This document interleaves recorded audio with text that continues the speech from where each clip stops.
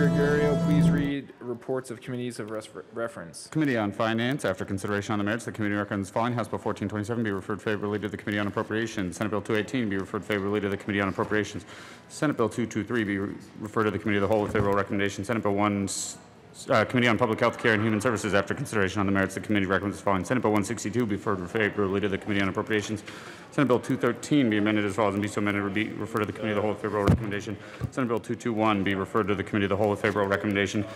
Committee on State Veterans and Military Affairs, after consideration on the merits, the committee recommends the following: HCR 10002 be postponed indefinitely. Senate Bill 95 be referred favorably to the Committee on Appropriations. Senate Bill 224 be amended as follows and be so amended: be referred to the Committee of the Whole with favorable recommendation. Message from the Senate. Mr. Message Speaker from the Pro Senate will Tem. be printed in the Journal. Message from the Reviser. To the House of Message from Representatives. the Reviser will be printed in the Journal. Representative McCluskey.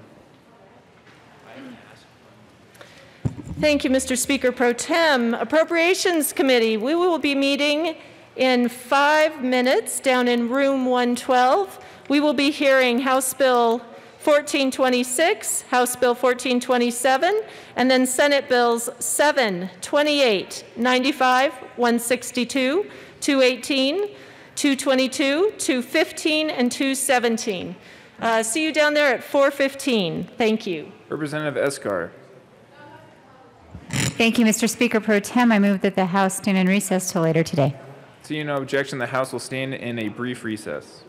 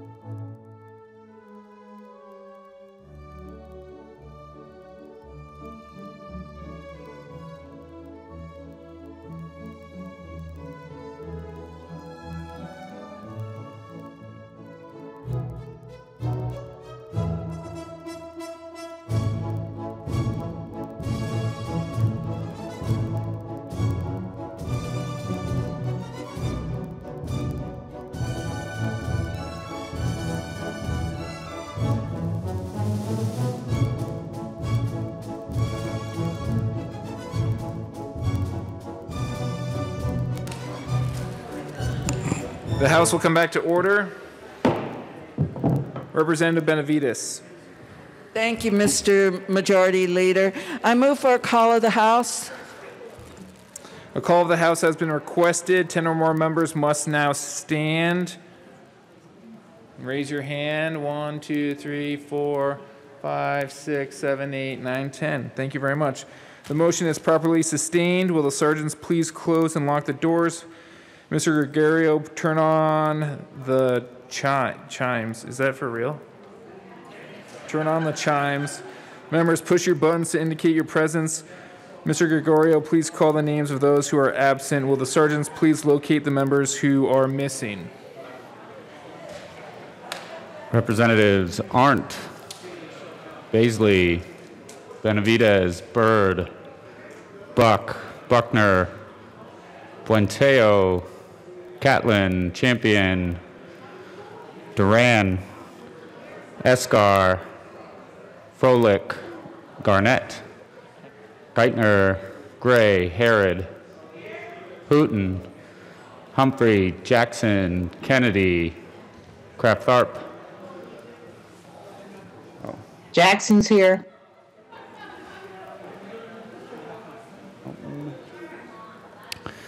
Kennedy, Landgraf, McCluskey, McKean, McLaughlin, Michelson, Janae. Oh.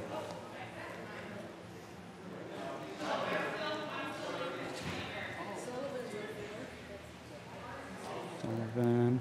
I don't see anybody else. Landgraf.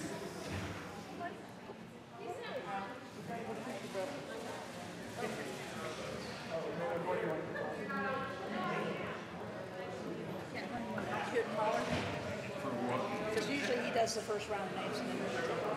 What's that? So usually you do the first round names and then we Take take over. And it's usually no.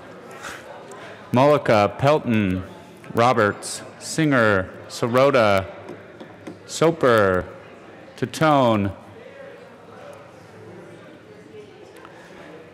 Valdez A, Valdez D, Van Winkle, and Weissman. Is there a script? Representative Buckner. Representative Buenteo. Escar. Froelich. Geithner, I know you're here. Gray. Wooten. Kennedy. Humphrey, press that green button again. I saw that. Landgraf. Liston. Froelich is here. McCluskey. McKean. Hooton is here. Michelson Janae is definitely here. Oh, she's still speaker, yeah. Okay. Got it. Senior. Representative Senior. Representante Cantante. Sirota. Hi.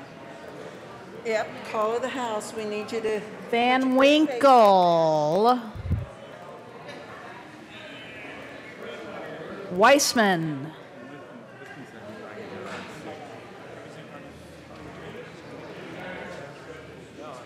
All right, important question. Who on the Democratic side of the aisle wants to join me from the hoot and holler? That would be Representative Mullica. Get up here.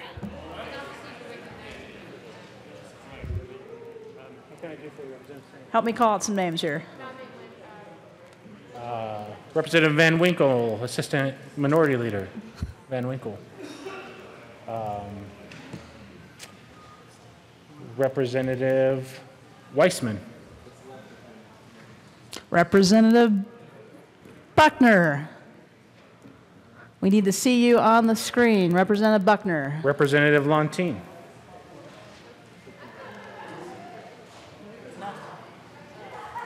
Representative Geithner. I know you're here. I can see you. Representative Geithner.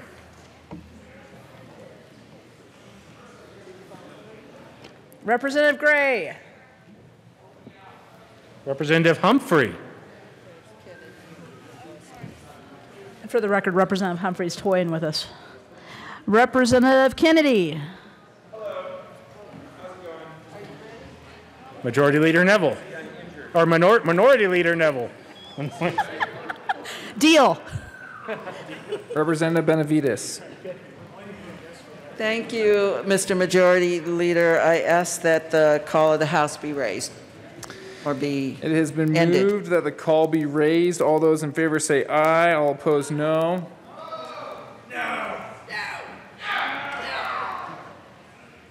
The ayes have it. The call is raised.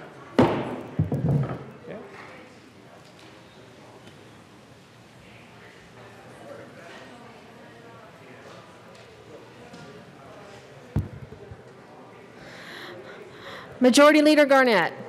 Thank you, Madam Speaker Pro Tem. Members, just a quick announcement. We're going to move a special orders calendar, so we'll do special orders now. So with that, Madam Speaker Pro Tem, I move to proceed out of order for consideration of general orders.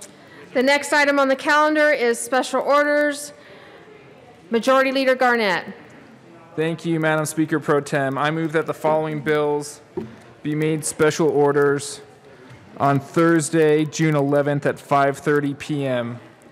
House Bill 1426, Senate Bill 220, Senate Bill 201, Senate Bill 95, Senate Bill 212, Senate Bill 221, Senate Concurrent Resolution 1, Senate Bill 215, Senate Bill 217, Senate Bill 197, Senate Bill 162, Senate Bill 223, Senate Bill 7, Senate Bill 219, Senate Bill 224, Senate Bill 222, Senate Bill 28, Senate Bill 213, House Bill 1425, Senate Bill 218, Senate Bill 205, and House Bill 1427.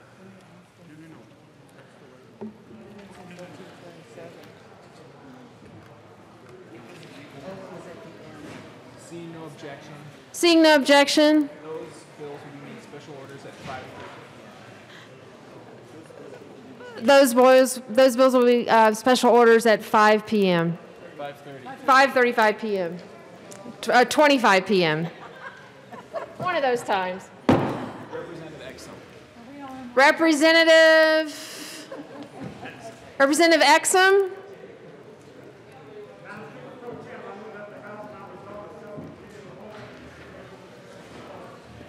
You have heard the motion. All in favor say aye.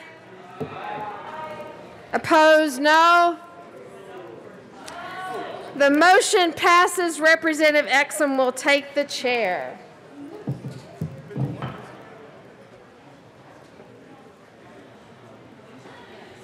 Oh, but through time, I'm consistently going towards this. I'm like, well, we'll see what the bill looks like.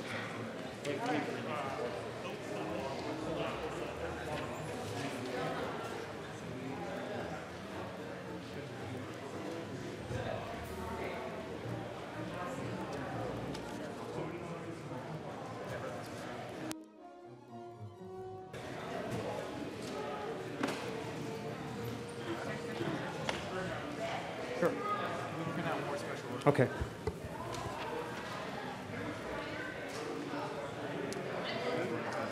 Ms. Nagorio, please read the reports of the Committee of Reference. Committee on Appropriations, after consideration on the merits, the committee recommends the following. House Bill 1426 be referred to the Committee of the Whole with favorable recommendation. House Bill 1427 be referred to the Committee of the Whole with favorable recommendation. Senate Bill 7 be amended as follows and be so amended be referred to the Committee of the Whole with favorable recommendation. Senate Bill 28 be amended as follows and be so amended be referred to the Committee of the Whole with favorable recommendation. Senate Bill 95 be referred to the Committee of the Whole with favorable recommendation. Senate Bill 162 be referred to the Committee of the Whole with favorable recommendation. Senate Bill 215 be referred to the Committee of the Whole with favorable recommendation. Senate Bill 217 be amended as follows and be so amended be referred to the Committee of the Whole with favorable recommendation. Senate Bill 218 be amended as follows and be so amended be referred to the Committee of the Whole with favorable recommendation. Senate Bill 222 be amended as follows and be so amended be referred to the Committee of the Whole with favorable recommendation. Committee on Public Health Care and Human Services, after consideration on the merits, the committee recommends the following. House Bill 1425 be amended as follows and be so amended be referred to the Committee of the Whole with favorable recommendation. Senate Bill 221 be referred to the Committee of the Whole with favorable recommendation. Thank you.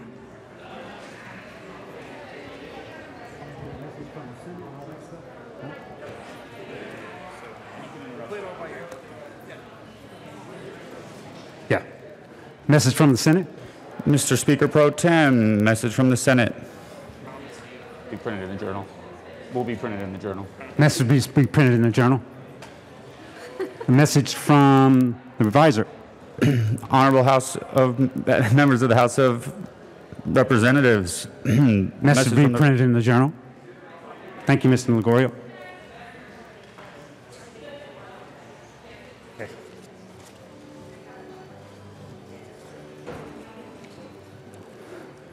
The committee will come to order. With your unanimous consent, the bills will be read by title unless there's a request for the bill be read at length. Committee reports will be printed in your bill folders. Floor amendments will be shown on the screen and on your iPads. Bills will be laid over upon the motion of the majority leader, and the court rule is relaxed. Ms. Ligorio, please read the title to House Bill 1426. House Bill 1426 by Representatives Escar and McCluskey, also Senators Moreno and Rankin, concerning legislative engagement in the management of state operations. Representative Escar.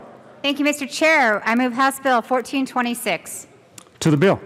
Thank you, Mr. Chair. Members, this is a bill that the Joint Budget Committee members have worked on and brought forward in collaboration with the executive branch. We are in unprecedented times. We are in the middle of a global pandemic and also an economic disaster.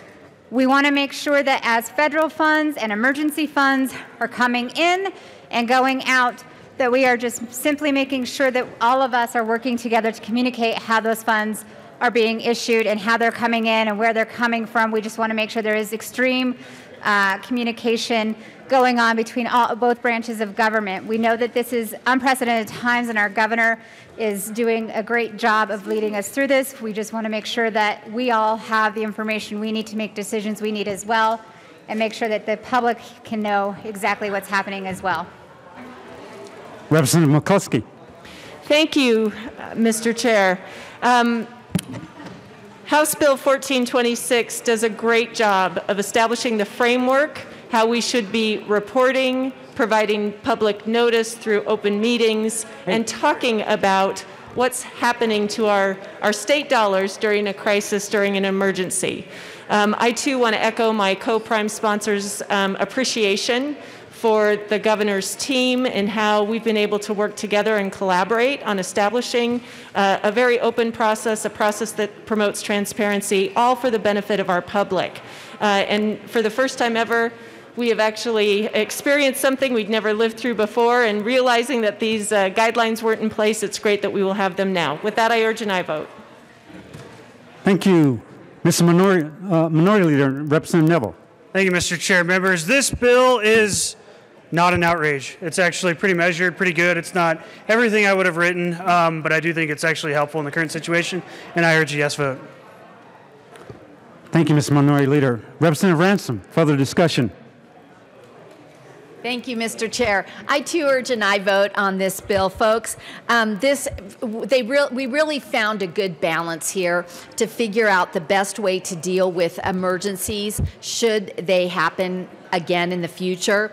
This just establishes some guidelines, some reporting requirements throughout the departments and then also between the branches. And it just shows that we are really trying to make sure that the various branches of government are all working together, separate but equal, and that we are seeing what's happening in an appropriate time frame.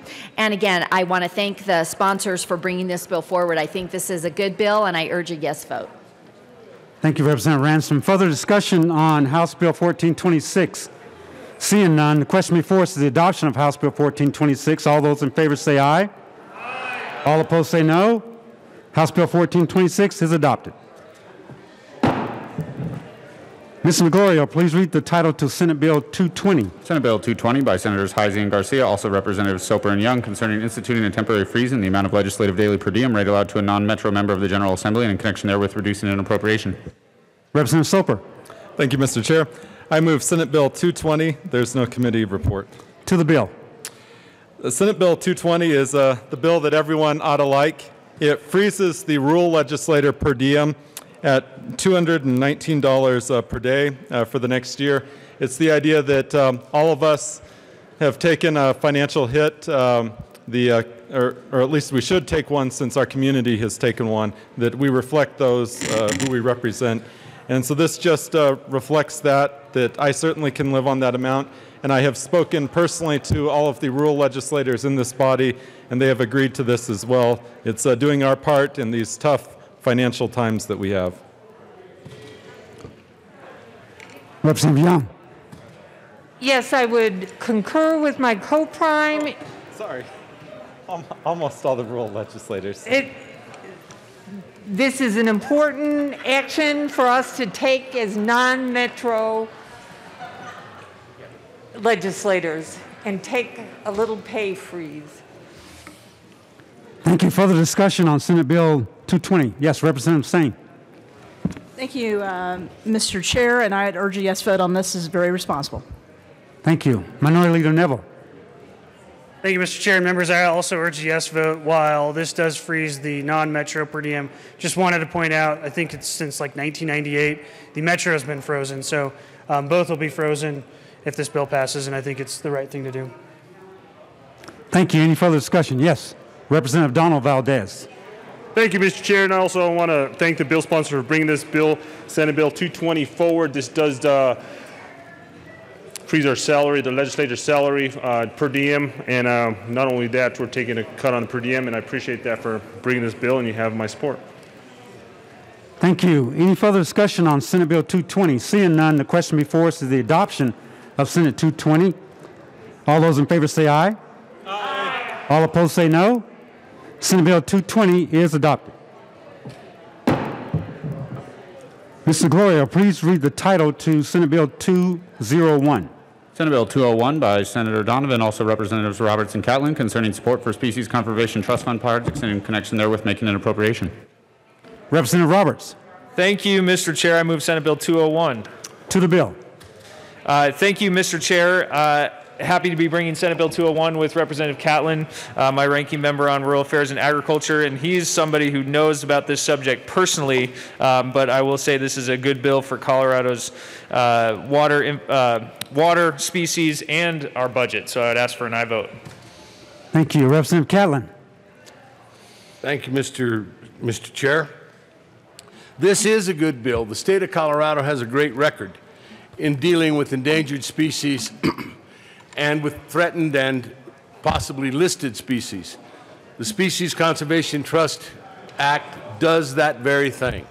It keeps Colorado on a path to help us try and recover some of these endangered species that make the state of Colorado what it is. It's a good bill. Vote yes.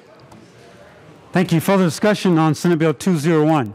Yes, Representative Donald Valdez. Thank you, Mr. Chair, and I want to thank the bill sponsor for bringing Senate Bill 201 here to the House floor today. This is a good bill, as it does make sure we have conservation for our native species throughout Colorado, especially in the Rio Grande Basin and the lower Arkansas. And with that, you have my support. Thank you very much. Thank you. Seeing no further discussion, the question before us is the adoption of Senate Bill 201. All those in favor say aye. Aye. All opposed say no. Senate Bill 201 is adopted. Ms. Gregorio, please read the title to Senate Bill 95. Senate Bill 95 by Senators Holbert and Garcia, also Representatives Dockenfeld and Coleman, concerning providing information concerning concurrent enrollment to parents of middle school students. Quite a team there. Representative Coleman. Thank you, Mr. Chair. We move Senate Bill 20095. To the bill. Thank you, Mr. Chair. The bill requires the community college system to distribute information on concurrent enrollment to middle school students. We ask for an aye vote. If you care about students... Representative Dockenfeld. Go ahead, sir. If you care about students and the ability for them to go to college, this is a good way for them to move forward. We're sending out information to the students in middle school to get to their parents and understand that they can have concurrent enrollment while they're in high school, get college credit, and advance forward and save their families some money and lower their student loan debt. This is a great bill. Please vote yes. Thank you. Any further discussion on Senate Bill 95? Seeing none, the question before us is the adoption of Senate Bill 95. All those in favor say aye. Aye. All opposed say no. Senate Bill 95 is adopted. Thank you. Thank you.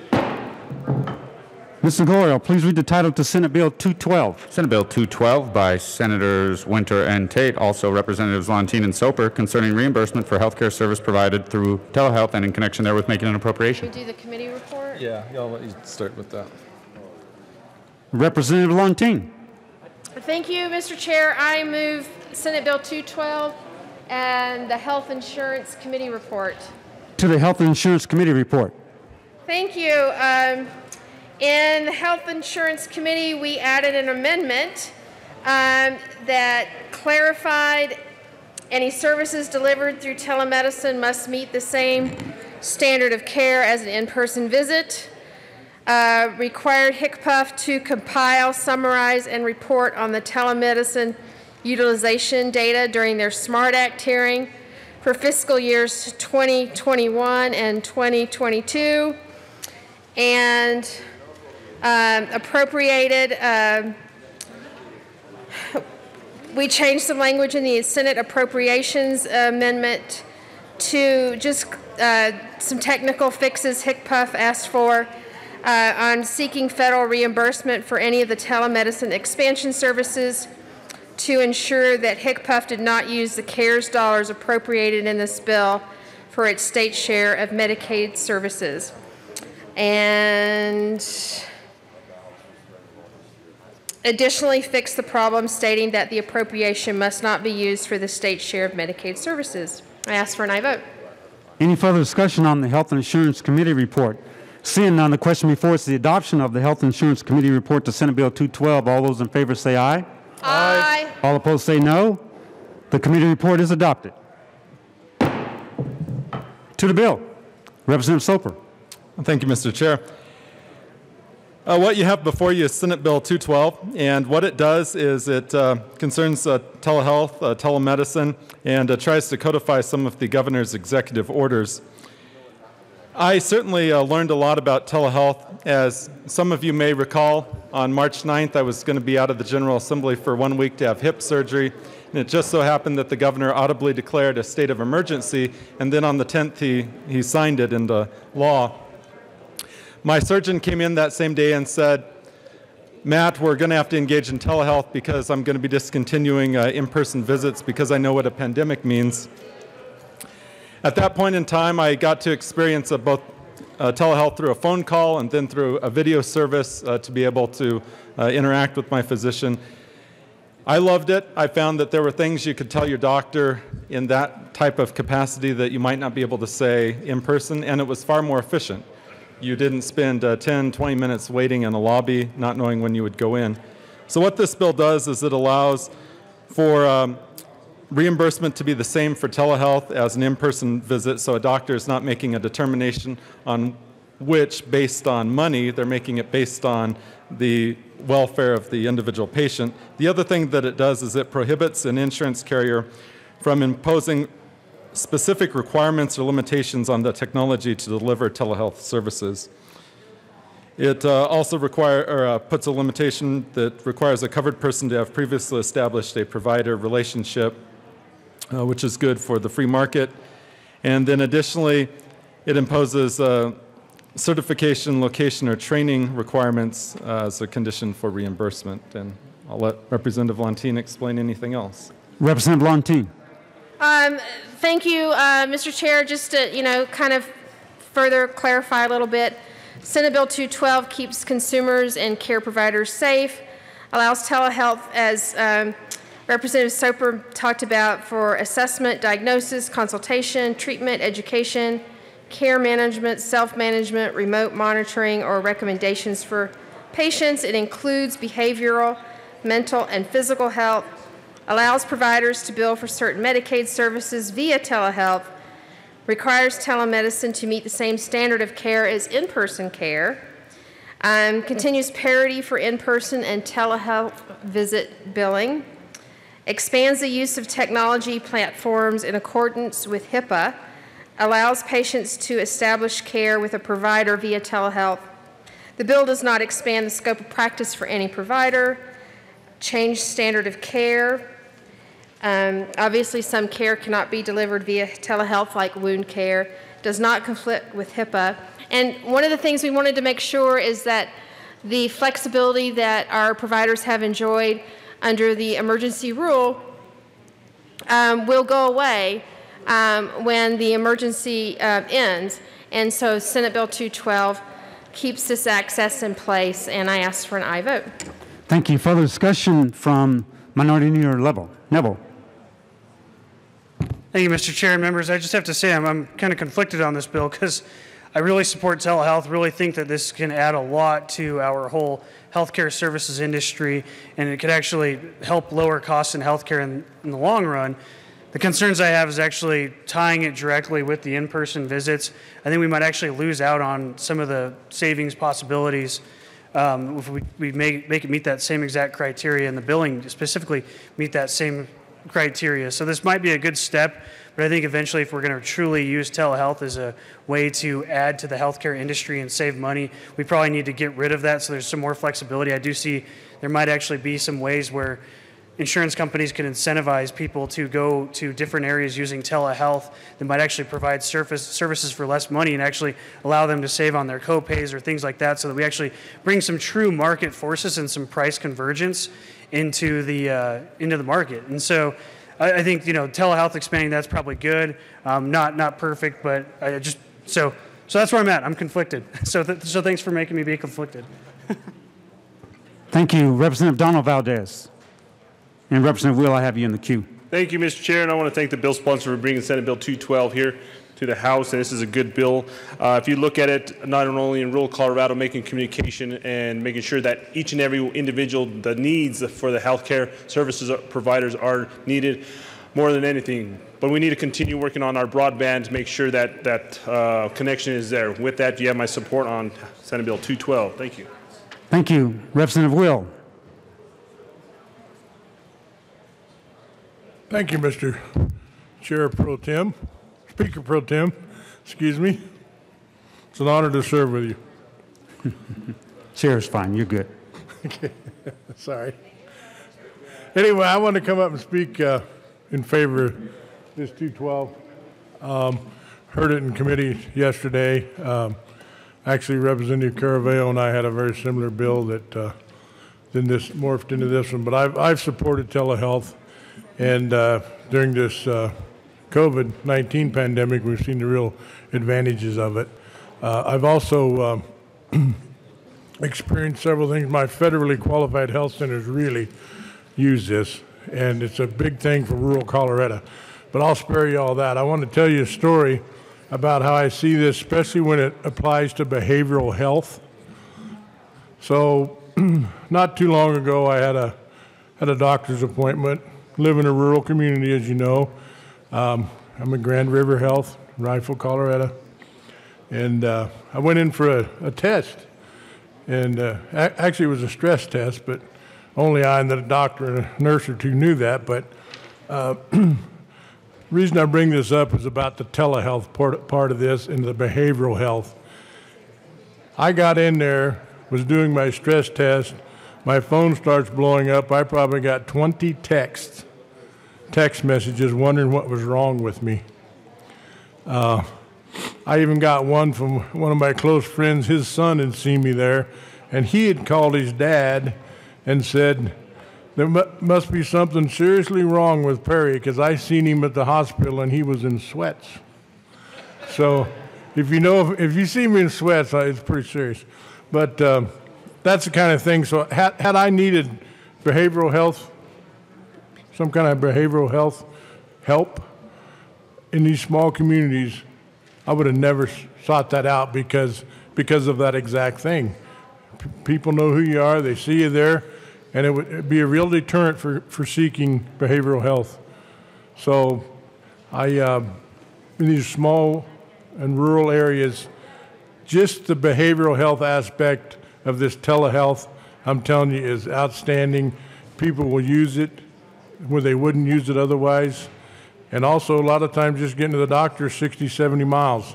If you can jump on, do telehealth, get the same thing, I think it's a great deal. So I'm in strong, strong support of 212 here. Thank you. Thank you, Representative Will. Any further discussion on Senate Bill 212? Seeing none, the question before us is the adoption of Senate Bill 212. All those in favor say aye. Aye. All opposed say no. Senate 212 is adopted. Mr. Goyo, please read the title to Senate Bill 221. Senate Bill 221 by Senators Moreno and Tate, also Representatives Titone and Sober, concerning banning the use of a panic defense unless a party can show its relevance to the court. Representative Titone. Thank you, Mr. Chair. I move Senate Bill 221. To the bill. Thank you, Mr. Chair. Members, you may have deja vu hearing this bill again. We've heard this one before we left for the recess for the pandemic, and we're back again with a new name. This is the amended version, same as the one we had here before. So I want to talk to you a little bit about the bill. This is the Gay and Trans Panic Defense, and we're trying to ban this practice. This is when somebody finds out that you are trans or you're gay, and they freak out and they panic, and then they beat you senseless and murder you. And then they use this defense and they get away with it. So how does that make any sense?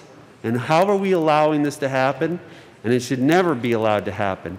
We should never let this allow somebody to commit murder or violent crimes against the LGBT community just because of who they are.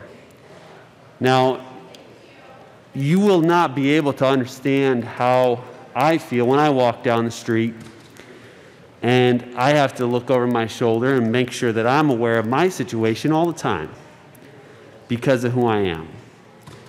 And that's really a problem these days. And what's really poignant about this bill right now and why we're seeing this bill again, because it didn't make it through the Senate, is because of the people that are outside our balcony here screaming about justice and for Black Lives Matter, because that really applies to this bill.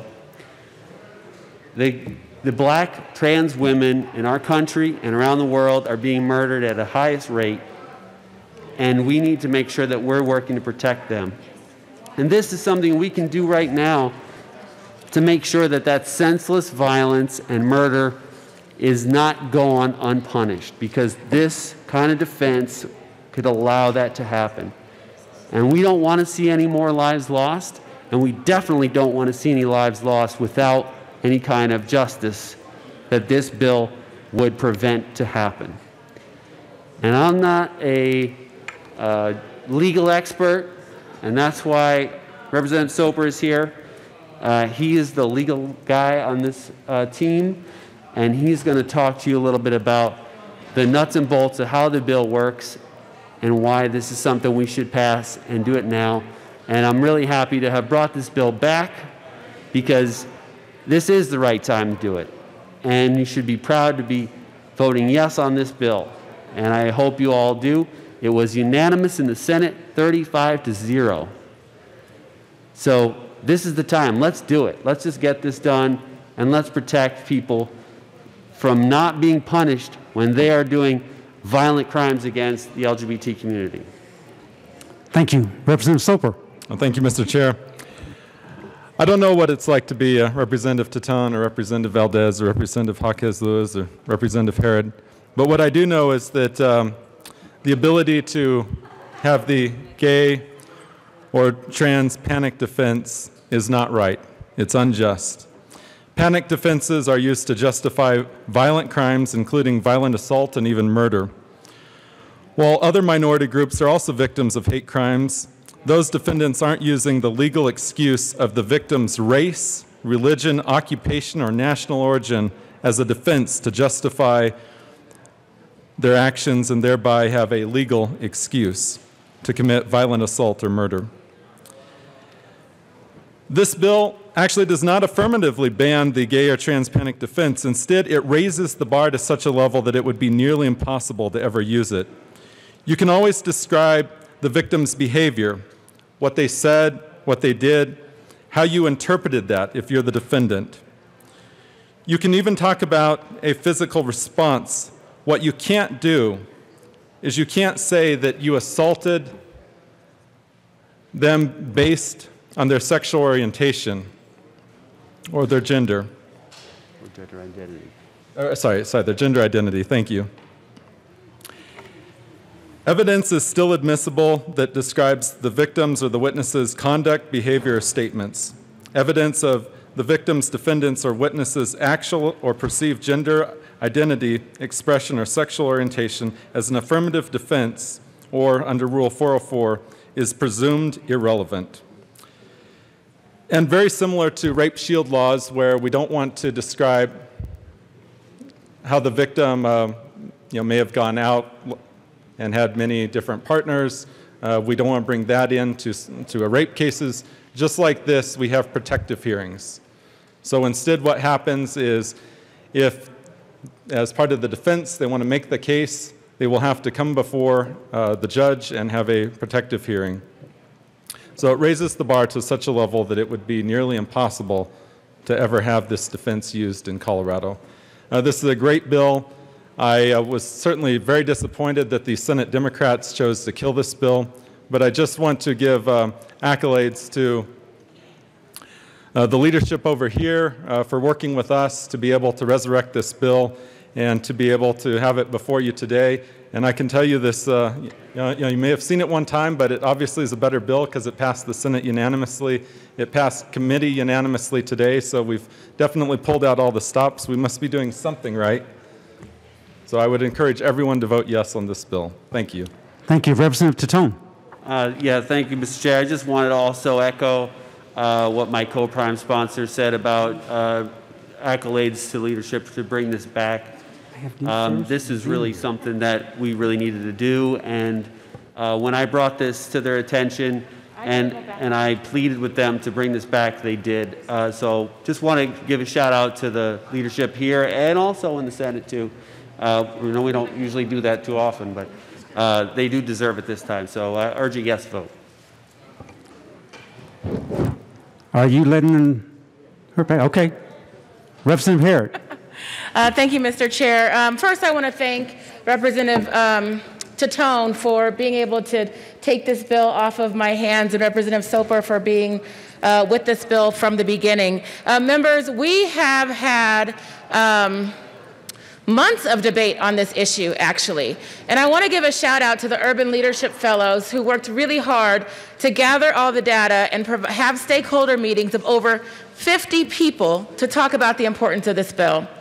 But I will tell you that this bill was brought to us by trans women of color who are living in fear of being harmed and not having a defense against them. Now, whether it's used a lot or not doesn't change the fact that people knew it was on the books and they lived in fear. So I was disappointed too when the Senate Democrats chose not to move this bill forward because of COVID. And I will tell you that a global pandemic does not make a trans woman any more safe than if the pandemic wasn't here. And the advocates were devastated to hear that the bill was killed. So I want to thank leadership as well for stepping up and saying we will move this bill forward. I want to thank my colleagues on both sides of the aisle who said this bill is a priority. And I got to thank, again, the champion of this bill, Representative Tatone, who refused to let it go and who said, I know you're busy with a few other little things. Is it okay if I take this bill off your hands? And of course, I said yes. So Representative Tatone, thank you so much for standing up for trans women of color specifically. I know that was in your heart when you ran this bill. Everyone deserves to be safe in their communities, and if someone harms them, they should be brought to justice. Thank you. I have Representative Mullica up next.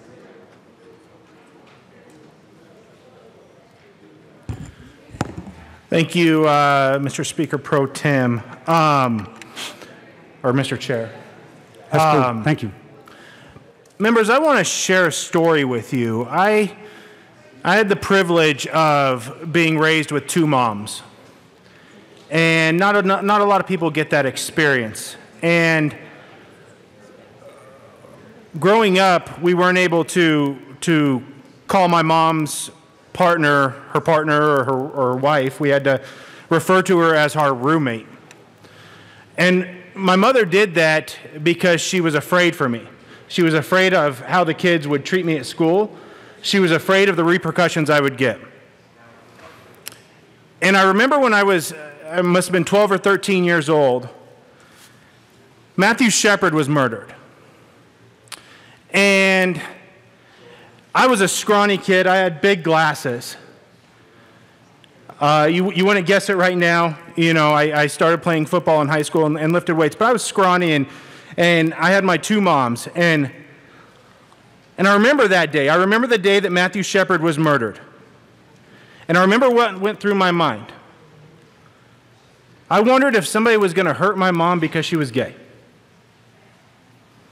And I could do nothing about it. I want that to sink in with everyone in this room. Wondering if someone was going to hurt your mother because of the person that she loved, and you could do nothing about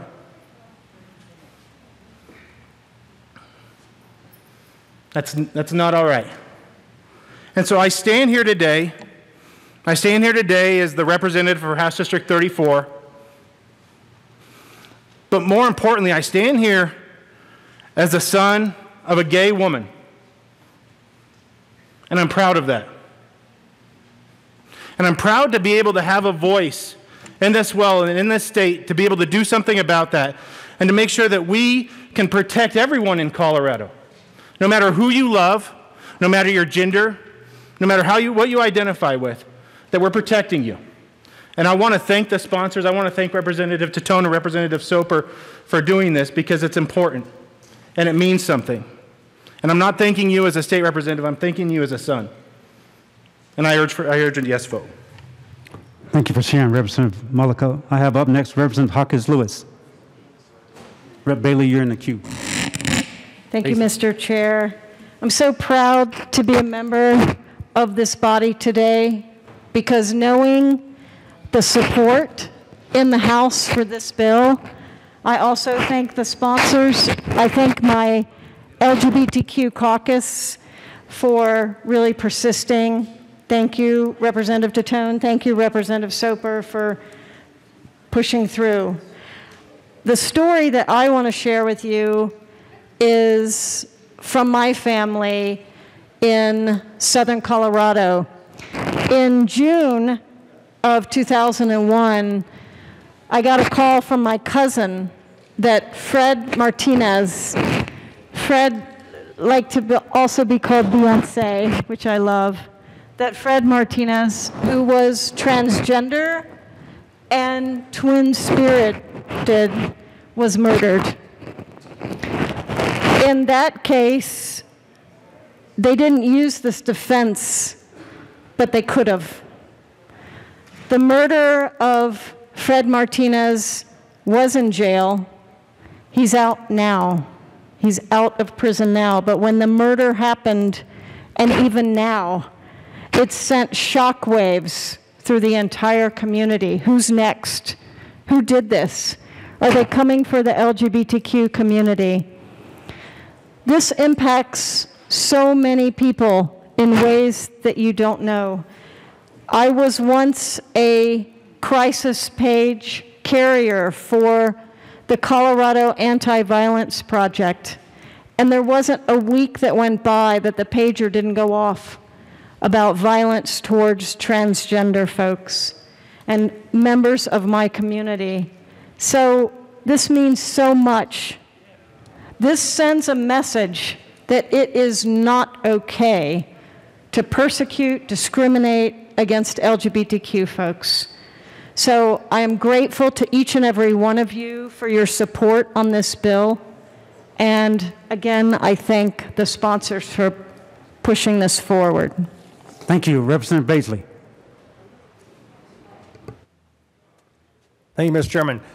So it seems to me that there's a certain point in development or the advancement of a relationship where there should be no surprises, but certainly no surprises like this should ever be an excuse to harm another person. I read this bill really at length and in depth at behest of my friend and colleague, Representative Titone, and it is well written. It covers every inevitability, and I think it would accomplish what I'm certain is intended by both Representative Titone and Representative Soper, and we cannot allow in courts in Colorado an excuse like this for harming another person or even killing another person. That's anyway. I was shocked at just the very idea that this had ever happened before, and so I'm just rising in as support of my friends here on this side, sitting over here to my left, really having nothing to do with party, just having to do with friendship here, and anyway, support this bill, and I'd encourage everyone to vote yes on this bill. Thank you. Thank you. Representative Alex Valdez. Thank you, Mr. Chair. And it's not so often that I have the honor of coming down here and speaking on a bill that's going to fundamentally change the lives of people. Tell you a quick story. We're hearing a lot of stories today, but this is mine. You live in a perpetual state of fear as a kid in the closet in the 90s in Aurora, Colorado, being afraid that you're going to be found out. And I remember there used to be a talk show called Jenny Jones. I don't know if anybody remembers that, right? But it was one of these shows where, surprise, somebody's in love with you, and it was a male and is in love with another male. And that night, the guy got killed, and this defense was used. And I remember thinking, on top of every other fear that I was feeling, becoming myself, growing up, becoming a man, living in the closet at the time, that I had to fear that if I asked somebody out, I might be killed and that the person might walk free. And so this bill is very, very important. By passing this, we take that fear away from all the kids who may be sitting at home thinking that this can be an excuse for killing me. And if one kid can sleep tonight knowing that that's not going to happen here in this state of Colorado, we've made the state a better place, and I thank us all, and I urge a yes vote. Thank you. Thank you. Representative Escar, I have one more if you wanted to go last. I'll go now. It's fine. You want to go now? Okay, Representative Escar. Thank you, Mr. Chair, and I'm actually going to invite the LGBT caucus up here with me. When I first heard that Colorado was one of the few states left to still have this as a defense, that was about 4 or 5 years ago. And I wanted to bring this bill forward then, but there wasn't the political will at the time. I got shut down, told we can't even introduce it because it was that controversial. I am proud of where we are today, folks. Support from both sides of the aisle to say this is not okay. Some of you may not know, because we never get to talk about it, because we're usually not in session in June. This is Pride Month. This is Gay Pride Month. We get to celebrate how far we have come and how hard we have fought for our rights since the riot started at Stonewall. I also want to take a moment to recognize how perfect timing this bill is here in Colorado. Tomorrow is the 4-year anniversary of the Pulse nightclub shooting. 53 people from the LGBT community enjoying themselves in a place where they felt safe, gunned down, and killed. That's happening. The anniversary is tomorrow. So impeccable timing, Mr. Majority Leader, for bringing this bill forward tonight. Truly appreciate from the bottom of my heart the work my colleagues have done to get this bill to the finish line. Thank you so much for all of your work on this, and happy Pride all. Thank you all for sharing. Any further discussion on Senate Bill 221? Yes, Representative Tatone. Thank you, Mr. Chair. I just wanted to also just thank Representative Herod for doing a lot of the heavy lifting, put all the stakeholder work in for us to be able to do this today. And one of the Senate sponsors is here, and he's watching this all happen right now. So I thank you, and I thank Senator Moreno, somewhere around here maybe. And just thank you all. This is the right time to do this, and we really appreciate a yes vote today. Representative Soper. Oh, thank you, Mr. Chair.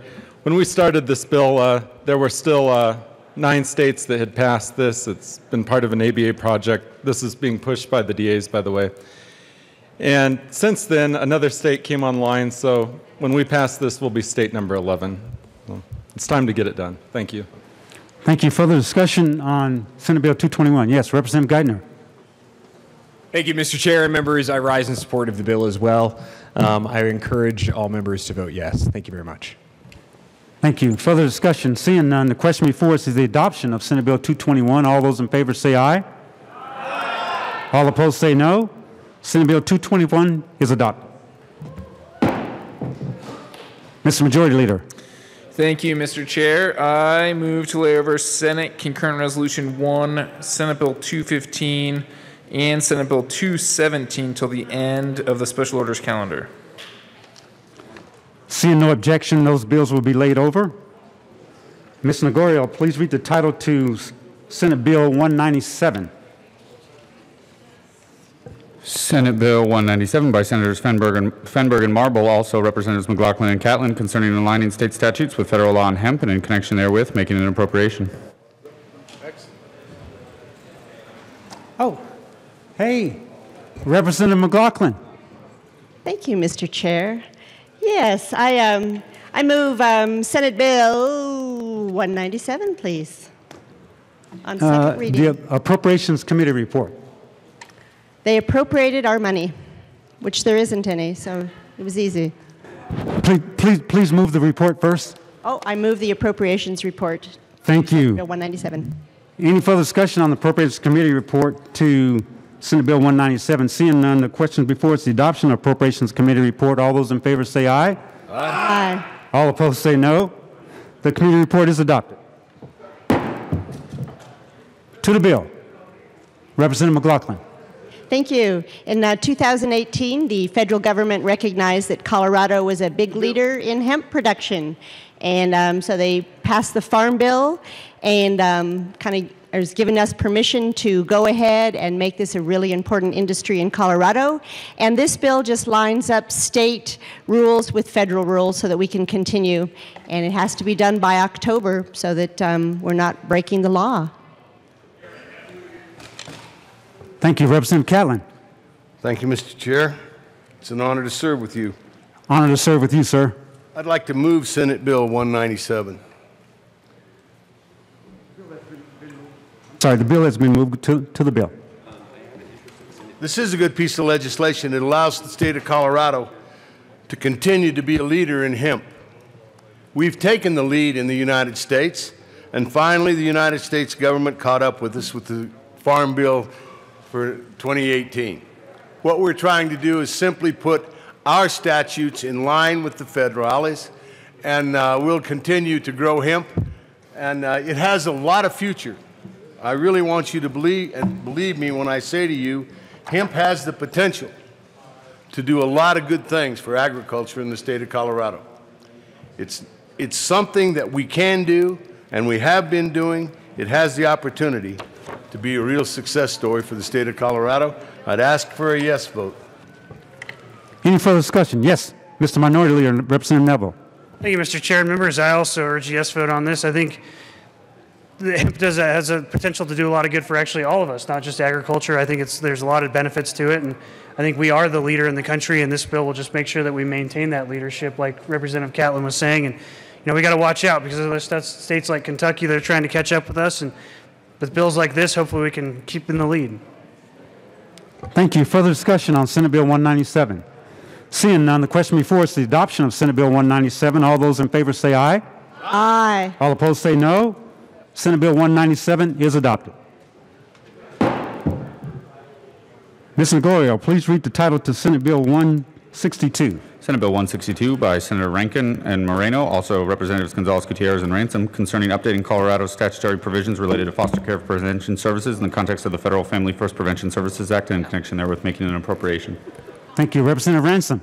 Thank you, Mr. Chair. I move Senate Bill 162. There is no committee report. To the bill. Thank you, Mr. Chair. This bill is the next step for Family First. You may remember we worked on that issue last year and passed a bill, and I believe it was unanimous out of this body. And what it does is set us up with the federal, puts us in compliance with the federal regulations, the federal law that allows local child welfare agency to use federal funding. And what they do is they prevent the removal of children or teens from their home. Prior to last year, this title funding could only be used to pay for the cost of out-of-home placement services. And obviously, we want the children to be able to remain in their homes with sometimes additional services. This can be accomplished, and so that is what we're going for here, is to get the Family First dollars to give families additional resources, which would promote innovations and flexibility thanks to that federal funding. We did get a new fiscal note, so please make sure you're looking at the most current one that just came this afternoon. There is no general fund impact for the first year. It's net zero impact. So I urge and I vote. Thank you. Representative Gonzalez-Gutierrez. Thank you, Mr. Chair. It is an honor to serve with you, sir. Honor to serve with you. Thank you, members. Thank you, Representative Ransom, for running this bill with me. I'm really excited. I've worked in child welfare and juvenile justice for the last 17 years. And in that time in the state of Colorado, we have worked tremendously hard at decreasing the amount of kids that are going into congregate care, which is our residential treatment facilities and group homes, residential child care facilities and group homes. And so this will help us, as you heard, align with the federal government, but this will also help our state to make sure that we're staying up with best practice, and that is keeping kids in their homes, keeping families together, and providing services that are evidence-based in their homes, and decreasing the amount of kids that are going into out-of-home placement. So Senate Bill 162 just provides additional clarity and guidance for the implementation of Family First for the state of Colorado. And per the federal mandates, we do need to have this implemented no later than October 2021. For that, members, I ask for a yes vote. Thank you. Further discussion on Senate Bill 162. Seeing none, the question before us is the adoption of Senate Bill 162. All those in favor say aye. Aye. All opposed say no. Senate Bill 162 is adopted. Mr. Majority Leader. Thank you, Mr. Chair. I move to lay over Senate Bill 223 until the end of the special orders calendar. Seeing no objection, Senate Bill 223 will be laid over.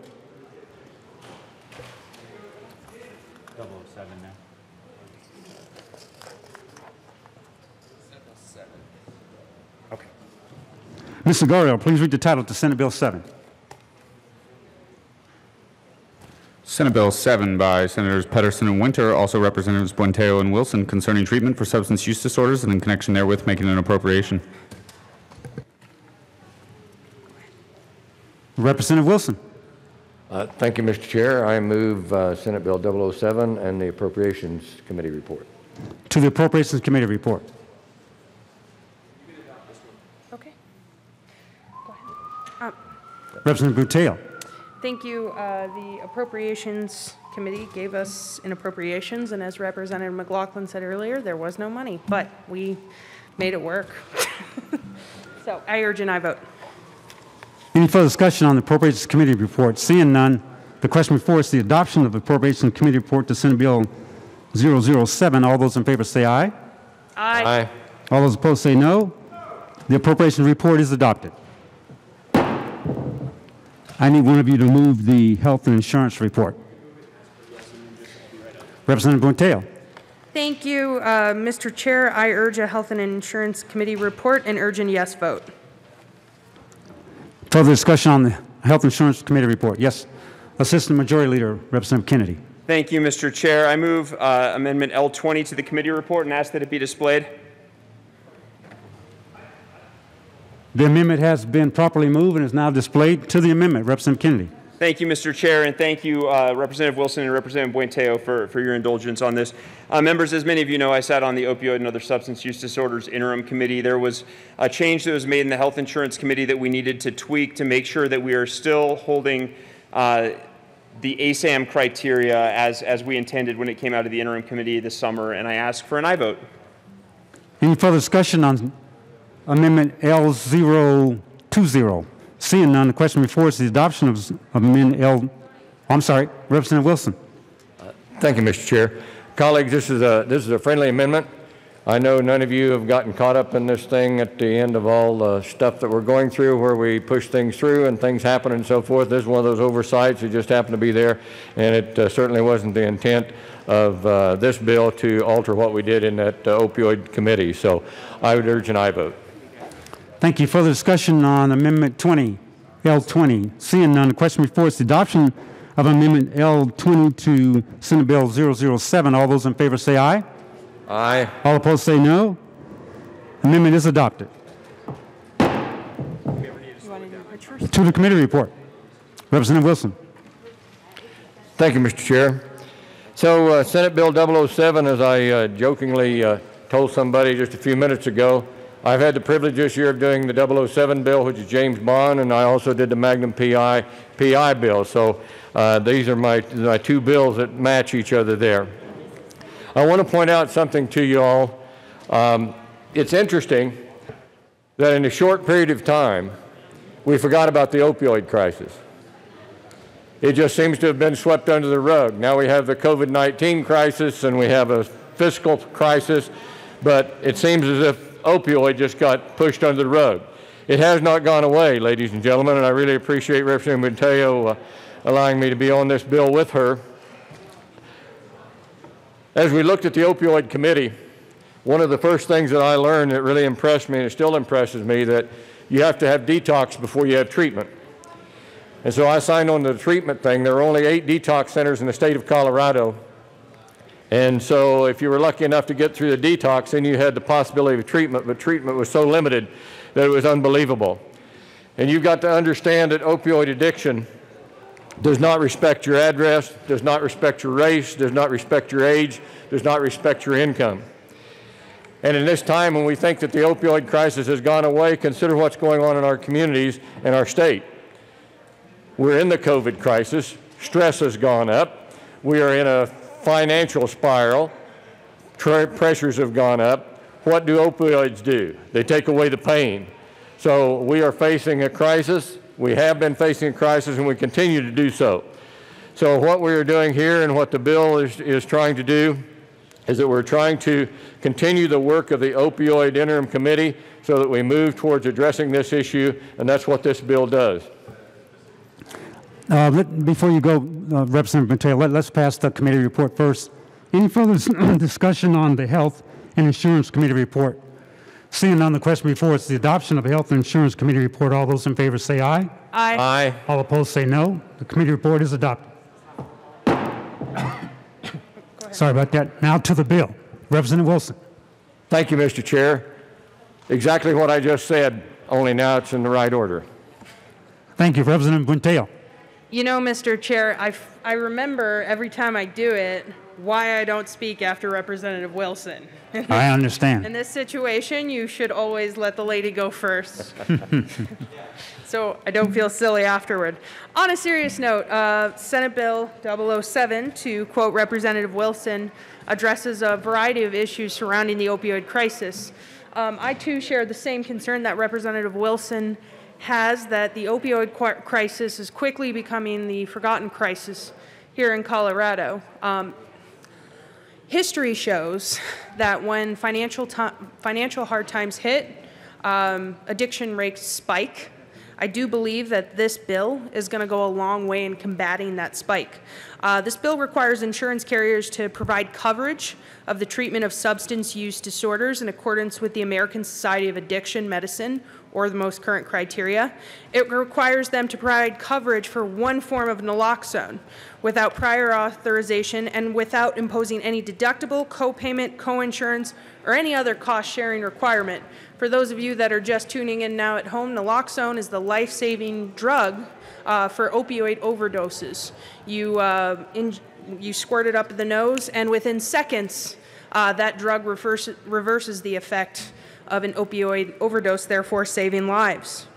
This bill also increases access to treatment, which frankly for me is the reason that I'm on the bill. Many of you know I represent Pueblo, Fremont, and Otero counties. If you are unfortunate enough to suffer from addiction in Otero County, odds are there is no bed for you. You will be going up to Colorado Springs or even as far away as Denver to seek treatment. This bill increases access to that treatment by denying access to medical or substance use disorder treatment services, including recovery services to persons who are participating in the prescribed medication-assisted treatment program in recovery residences, courts, judicial programs, community corrections, or in entities contracting with OBH. A lot of alphabet soup in this building, Lord help me. So with that, I urge an aye vote. Let's tackle this opioid crisis together and let's save some lives. Thank you. Further discussion from Representative Donald Valdez. Thank you, Mr. Chair, and I want to thank the bill sponsors for bringing this bill forward. This is an exceptional bill for Southern Colorado, especially the San Luis Valley, where we were hit hard with the opioids in the past, and we continue to battle it, and it's something that we need to make sure that we are focusing on the individuals and the people right now with treatment, with education, but also making sure that they're getting the needs met right now so we can get them back in a productive mindset. So with that, I thank the bill sponsors, because this is essentially not only the counties I represent, House District 62, we need this treatment now more than ever. Thank you. Thank you. Further discussion on Senate Bill 007. Seeing none, the question before us is the adoption of Senate Bill 007. All those in favor say aye. Aye. All opposed say no. Senate Bill 007 is adopted.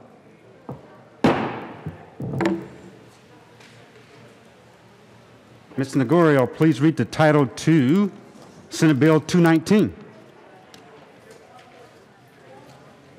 Senate Bill 219 by Senators Fields and Sonnenberg, also Representatives Valdez and Rich, concerning the issuance of a lease purchase agreement to fund the continuance of certain previously funded capital construction projects. Representative Alex Valdez. Thank you, Mr. Chair. I move Senate Bill 219. To the bill. Representative Rich. Thank you, Mr. Chair. Senate Bill 2219, it comes out of the Capital Development Committee, and this bill provides crucial funding to complete ongoing construction projects in 3 different regions in the state. I'm asking for an aye vote.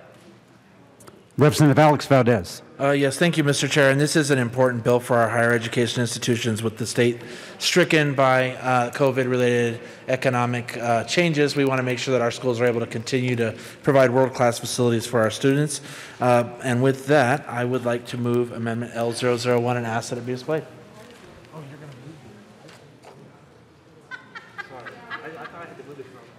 Amendment L001 has been properly moved and is now displayed to the amendment. Representative Escar. Thank you, Mr. Chair, and I want to thank the members of the Capital Development Committee for getting creative in a year where we had to wipe out the capital budget to balance our general fund budget. So first of all, thank you from literally the bottom of my heart. I know how hard you all work throughout the year to build up that entire list, and we just kind of had to go and snatch it away from you. So apologies. I just want to talk in favor of Amendment L001. Some of you may have heard me talk about this bill and actually vote no in appropriations because I didn't think it was responsible to obligate the state and the economic situation we're in to around $5 million a year to pay on these COPs. With this amendment, we are pushing it out to make sure that I can never say the word, amortization occurs not until July 1 of 2022. What that does is let these 3 projects continue with these continuation projects, get them completed, save us money in the long run, and also hold back the general fund obligation for 2 to possibly 3 years. So I really just want to say thank you for allowing me to continue to work on this bill with you all to get it to a place where, as a JBC member, I feel comfortable voting yes. And with that, I fully support this amendment and I support this bill. Thank you. Further discussion on Amendment L001. Representative Alex Valdez. Thank you, Mr. Chair, and I'd like to thank Representative Escar and the work of the JBC, and we're still working on forgiving you for swiping all the money from the capital development list, but we'll get there, and I urge an aye vote. Any further discussion on Amendment L001? Seeing none, the question before us is adoption of Amendment L001 to Senate Bill 219. All those in favor say aye. All opposed say no. The amendment is adopted. Back to the bill. Representative Rich. Thank you, Mr. Chair. I ask for a yes vote, but I also want to recognize Representative Dylan Roberts, who has also been very important in getting this bill together as well. Thank you. Representative Roberts. Thank you, Mr. Chair, and thank you to my colleagues on the CDC. I know when we come down here and talk about CDC bills, it usually just flies by, but these are 3 incredibly important projects that the state has made a commitment to well before this year at CU Anschutz, CSU Shepherdson, and Fort Lewis. I'm really glad that we were able to work with our JBC colleagues to fulfill our commitment to these schools. And we've gone and visited these. These are incredible projects. They're going to mean a whole lot to our state's students and our state's universities, and building them is going to help the local economies in those areas as well. So this is a win-win. Thank you, Representatives Valdez and Rich, for getting this bill across the finish line. Thank you. Further discussion on Senate Bill 219. Seeing none, the question before us is the adoption of Senate Bill 219. All those in favor say aye. Aye. All opposed say no. Senate 219 is adopted. Ms. Gregorio, please read the title to Senate Bill 224. Senate Bill 224 by Senator Gonzalez, also Representative Gonzalez-Gutierrez, concerning a prohibition on a landlord engaging in certain activities related to a tenant's citizenship status. Representative Gonzalez-Gutierrez. Thank you, Mr. Chair. I move Senate Bill 224. To the bill. Thank you, Mr. Chair. Members, this bill... hold on. I've got a State Affairs Committee report. Thank you, Mr. Chair. I move Senate Bill 224 and the committee report. To the State Affairs Committee report. Thank you, Mr. Chair. State Affairs heard this bill. We made some very minor technical changes just to make sure that language was consistent as it is in statute. I ask for a yes vote on the committee report. Thank you. Further discussion on the State Affairs Committee report to Senate Bill 224. Seeing none, the question before us is the adoption of the State Affairs Committee report. All those in favor say aye. Aye. All opposed say no. The committee report is adopted. To the bill, Representative Gonzalez-Gutierrez. Thank you, Mr. Chair. Members, this bill is really about how we can make sure that landlords are not practicing in a discriminatory way towards people that are immigrants, that are undocumented, by requiring and wanting to know their citizenship status. Members, I mentioned this in committee that it shouldn't matter whether or not you have status or you're documented. What should matter is, what they should be looking for is whether or not you are able to pay your rent. And that is pretty simple, members. We're just asking, please don't discriminate, folks. And we want to make sure that families have access to housing, and that's really what this bill is about. I ask for a yes vote. Thank you. Further discussion on Senate Bill 224. Seeing none, the question before us is the adoption of Senate Bill 224. All those in favor say aye. Aye. All opposed say no. Senate 224 is adopted. Mr. Majority Leader. Thank you, Mr. Chair. I move to proceed out of order for immediate consideration of Senate Concurrent Resolution 1. Seeing no objection, we will proceed out of order for Senate Concurrent Resolution 001. Ms. Nagora, please read the title. SCR 20001 by Senators Tate and Hansen, also Representatives Escar and Sopers, submitting to the registered electors of the state of Colorado an amendment to the Colorado Constitution to repeal the requirement that the General Assembly periodically change the residential assessment rate in order to maintain the statewide proportion of residential property as compared to all other taxable property valued for property tax purposes, and repeal the non-residential property tax assessment rate of 29%. Representative Escar. Thank you, Mr. Chair. I move SCR 001. To the bill. Thank you, Mr. Chair. Members, this is a Senate concurrent resolution to put the idea of repealing the Gallagher Amendment on the ballot. This is to send this to the voters to ask for their support to repeal the Gallagher Amendment. I know many of you know what the Gallagher Amendment is, but I'm here to just talk about how the Gallagher Amendment doesn't work when it's tied into also Tabor and Amendment 23. Gallagher Amendment was well-intended. It was well-intended to make sure that we were protecting homeowners' property rates. But once it was it went in place in the 80s.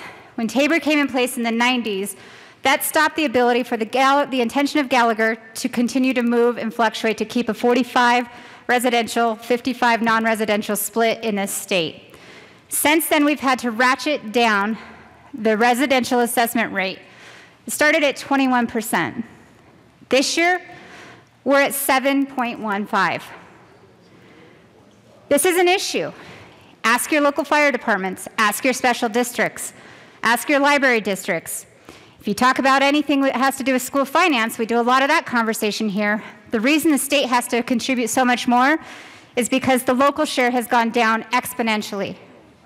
We don't backfill your local communities in their fire districts when their RAR drops. We don't backfill your libraries when the local RAR drops. We don't do that in the state. During the interim committee 2 years ago, we actually tried to figure out how much it would cost for the state to backfill those entities, just like we do now with schools. This is simply asking the voters to have a conversation, think about this, and let's move forward. Let's take this out of the Constitution and figure out how to make sure the intention of the Gallagher Amendment from 1982 actually works the way it was intended. Because right now, it's not. The reason we're bringing this resolution forward to get this on the ballot this year is during the May forecast, the economic forecast, we heard that the forecast for the RAR was going to drop next year to 5.88%. Ask your local law enforcement, ask your local fire departments, ask your local school districts what that drop is going to do to their budgets. You think we're living in hard times now, folks? Your communities are going to feel an impact if we don't repeal this amendment and move forward with a new way to take care of what we need to take care of with the original intention of the Gallagher Amendment. I'd ask for an aye vote. Thank you, Representative Soper. I think it's the trifecta plus one. Thank you, Mr. Chair. Members, this is a clean repeal of the Gallagher Amendment. I know many of you have an understanding of Gallagher. It may vary member to member. I do not want to necessarily talk about the Gallagher Amendment's interaction with different amendments, but how it impacts our property tax system from a thematic perspective. Our property tax system is one that exists at the local level, and that is very important. It's the local governments who set property taxes through what we call the mill levy. And as you go back and you look at the history of our economic environment that existed in Colorado in the late 1970s, early 1980s, interest rates were incredibly high. Inflation was high. The economic outlook was uncertain, and taxes were high here in Colorado. So Gallagher was passed to try to rein in out-of-control taxes and to try to bring some control back to the people. And it's done just that. It asked that businesses pay their fair share. Oh boy, did they. As it stands right now, businesses are paying 4 times more than residential assessment rates. It's time to give our businesses the tax breaks they deserve, especially in times like this. This leads us to why we're here today. Gallagher has been with us 40 years. And I do not believe that just because we address a problem, that we should sit back and say that we should never look at other problems that were created as unintended consequences. As we look at the history, Norm Anderson, one of the great Republican leaders from the state Senate, was one of the first to try to repeal Gallagher. And her rationale was that once the Taxpayer Bill of Rights was implemented in 1992, Gallagher was no longer needed. And other leaders from western Colorado followed suit, including Tim Foster, who held the seat that I hold now. What has happened is, as the assessment, or I should say, as the property values has increased statewide, imagine a pie, if you will. What we have locked in our Constitution is this arbitrary 45-55 split. And in 1982, that was about accurate. About 45% of the values were residential, about 55 were non-residential. That's not true today. 80% are residential and 20% are non-residential. It's ballooned largely from the increasing property values here in the Denver metro area. We cannot look backwards and say that something was better because looking forward, I also see a storm on the horizon. We need to look at how this impacts our businesses, especially at a time when the business community has been crippled by the current economic situation. We've regulated oil and gas out of our state. We've crippled the business situation here. Even if you think the Gallagher Amendment has been the best public policy for the last 40 years, there is a time to stop. For example, I'll use an example from this morning. There's a quarterback by the name of Tom Brady. Yes, exactly. You're not going to help us. No, but my point is really good. Tom Brady should have retired a long time ago. Give him a chance. Give him a chance. So there's a place and time for everything.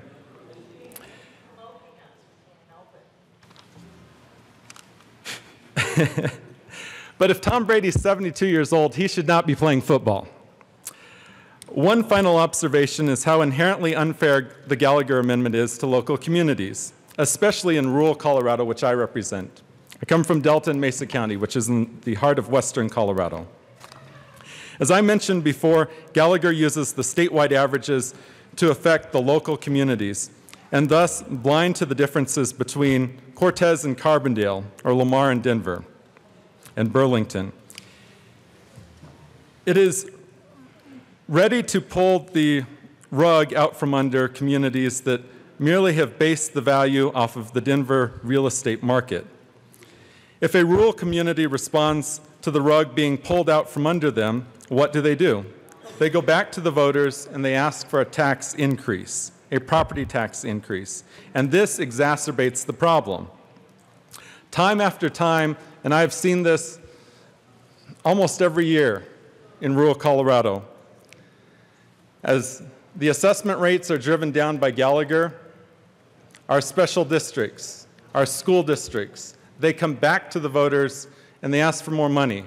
Because if you're trying to operate a special district that provides fire service, and critical fire service because you're the only one for miles and miles, to go from $500,000 a year to $400,000 a year is significant. Now is the time to stop where we are. We're asking for a simple repeal, to freeze the assessment rates at where they're at, and to stop this free fall that we find ourselves. It will help our school districts, it will help our fire districts, it will help our ambulance districts, our hospital districts, even our counties. But we should not be the ones to make that decision. I know some of you might like to make all the decisions in the world, but it's not up to us.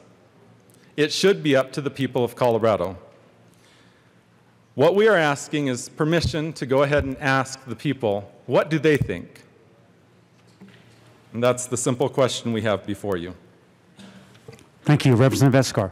Thank you, Mr. Chair. I know that we're going to have some conversations on this specific bill, but before we do that, I want to go ahead and run the amendment.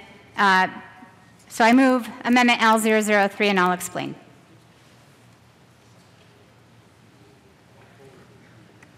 Amendment L003 has been properly moved and is now displayed to the amendment. Representative Escar. Thank you, Mr. Chair. Members, all this amendment does is simply simplify the clarification of the question. As you can imagine, there's been a lot of conversations making sure that we get the question right on the ballot. That's what this amendment does. We ask for an aye vote. Any further discussion on Amendment L003? Yes, Representative Williams.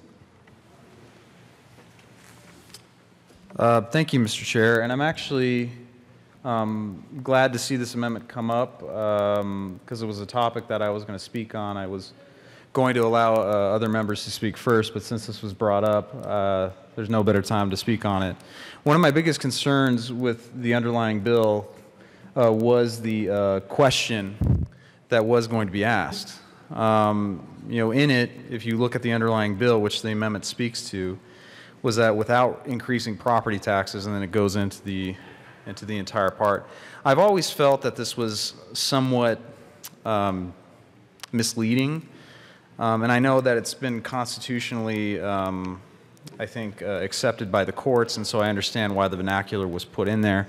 And if I'm reading this amendment right there, it's it's sort of a different variation, but I think what we're trying to do is try to be a little bit more clear. And so I certainly appreciate that, but I think we can actually do better. And so with that, Mr. Chair, I move a substitute amendment, L004, and ask that it be displayed.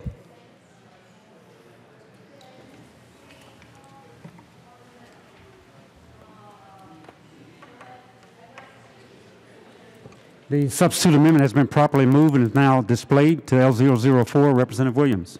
Thank you, Mr. Chair. So if those of you who are reading along here, if you go to section 2 on page 4, where it says without increasing property tax rates, what I'm trying to simply do is take that part out, without increasing property tax rates, and instead replace it with the words by not allowing a reduction in property tax rates. I think we can all agree that's a very accurate statement about what's happening here. And so I wanted to put this language in here because I think it gets closer to the truth about what's happening here. And I think if you were to talk to the bill sponsors, I mean, that may not be the way they may want to characterize it, but I think nonetheless it's still a fairly accurate way to do it. And the reason that I wanted to bring this up was because what's going to happen here is an increase in property taxes.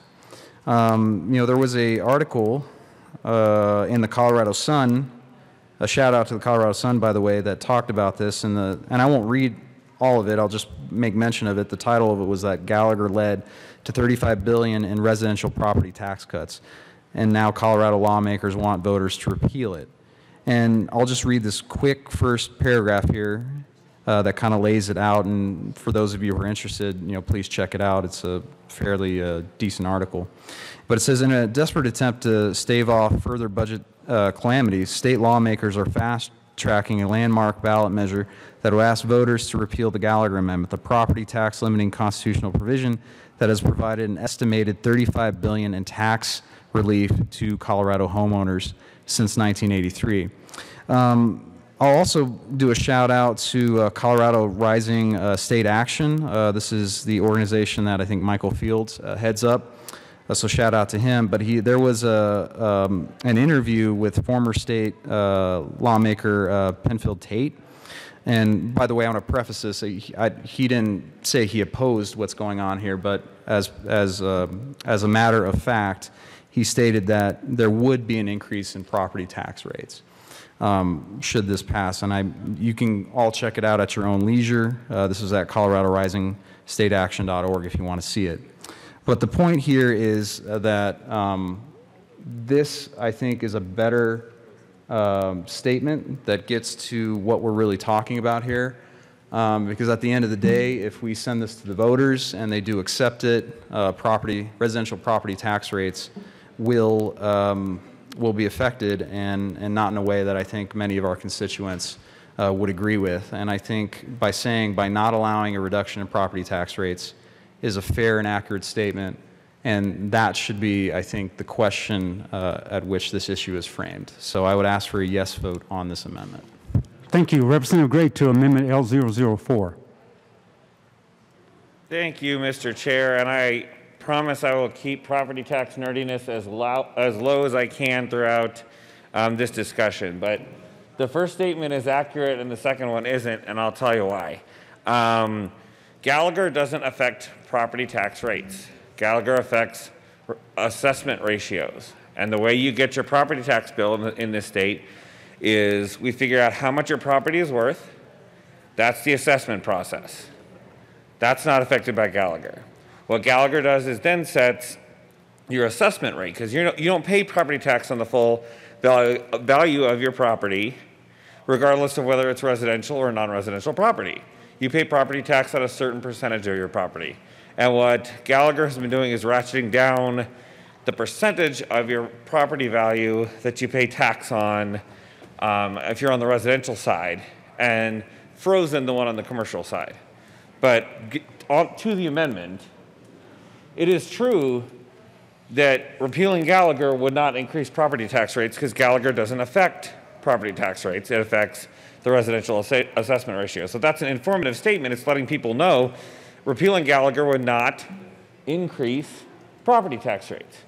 Repealing Gallagher would not prohibit a reduction in property tax rates. If the year after this passed, you had a metropolitan district that paid off its bonds or a school district that paid off their bonds, they can absolutely lower their property tax rate because the property tax rates are not set in the Constitution. They're not set by Gallagher. They're set by local governments. So the first statement is true. Repealing Gallagher does not increase property tax rates. The second statement is not true. It does not disallow a reduction in property tax rates because Gallagher doesn't set property tax rates whatsoever. So the first statement is true. The second statement is legally inaccurate. And for that reason, I would suggest not voting for Amendment L004. Thank you. Further discussion on substitute amendment L004 to L03. Seeing none, the question before us is adoption of substitute amendment L004. All those in favor say aye. Aye. All opposed say no. No. Amendment L004 is lost. Now we are back to amendment L003. Representative Escar. Thank you, Mr. Chair. I'd ask for an aye vote. Further discussion on amendment L003. Seeing none, the question before us is the adoption of amendment L003. All those in favor say aye. Aye. All opposed say no. No. Amendment L003 is adopted. Now we are back to the bill. Yes, Representative Buckenfeld. It's an honor to serve with you, Mr. Chair. Honor to serve with you, sir. For you folks that are 55 years and older, you might remember Paul Harvey. Now I'm going to give you the rest of the story. You younger folks, I'll excuse you.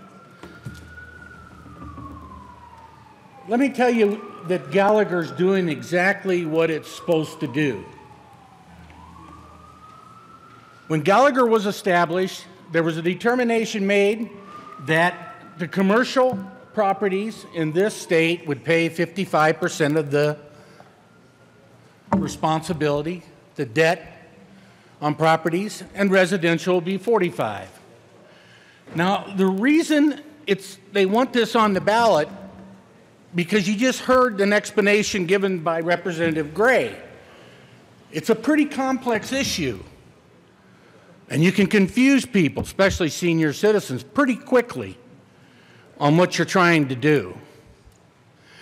The reason the assessed valuation rate goes down is because the values of your property have skyrocketed. The reason the assessed valuation has gone down is because of the tremendous growth we've had here in Colorado. Now, if you want to go back and look at some of these districts that we're talking about that are screaming because their assessed valuation has gone down on their residential assessed valuation, don't look at the assessed valuation, go look at the real numbers, which is the revenue that they took in. And I had an example of this in my own district. I had a special district that claims that, they had to put an impact fee out there because they weren't getting the same revenue that they had before. I had to show to the county commissioners that they have grown their revenue every year, even though the assessed valuation went down because of the growth, and the values of their properties have skyrocketed. Now, we have an aging population, folks. That's why you're still getting emails and calls from senior citizens that says, I can no longer afford to pay my property tax, even though you give me the exemption for the first $100,000. The reason they're calling you that is because the value of their properties have gone up so much, and even with the lesser assessed valuation on residential, they're paying so much that they can't afford to stay in their home. So that's the impact. Now let's talk about some of the special districts. If you're a believer in local control, and if you're a believer that the local people get to determine what level of service that they're willing to pay for, then you leave things alone and let this remain a local issue. Let your special districts go out to the people and justify why they need a higher mill levy. Make them sell it to the people. The local folks get to decide what service they want. Not us pulling the strings here at the state level. Let's talk about rural, because that's where That's where we're being impacted the most, is in our rural parts of our state. Because all this assessed valuation, we know where they're at. They're in Fort Collins, Pueblo, Colorado Springs, Denver, Grand Junction. That's where all the assessed valuation is. But Gallagher is trying to incentivize rural parts of this state to make more of an investment in commercial properties. And that's what it's doing. It's incentivizing them. And we've done some things here in the legislature to help that. Rural economic development dollars. We give special tax breaks to businesses who locate in certain areas to try to grow that commercial assessed valuation. Why would you want to take that incentive away? Let's go out and let's support, which I believe this legislature has done, rural Colorado. Let's continue to incentivize them to grow their commercial evaluation so that their local assessment balances out, just like it does in the metropolitan area.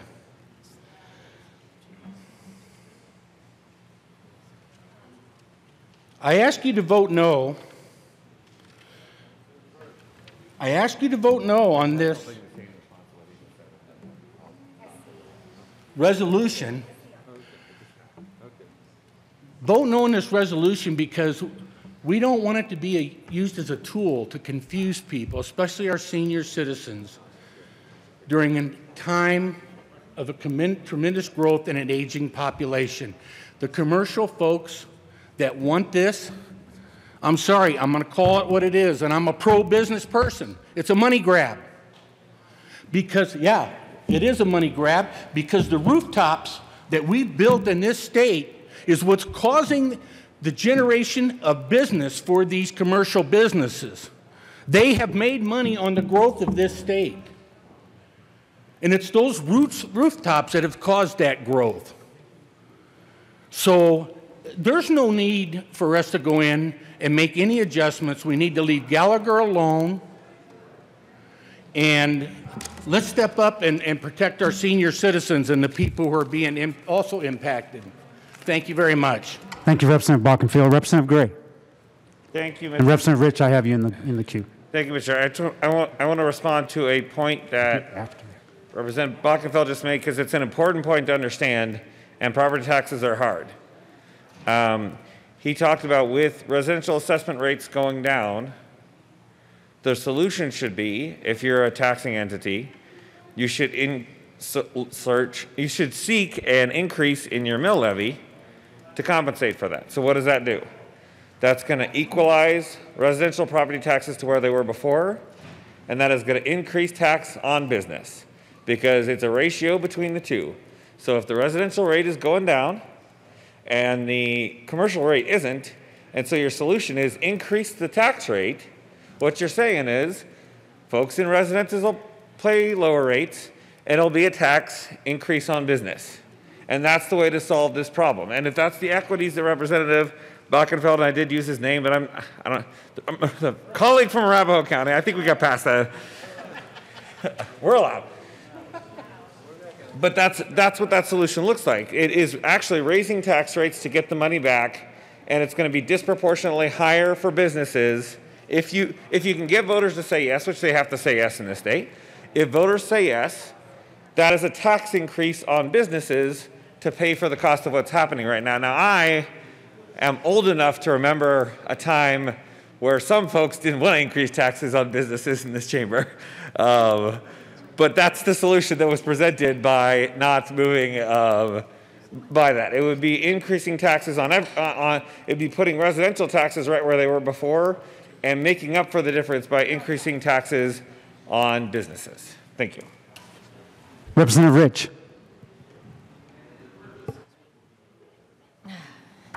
Thank you, Mr. Chair. As you know, I am a former county treasurer, and so I do kind of understand this issue a little bit. And not only that, I'm a senior citizen, and I am not the least bit confused. This is about letting the people have the opportunity to decide if they want to keep Gallagher as it is or if they want to change it. It is not that we are doing it just right this minute. We're going to let the people decide. Now, I thought one of my colleagues this morning in Appropriations said this perfectly this morning when she said we are paying the price for what's happening in the Denver metro area, those of us in the rural areas, the values in homes. Now, property tax trends. Based on rising residential property values, the RAR could drop to 5.88% next year, resulting in a 20% drop in residential property tax revenue. That will have an effect on our school districts. School districts are expected to lose over $480 million if the adjusted RAR takes effect. The effect on the state budget: the state is constitutionally required to backfill school district shortfalls. The state contributed 38% to school districts when Gallagher was enacted, but this has risen to 62% based on current statutes. Next year, the state will have to backfill an additional $246 million if the lower RAR takes effect. I am a supporter of the Senate concurrent resolution. In Western Colorado, the Grand Junction Chamber of Commerce is a supporter. Club 20 up and down the Western Slope is a supporter. AGNC is a supporter. Fruita Chamber of Commerce is a supporter. And I'm asking for you to allow the voters to decide, do they want to keep it like it is? Do they want to lose their fire districts? Do they want to lose their water districts? Or do they want to make a change? Just let the voters decide. It's nothing for you to be afraid of. Thank you. Thank you. I had Representative Hotorf next, and Representative Mateo, you're in the queue. Representative Hotorf.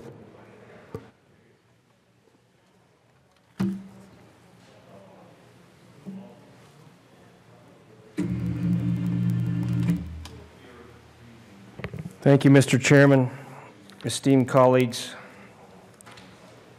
There's a couple things, and I by no means am going to claim to understand Gallagher as a new legislator, but I want to bring out a couple things that are getting overlooked, and I think this panic, the sky is falling. You know, I'm hearing it. I don't know if I'm believing it, but I'm hearing it. Now, let's talk a little bit about what's happened in this state and what continues to happen. We continue to grow, we continue to develop, we continue to build homes and build and add commercial properties.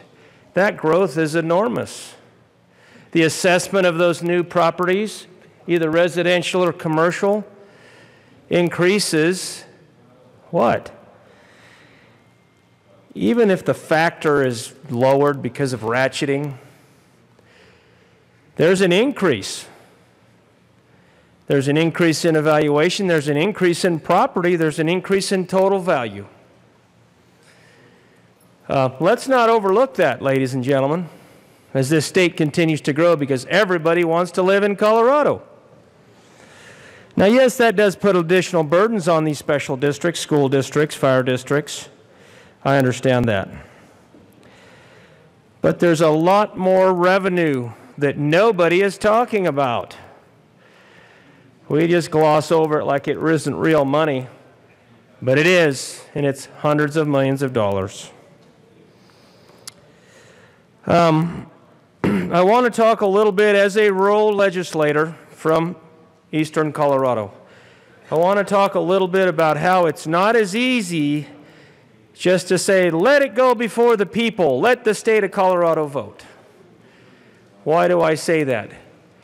You know, there's been a tax on the Electoral College in this country and what it means.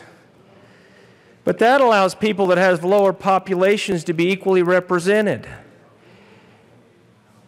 We don't have that in Colorado for our rural counties and our rural populations. There's no Electoral College to protect us in voting. If we give this a vote of the people, the I-25 corridor will decide.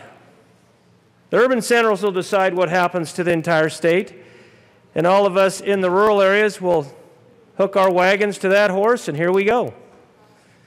Because we have no choice. That is one of the issues that I have that no one wants to talk about. And for all of us rural legislators, that is a reality. And it's very frustrating because we in the country feel like we don't have a voice and we don't have a vote. Now, I will tell people in my district when I go back that there's a lot of people that listen to rural Colorado in this chamber, and you're sympathetic, and I see it. But it doesn't matter how loudly I talk and how boisterous I talk and what a good argument I might present. Many of them aren't going to believe me, just like many of you don't believe me when I speak of this, or I'm not convincing enough to change your opinions or your attitudes, despite my best efforts. Now, there's a couple things that I've mentioned now, and believe me, nobody wants to hinder or harm our school districts, special districts, fire districts, and we all know that the storm cloud is coming. The storm is a-coming. And we better put the horses in the barn and we better shut the gates to the corral because it's a-coming and it's going to be a bad one. Let's get the cows brought in too. We see it, we feel it. It makes us all nervous here. But another thing that I want to mention is regardless of the formula, regardless of ratcheting, we know that we are in a recessionary time because of COVID-19. We sit here and argue vigorously about things we do or do not want to do to the state economy. This economic shock is real and it's going to take a long time to recover. So what's going to happen to valuation? Well, here's the concern I have for rural Colorado. And most of you probably know that if you live in rural Colorado and you're a farmer or a rancher, it is your life, it is your home, and it is your livelihood. But what you don't know is the property around you. Everyone says, well, Holtorf, how much property do you have? It doesn't matter if it's 100 acres, 1,000 acres, 10,000 acres. It's all relative. It's our homes out there, and we're assessed on all that property. And the county assessor says, well, Mr. Holtorf, you run some cows and you have some grass and you run a farm to raise some hay and you have a house and a barn and some corrals, and I'm going to put an assessment on all of that because our homes and our businesses are one. So now what happens in rural Colorado for our farmers and ranchers is you have just given us an additional tax potentially. That is an unintended consequence. If you're an urbanite, you have a different perspective, and I appreciate that. You have a home. They say your home is your biggest asset, your biggest purchase you'll ever make in your life. Well, I will tell you that quarter of ground that you bought from the neighbor because he was going broke and you wanted to farm it and you wanted to keep that land in production is your biggest investment now. And you get to amortize that over 25 years. And now you got to pay for that, along with your home that probably still has a mortgage on it, and maybe other parts of your operation. That's a consideration. I just want, ladies and gentlemen, I just want you to think about that when you start talking about this.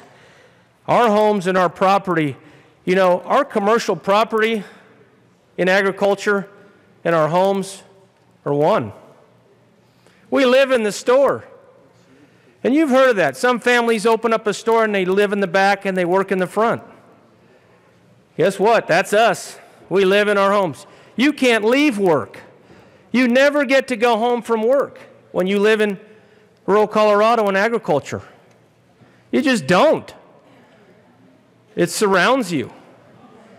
So I'm concerned, and I know giving it to the vote of the people, I understand the bill, but I'm concerned. I'm concerned for my House district. I'm concerned for my farms and ranches. Here's my bigger concern, ladies and gentlemen, if we want to talk about economics, and some of you got degrees in economics, and my economics training stopped when I got my MBA from Boston University. But I do know one thing. I do know one thing here. That if we degrade and attack our economy, if we do things to hurt production and businesses, then we will have a negative effect on valuation across the board. If we chase off the desire for people to come, work, play, and live in Colorado and operate businesses in Colorado, if we have that backdoor loss that I mentioned earlier, then our real estate values are going to drop. And that's a bigger problem. Now, people say, oh, no, my value of my home keeps going up and up and up and up and up. Yes, that's true. But I'm going to tell you a story about what happened in the 1980s to agriculture. And this is a story that our family lived. Agriculture was doing great, but when the 80s hit, we had an agricultural crisis. And the thing that hurt the most was the devaluation of real estate in rural and urban Colorado. There was 30, 40%, 50% devaluation. Now you think you're sitting on a $400,000 or $500,000 home, $600,000 home somewhere in the mountains, and you've been watching that property evaluate. Imagine if your real estate went down by 50%, and now you're sitting on a $300,000 piece of property and you still have a $400,000 mortgage. I think they call that upside down. It's happened in the past, ladies and gentlemen, and it can happen again. So everything we do, we have to be so careful that we don't cause negative forces. I worry about the Gallagher's effect. I worry about if valuations, and I know that's a local issue. I understand. I know who a county assessor is. We have one in our county. I know what their job is. But those assessed values and that assessment, the available assessment, can drop and deteriorate. If we get into depressionary conditions in this country, heaven forbid, boy, oh boy, we're in trouble because those values will drop. And all of us will be affected. So I worry for rural Colorado. I worry for the property owners in rural Colorado and House District 63. I worry about the potential property tax increases that may come to farmers and ranchers who own more than their house. Their house is their home. Their house is their business. Their farm and ranch is their business. And those houses, oh, by the way, are surrounded by their elevators, bins, tractors, farmland, ranch land, livestock, whatever that is. It surrounds them and is their life. So I have deep-seated concerns as we move forward. State versus local issue. I hear this discussion. Well, the state, we can't pay that much. Well, we're all here employees of the state. I see that. I've never worked. I've never had a job like this where I get a check from the state. So now I have to think about the state. Okay, state budget, state finance. But what about the local budgets, local finance? And everybody can't have the same services. One size doesn't fit all. Fire districts, school districts. We in this state have all come to believe that we have to have this high standard for everything. And I don't deny that that's important. But the real question is, can we afford it? Because when the storm comes, and it's coming, we're going to realize we can't afford a lot of things. And there will be a degradation in services. And we're going to have to plan and prepare for that. So I don't know if the Gallagher formulas are right. I'll let people a lot smarter than that talk to me about that. But I just want you to please not forget where I come from and the concerns that we have in my backyard. Thank you. Representative Escar. Representative Buentello. Thank you so much, Mr. Chair. You guys have heard me say it once or twice before. I represent House District 47, which is Pueblo, Fremont, and Otero counties. It's 3,000 square miles of Colorado.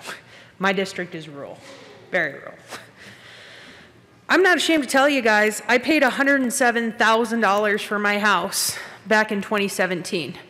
My husband had gotten out of the U.S. Army, and we decided to commit to Pueblo, and we bought a home. What I didn't know when I bought the house after having lived in Pueblo for a couple of years is that Pueblo was just now recovering from the economic crash of 2009 after the Bush years. My husband could not buy a job in Pueblo, all right? And that was after he spent his time in the military. That was after he got a master's degree in public education. And you know what? At the end of the day, we're Pueblo. We try to incentivize commercial. We try to bring jobs to our area. It doesn't happen overnight. And there's no magic wand to fix it. And there darn sure isn't a magic wand to fix Gallagher that is an albatross on rural Colorado, crippling our schools, crippling our emergency services, and killing rural infrastructure. It's why this resolution has bipartisan support. Can't breathe and talk at the same time. It's why this resolution has bipartisan support. I don't always agree with the 3 state senators from my House District 47, but all 3 of my state senators agree that Gallagher is a problem that is killing rural Colorado, and that's why this has to go. We need to let the people decide about this. You know who agrees that Gallagher is a problem? Senate President Leroy Garcia, Senator Dennis Heisey, Senator Larry Crowder. 3 men, all from very different backgrounds, very different educations, very different lifestyles, all agree that Gallagher is a problem. When I heard this was coming, the first thing I did was call home because frankly I was scared. I mean, anytime we're talking about any kind of tax reform, I get a little antsy. First thing I did was call home to my superintendents, to my fire districts, and ask, hey guys, you ever heard of a thing called Gallagher? They had. They all unequivocally told me, please, please, please, get this out of the House so we can talk about this problem that is plaguing our communities.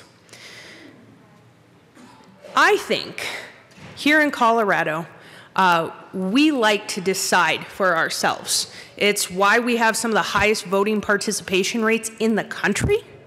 And I really do believe it's why at least from what I've seen down here, we have some of the most hands-on state legislators I've ever seen or met, which is pretty cool. I think it is high time we let the people decide what happens to Gallagher. And I know I will be voting yes. I urge a favorable vote. Thank you. I had Representative Kipp up next. Representative Wilson, you're in the queue. Thank you, members. And you know, one of my favorite topics is education funding, right? So I just want to talk to you a little bit about how Gallagher affects education funding in Colorado. While our special districts, like our fire districts, lose money that doesn't get backfilled, what happens is when our school districts lose money because of Gallagher, that money gets backfilled by the state of Colorado. I'm sorry, this keeps falling off. I'm just going to pull it down. So it gets backfilled by the state of Colorado. And so a lot of people say, well, wait a minute, we keep on spending more and more money in our state on education. Well, really? No, what's happened is that the burden of paying for education has moved from taxpayers in local districts being paid with your property taxes to being backfilled by the state. Many years ago, it was about 1/3 of your state taxes that backfilled and helped to pay for our education, our K-12 education expenses. These days it's closer to 2/3, and I think it's above that now. So I want to let you know that what is going to happen if we allow the residential assessment rate to drop, that the state is going to backfill hundreds of millions more dollars, right? So we're going to be even further behind this hole we find ourselves in. If anybody knows exactly how we're going to come up with the money to finish buying down the negative factor, even just to where we were this past year, next year, you let me know. If you want to help dig a deeper hole, vote no on this, but really I'm going to vote yes, because we need to refer Gallagher to the ballot and allow the voters to decide this issue. And we need to stop having our fire districts and other special districts continue to lose revenue and suffer, because when Gallagher was put in place, the taxes were supposed to go up and down. But because Gallagher and Tabor interact, the taxes can only go down. It cannot ever equalize. And how is it that we're okay with a law that only puts things in, makes things in one direction? Anyway, thank you. I really urge a yes vote on this concurrent resolution. I think it's incredibly important to our state that we get this done this year. Thank you. Representative Wilson.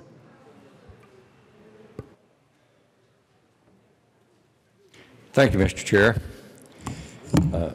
Representative Bockenfeld, I'm glad that you're sitting down here, because I'm one of those slow seniors that you were talking about. Okay, that takes a while to think things through. So could you explain to me again how a 29% tax rate is an economic incentive to bring businesses to rural communities? Representative Bockenfeld. It's not the tax rate on the businesses that brings it, it's the extra incentives that we create here, the special districts that gives breaks for businesses to come and do business in rural communities. Those are the type of things that we've made investments here, because the assessed valuation is built along the Front Range, and it isn't balanced and it isn't fair out in the rural parts, but we make a substantial investment in our rural parts of our state. We grant fund rural economic development and all the things necessary for the folks in the rural area of the state to try to build their commercial assessed valuation so things balance out. I will agree with you, Representative Wilson, that balance is not there today, but apparently we haven't created enough incentives for that to occur. So it's not the 29% assessment rate on your restaurants in Salida that's driving it. It's to motivate the folks in Salida to take advantage of the opportunities that we give them at the state level to help grow that commercial assessed valuation and give incentives to businesses to move there and to build a workforce there so the businesses want to move there. Those tools are all in your toolbox. That's the point I was trying to make. Thank you, Representative Wilson. Thank you, Mr. Chair, and thank you, Representative Bockenfeld. At this point, I would have to use my famous phrase, how's that been working out for us? Because what I see in our communities is the most businesses that we are attracting are people who work out of their homes. And that is a totally different animal than the commercial businesses. Second piece, there's about 19,000 people in Chaffee County. Foot traffic severely limits businesses. You start a new business in Chaffee County, Colorado, you're going to be limited, because I doubt that 200,000 people are going to come shopping from Denver, even though it's starting to look like it on Highway 285. But they don't come there necessarily to shop, they're coming there to stay and enjoy the view. So, folks, I understand the concern about Gallagher. I understand it well. I'm just amazed that someone 38 years ago got something perfect, because we can't seem to get it perfect from one year to the next.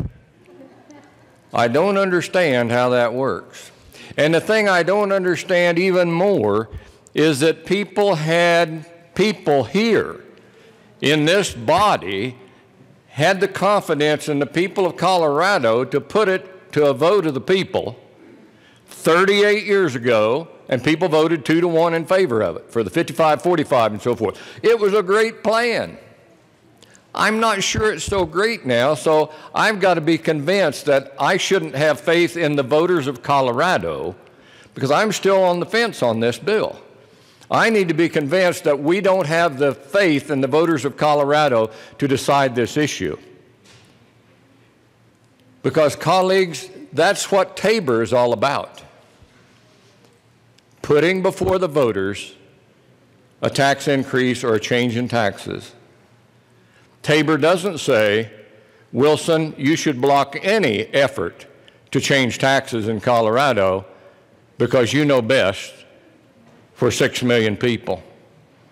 I don't read it that way, so I need some help on being convinced that this is just as perfect as it was 38 years ago. Thank you. Thank you. I got Representative Escar. Okay. Representative Wilson. And I'm sorry, Representative Liston. And Representative Sane, I have you in the queue. A little bit. Thank you. Yeah, thank you. Thank you, Mr. Chairman. I'll take that as a compliment. Yes, sir. You know, I'm old, but I think he's even older. No, I'm not sure about that either. Well, members, I've just been tangentially listening to this debate, and quite frankly, I haven't made up my mind. To be very honest with you, I could maybe, you know, I'm 50.5 on one side maybe and 49.5 on the other. I think that equals 100%.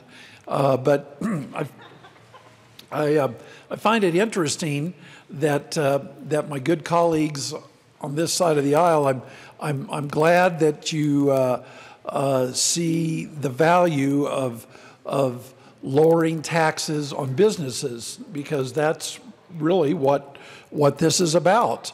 Is lowering taxes on business, because truly it's been well documented that the amount that businesses pay for their property taxes goes up and up and up and up. And we as homeowners, those of us who own homes, have gotten a reasonable break on our property taxes because our property taxes are not near as high. Thank heavens we don't live in one of those states like Connecticut and New York and New Jersey and California where the property taxes are absolutely sky high. So, you know, we can be thankful that we live here in Colorado, which is still kind of considered a low tax state. But I find it a little bit of an anomaly that certain people now are advocating for lower taxes on businesses to do away, to scrap the Gallagher Amendment, but yet this morning they were all for raising taxes and doing away with any tax breaks on businesses that would have raised taxes on businesses to the tune of $400 to $500 million and maybe more over the years. So it's just kind of an anomaly that here, just in a matter of 6 or 7 hours, we have people who are arguing vehemently to raise taxes on businesses, and now then just a few hours later are here saying, you know, really businesses are getting the shaft and we need to lower the taxes on the businesses. I do agree that, you know, I'm an ardent supporter of Tabor, and one of the reasons I supported Tabor years ago in 1992 is that tax increases had to go to the vote of the people. And I think that's a wise decision. Some people might not agree with that today, but I do, which is why Colorado, despite our uniqueness, I'm thankful that we have Tabor, because if we didn't, we'd be just like California and New Jersey and New York. But with that being said, I think that there's something to be said for allowing the people to be able to vote on an issue like this. Because, as I think has probably been mentioned, something that was thought that was supposedly a great idea back in the 80s with the Gallagher Amendment, times have changed and maybe things need to be refined a little bit. So that's where I stand. I honestly haven't made up my mind, but I'm listening to the debate, the pros and the cons, and we'll see. I may be back there flipping the coin to see which way I vote. I don't know. I'm just teasing. But with that, I am a neutral vote on this right now. Thank you. Representative Singh.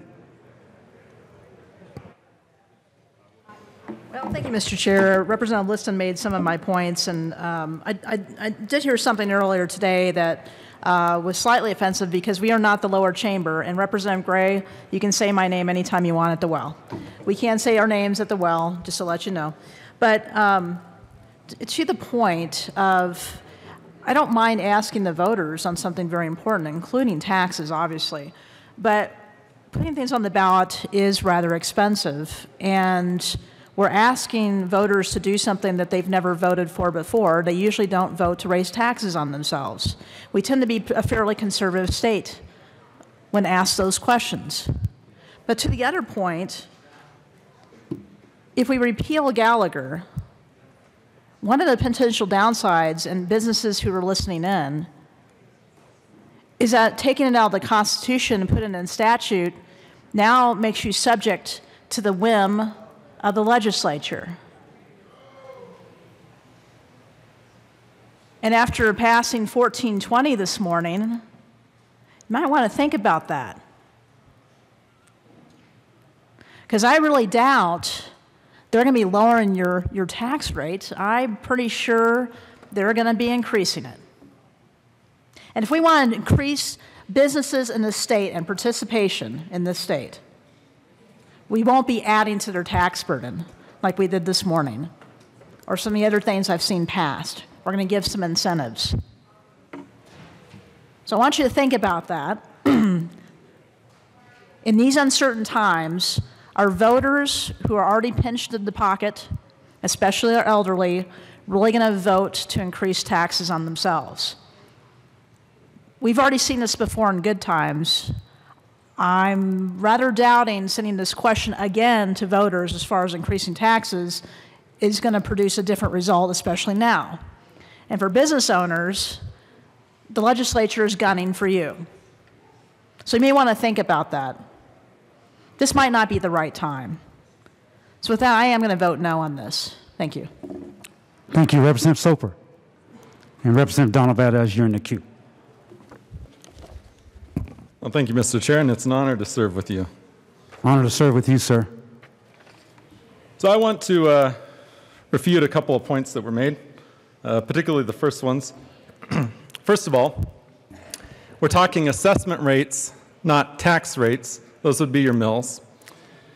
Second of all, specifically under the Taxpayer Bill of Rights, both assessment rates and tax increases must go to a vote of the people. So if we repeal Gallagher, it would be frozen at 7.15 and 29%. To increase it, it would have to go to a vote of the people. And you know who can lower taxes? That's county commissioners. As a matter of fact, if you're so concerned about lowering taxes, you could lower the mill. When I look down at a list of mill rates, if you average the city rates, the school rates, the special district rates, and the county rates, I see one particular county that actually stands out as being a little bit higher than other counties if you average them all out. And that happens to be one just north of here. And I think they could stand to have some significant tax cuts. So perhaps next year they will with some change in representation. I do want to address some additional points that were made. When it concerns rural Colorado raising our non-residential assessment rates. You know, I take offense to that comment as a legislator from rural Colorado. You know, the General Assembly regulates oil and gas out of my neck of the woods. We make it hard for us to log. As farmers, I can tell you, we buy retail, sell wholesale, and pay freight both ways. So if you come to me and you tell me that we just need to grow our business property tax base, come on. It's a whole lot easier to grow that in the Denver metropolitan area. Second of all, when the entire pie grows and you have it locked, that 55% locked at a 29% assessment rate, that's huge. And to be able to make up for it, particularly in rural Colorado, you go back to the vote of the people. And as one of my good colleagues from the Eastern Plains was up here saying, you just need to take it on the chin. Well, let me tell you what, with an ambulance district, they can't bill for idle time. And when you have that special district, that ambulance district, what the mill goes to pay for is the EMTs waiting around for that call. Because we don't have a ton of calls, but we still need to be able to be ready to go at a moment's notice. And that still has a cost to it. And if you tell me to eliminate that cost, then what are we going to do to rural Colorado? We're going to somehow add that to the cost of the patient going to the hospital. So if you care about elderly, and I can tell you from serving on the board of directors of a hospital, which, by the way, I need to disclose is also a special district, you would be paying a whole lot more. So now you're saying we need to really impact our elderly and just jack up the rates because they're the ones more likely to go to a hospital.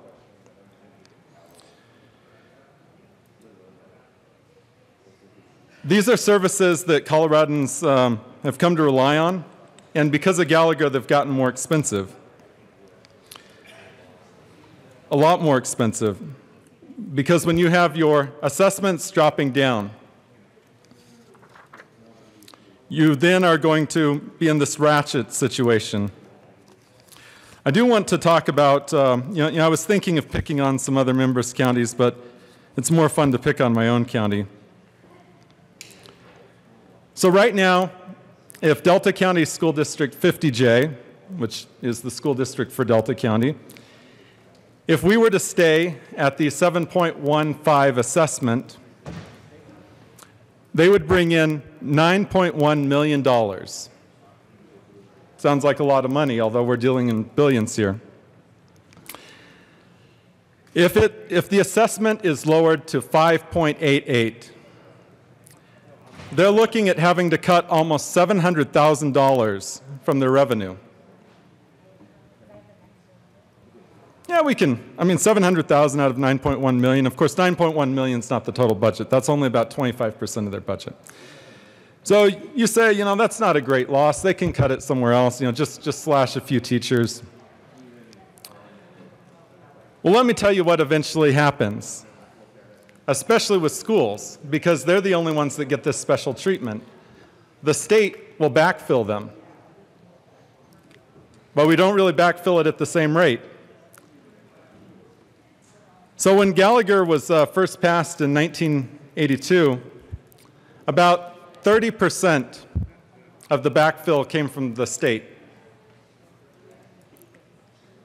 The exact opposite is true today.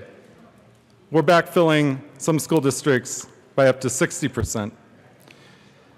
So if we were to freeze the assessment rate at where it is, it would certainly free up more things in the general fund. That's certainly true. The other thing that it would do is school districts, particularly in rural Colorado, every few years will come back to the voters asking to increase the mill. Now, increasing the mill, for those who are wondering, that's a property tax increase. And I would say about half the time, these are defeated. And at first, you don't really see a difference in services. But let me tell you what, eventually you do. And with some of our rural fire districts, I heard of one in my district that actually had to sell off a fire truck to try to maintain their budget until they were able to present a question to the ballot.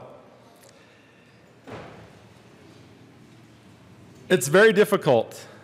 And as we've certainly had a very robust conversation, and I look forward to continuing to have one. But I do still want to talk on tax rates, property tax rates, even though Gallagher's about assessments. Colorado is 48th in the nation for residential property taxes. Do you know what we are in the nation for business property taxes? We're number one. We're number one in the nation for business property taxes. Number one. I can tell you what, that's one first place I'm not proud of.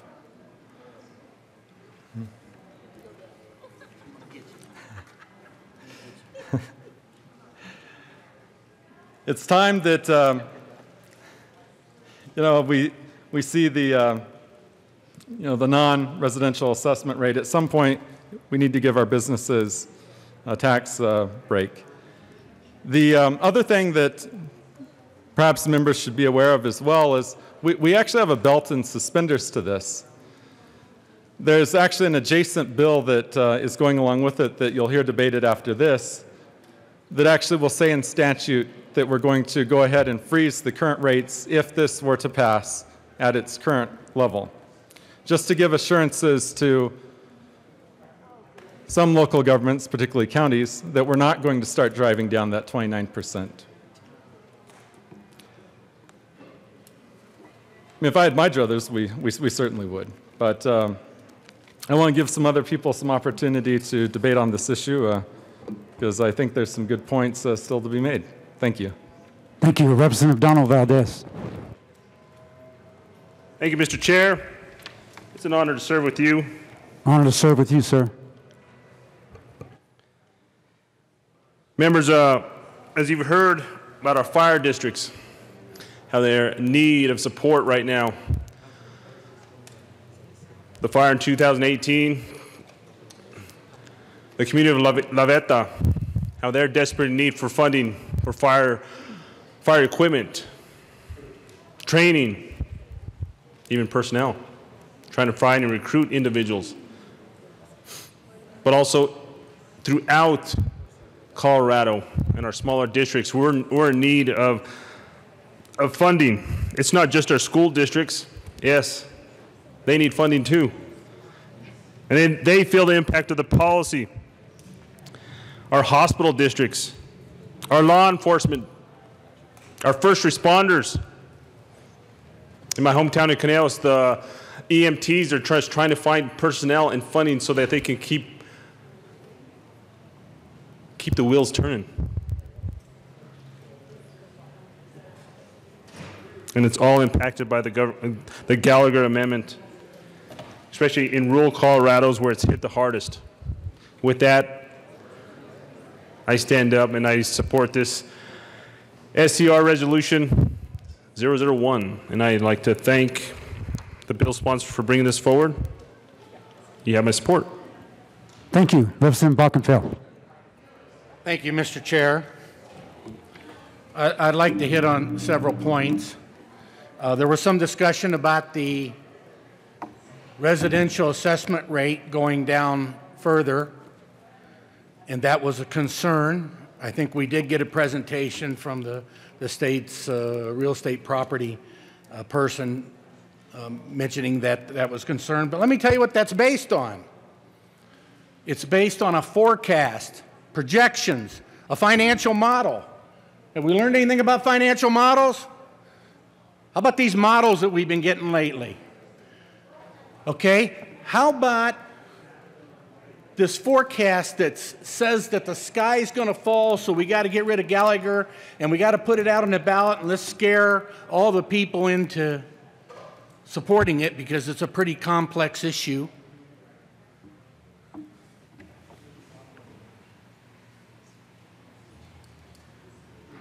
The financial model on the economic reports at the time said that we were going to be in recovery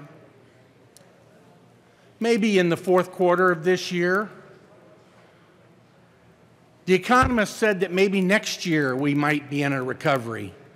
Now we find out we were in a recession in February, and guess what? The stock market's coming back, the economy's coming back, people are starting to spend money, the businesses are open up again. That's happening now. So you want to believe the sky is still falling and that that potential is still there? It may or may not be, but we have time to work through it. So don't be fearful when they tell you the sky's falling based on forecast. They're not looking backward, they're looking forward. And it's a good opportunity to go out because people are concerned about where we're headed, but it's an excellent opportunity to go out and let's use those forecasts, the most gloomiest forecast that we can give, and make them believe that it's necessary to put this on the ballot. Now, I want to talk about what the expectation of my constituents is. Yes, they like Tabor. Yes, putting a vote to the people and letting them decide is very important. But guess what they expect me as a legislature to do down here? To sort the wheat from the chaff. If something is going to go on the ballot and we're going to wring our hands and we're going to make people believe the sky's going to fall, their expectation is for me to stand up here and try to explain why it shouldn't go on the ballot and why the sky may not fall. And that's what I do here as a legislator. Now I want to hit another point. Because my colleague from the West Slope said, we have a 29% commercial assessed valuation. We've had that for years. That's meaningless. The assessment rate is meaningless. Let me tell you how businesses are assessed. They're assessed and valued on the income approach. So like I mentioned before, the growth that we've had in this state has supported these businesses to grow. We built rooftops. People are buying. They're out there doing business, conducting business, and it's made these businesses grow. And when they say we're #1 in taxes paid by commercial, yahoo! That means we did it right.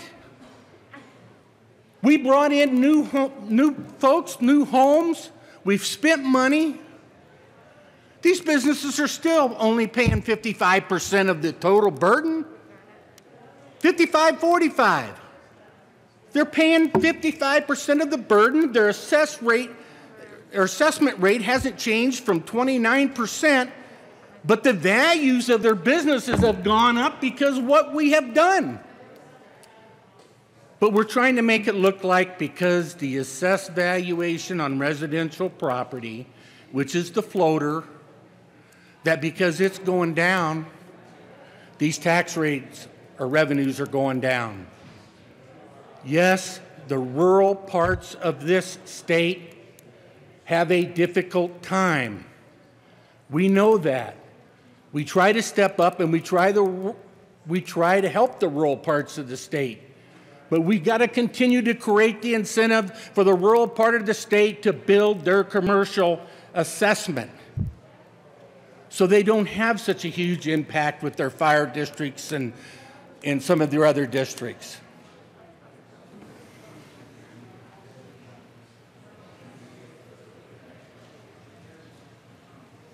I'll stand down at this time. Thank you. Thank you. Representative Singh. Thank you, Mr. Chair, and thank you for my colleague for being a little bit more technical. I just dealt with the property tax bill today and in the Senate. Property tax assessment rates. So we'll just say that correctly. But my logic still stands.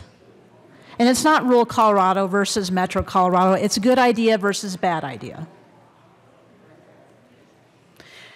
Let me explain why. Actually, my colleague just explained for me. So instead of having this in the Constitution and enshrined there at a certain percentage of the burden, which is math, as Representative Bockenfeld pointed out, it's going to go in the statute. And then we just got an assurance right after that. My colleague just said, oh, but don't worry. There's another bill coming right behind it, and we're going to freeze those rates again.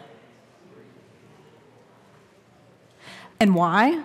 Because if you lower the non-residential assessment rates, the local governments will be hurting. It's quite a pickle, isn't it? Now, I agree that this is a thorny problem that should be addressed. But unfortunately, as the point I made earlier is, business seems to be on the menu. For a legislature that has spent its money irresponsibly the last 2 years, this bill basically enables bad behavior. We're running this bill specifically in a time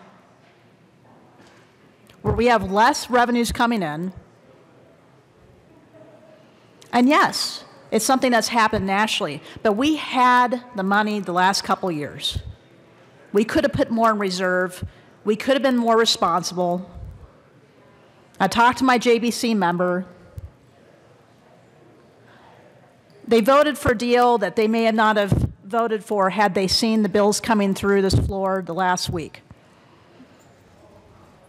Any extra money they found, gosh, they found a way to spend it. So I'm not sure this is the time. I'm afraid this is going to enable a legislature to continue its pattern of bad behavior, because that's why this bill is before you today. That's what I'm struggling with. Yes, I would love to lower than 29%. I would love it. But given everything in consideration I've seen these past 2 weeks, I don't think anybody's going to benefit from this, residential or business. So I, again, respectfully ask for a no vote. Thank you. Representative Escar. Thank you, Mr. Chair. The reason why this bill is in front of you today, folks, is because economists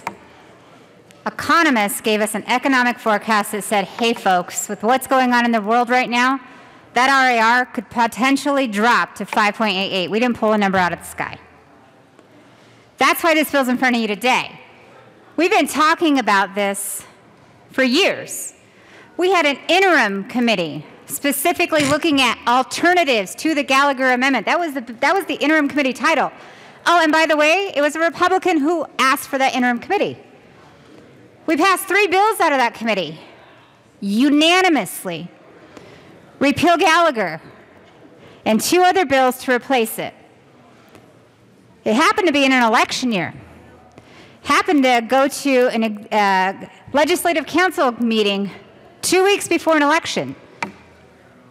Those bills didn't get out. This isn't something new we just decided to do on a whim. This is a conversation that's been happening in this legislature far before I even got here. This has been a problem for that long. You want to talk about business?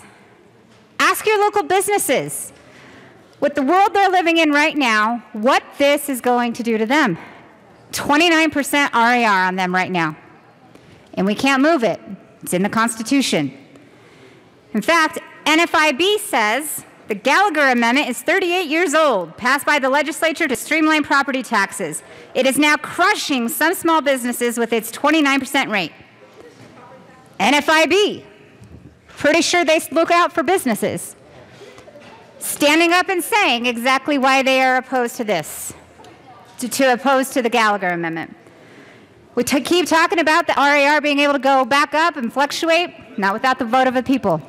It's exactly what we're keeping in there as well, because that's Tabor. That's not the Gallagher Amendment. I trust my voters. I trust that they're going to be able to look at this and make the decision on their own. That's all this resolution is doing, is sending us to the vote of the people to let them decide if a constitutional amendment that was put in the Constitution 38 years ago, before everything else we've piled onto our state constitution, still works. Members, we're simply asking for you to trust your voters to make their own decisions. Pass this on to the ballot and let them decide. I ask for an aye vote. Any further discussion on Senate Concurrent Resolution 001? Minority Leader Neville. Thank you, Mr. Chair. And members, I might be more in favor of this if we actually had honest ballot language going out. But I do have concerns with the amendment because the amendment talks about fire districts and everything else. What it doesn't talk about is the increased costs and the increased taxes that my constituents will actually have to pay if this does pass. So I don't think that language is very clear in this. Look, I understand that Gallagher cannot be fair across statewide, and we do have this one formula that actually does hurt districts. If you compare, say, my district to Representative Catlin's district, you would have two totally different stories.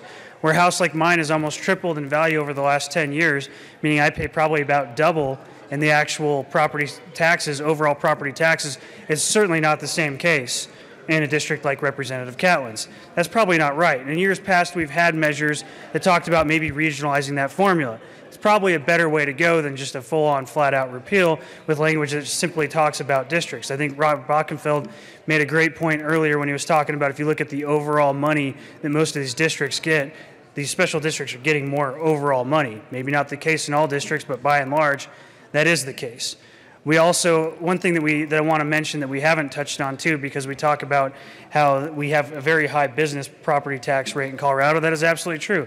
One thing we haven't talked about and discussed is URAs and TIF financing. Those are a lot of different ways that businesses use to actually develop and actually continue to pass on the cost to the consumer, to the individual. If you take a look at my district in Castle Rock, we're paying double the overall taxes on our actual properties. And then not only that, when I go to Sam's Club or I go to Walmart, that was all TIF financing, we pay a higher additional sales tax to cover those costs. So it's not just simply about sending it to the voters. The problem is we send it to the voters with this glorifying language that just simply isn't telling the full story. And that's my issue. I think that Gallagher, by and large, has done what it's supposed to do, and that's keep residential property taxes very low in this state, and it's been very successful in doing that. And if you take a look at what we've done earlier in the session with School Finance Act and how that could raise the mill levy on different districts and then take away the credit with what was just passed earlier today, adding more taxes to, I think we're just going down a very dangerous path, increasing taxes over and over on our citizens. And quite frankly, we're not going to tax our way into recovery. So I urge a no vote. Further discussion on SCR 001? Seeing none. Oh, Representative Sane. Representative Bockenfeld. Gallagher's doing exactly what it's supposed to do. It's protecting our seniors. I wish I could quit it. During a time of an aging population, and it's helping us keep them in their homes. And once they no longer can afford to be in their homes, they go elsewhere and they go on Medicaid. And our Medicaid expense goes up. So Gallagher is doing what it's supposed to do. I ask for a no vote. Further discussion on SCR 001. Representative Sane.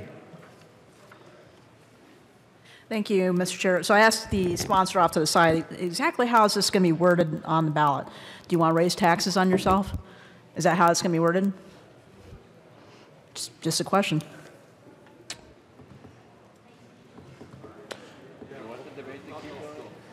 Representative Soper. Thank you, Mr. Chair. We actually voted on that just a few minutes ago. Further discussion on SCR 001. Seeing none, the question before us is the adoption of SCR 001. All those in favor say aye. Aye. All those opposed, no. No. The ayes have it. SCR 001 is passed. Mr. Gregorio, please read the title to Senate Bill 222.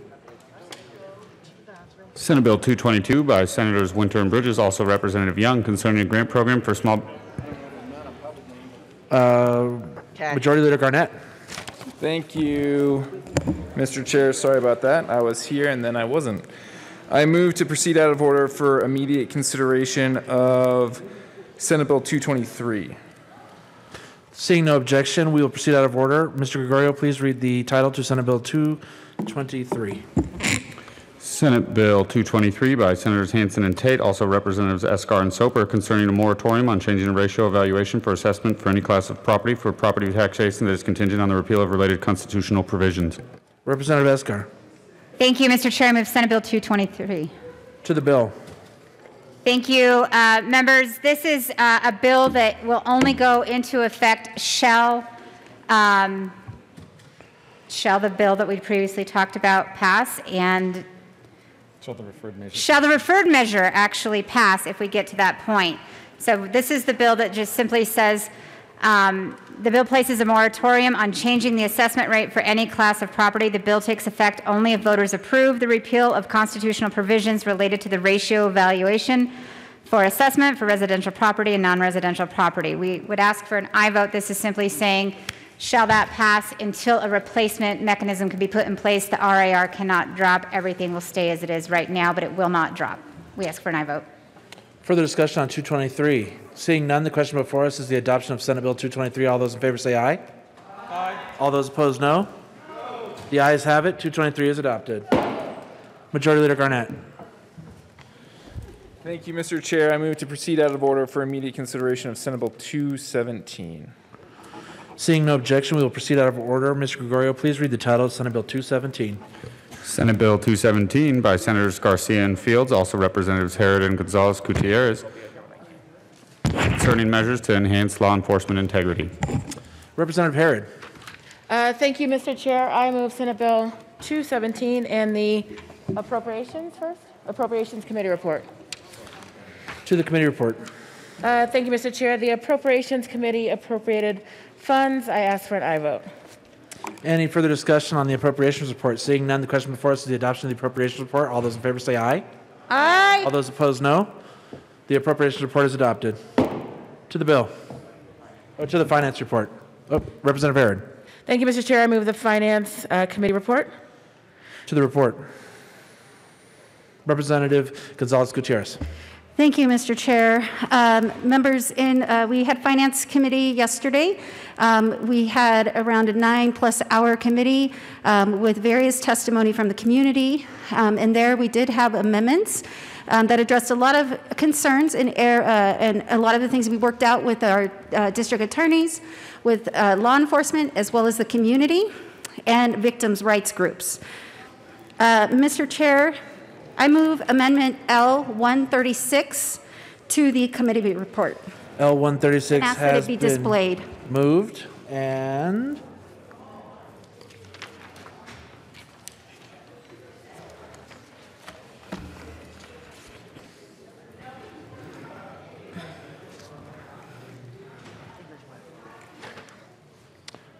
L136 is properly displayed. Please proceed, Representative Gonzalez Gutierrez. Thank you, Mr. Chair. Members, L136, this removes the right to have the body cam turned off, and you can still redact. Members, I ask for a yes vote on this amendment. Further discussion on Amendment L136. Seeing none, the question before us is the adoption of L136. All those in favor say aye. Aye. All those opposed, no. The ayes have it. 136 is adopted.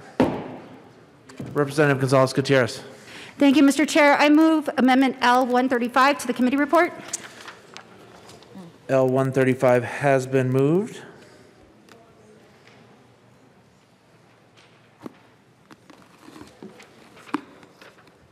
The amendment is displayed. Representative Gonzalez Gutierrez. Thank you, Mr. Chair.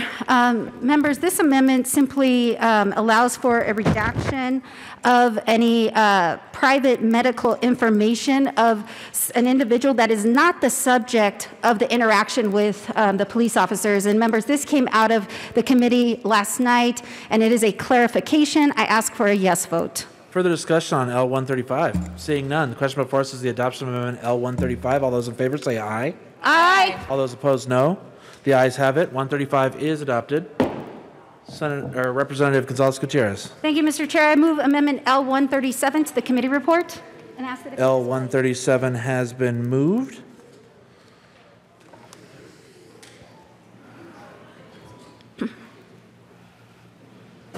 Please proceed, Representative Gonzalez Gutierrez.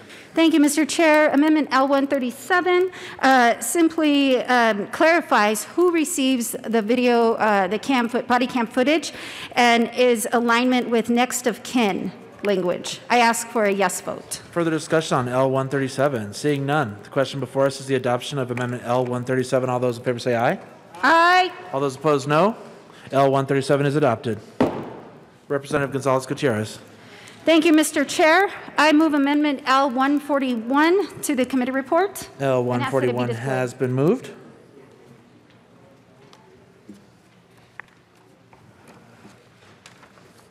Please proceed, Representative Gonzalez-Gutierrez. Thank you, Mr. Chair. This amendment is regarding some clarifications with regards to the body cam. Defines tamper. It fixes language around who is not subject to body cams. Members, I ask for a yes vote. Further discussion on L141. Seeing none, the question before us is the adoption of L141. All those in favor say aye. Aye. All those opposed, no. L141 is adopted. Representative Gonzalez-Gutierrez. Thank you, Mr. Chair. I move Amendment L143 to the committee report and ask that it be displayed. 143 has been moved.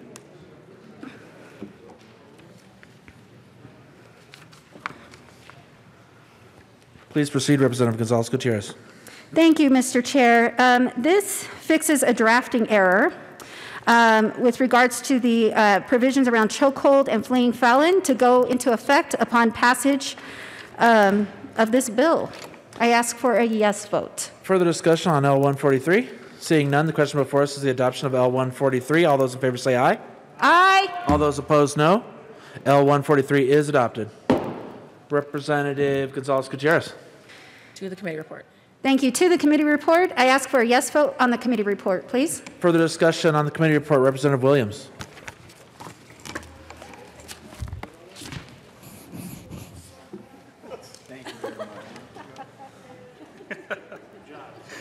Thank you, Mr. Chair. So, Mr. Chair, just please bear with me. I'm going to offer a few amendments here, and so I'm going to move. I move L128 and ask it to be displayed. All right, L128 is moved.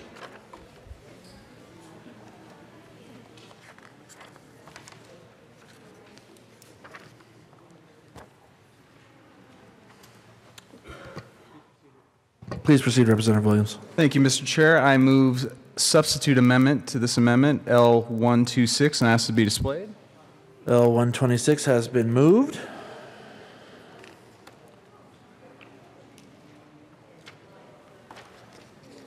Please proceed, Representative Williams. Thank you, Mr. Chair. And I move an amendment to the substitute amendment, L122, and ask to be displayed.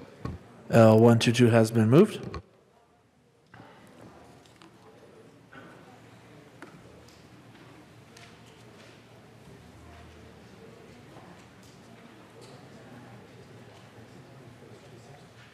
Proceed, Representative Williams. Thank you, Mr. Chair. So, members, I ask for a yes vote on this amendment. I wanted to go ahead and try and strike an appropriate balance with respect to this debate. In it, you can see this is a legislative declaration, and it's lowercase, so it's not affecting the policy goals that are in here. It's not affecting. It's not affecting, again, anything in there. It's not a statutory change. It's simply a legislative declaration. And so if you guys will look at the bill here, the title of it is Concerning Measures to Enhance Law Enforcement Integrity. Ladies and gentlemen, it's a matter of statewide concern, I think, for this institution to ensure that the public trust in our law enforcement institutions remains strong. And the way to accomplish that is to ensure that we find policy solutions that lead to transparency and accountability, which directly affects the integrity of law enforcement agencies. Now, right now, behind me, there's a debate going on whether or not we should do a title challenge on this particular rule. And it's because the majority doesn't actually want to have a vote on this, which is unfortunate, because we should. Because I think we can strike the right balance and realize that we can get to where we want to be without having to go towards misguided attempts to, quote, defund the police or handcuff law enforcement and their ability to enforce the law against people that would cause harm like Antifa. And I think it's important that we try to make this distinction. I think it's important that we try to talk about why it's important for us to ensure that law enforcement institutions and the public trust that they have currently remain strong. Because ultimately, if we're going to have a good, environment, then we want to ensure that the public has full trust that police institutions are not having any sort of systematic problems that relate to police brutality.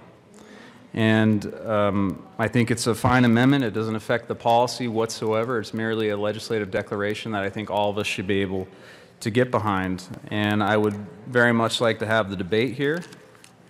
And I look forward to the comments from my colleagues. So please vote yes. Representative Carver.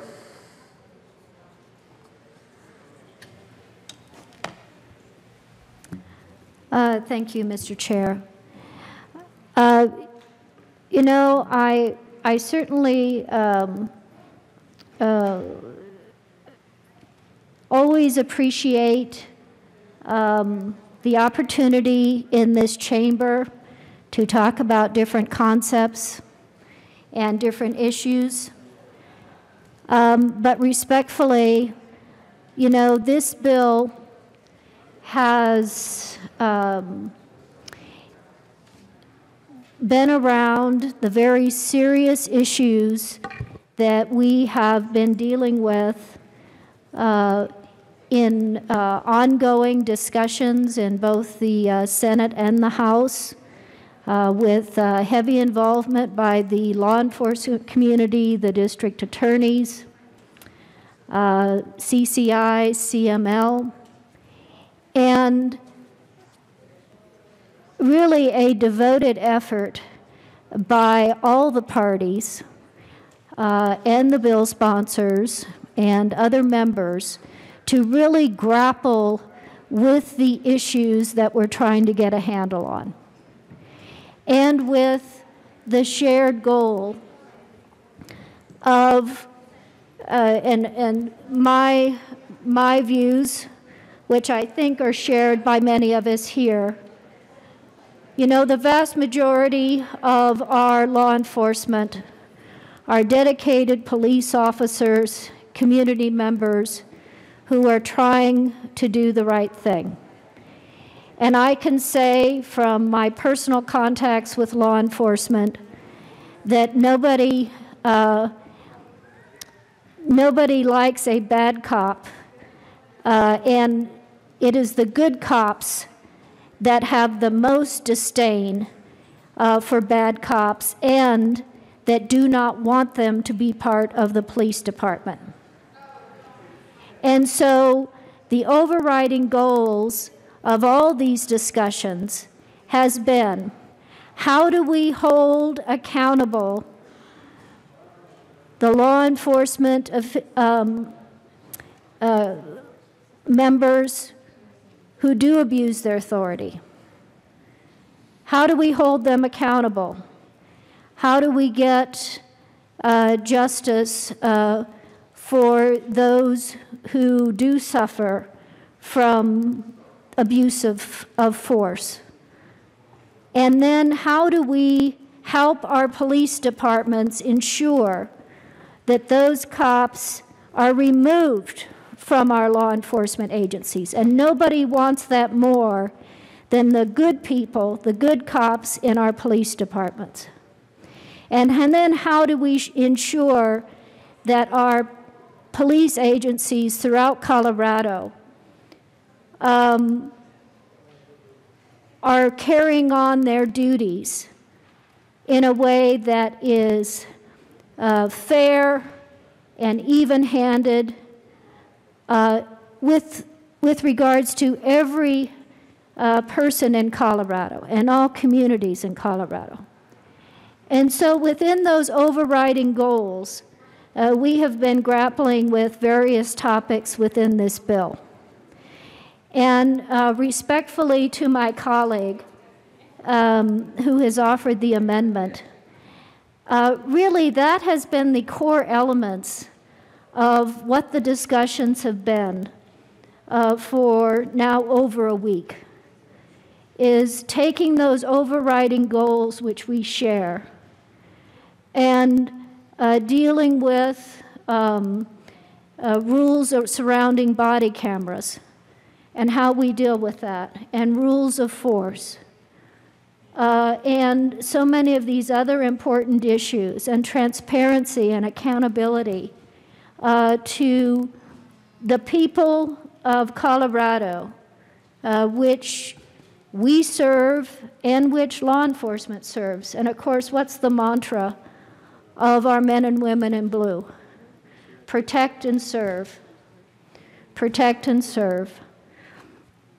And so respectfully, I do think that it's appropriate to have a legislative declaration that reflects the core elements that I've just described. Because the police really act as an agent of our local and state governments in carrying out the laws that we as elected representatives have put into place in the statutes of Colorado on how we deal with how we conduct each other, how we conduct ourselves with regards to how we treat members of our community, and when there is criminal activity, that is investigated, and those who violate those laws and those norms are held to account, and the victims get justice. And so with that, Mr. Chair, I regret that I find this legislative declaration doesn't really reflect those core elements that we've been talking about.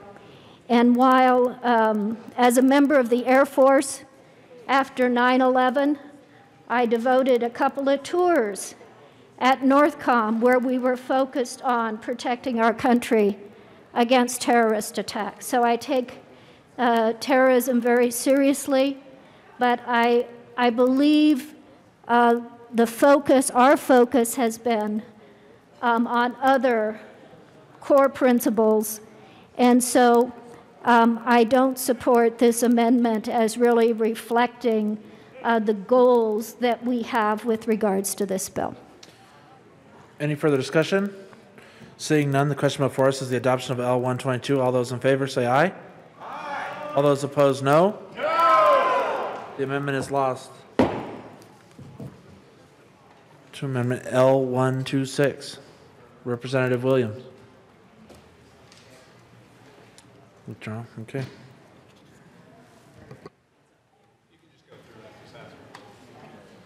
All those in favor of L 126 say aye. Representative Gonzalez Gutierrez.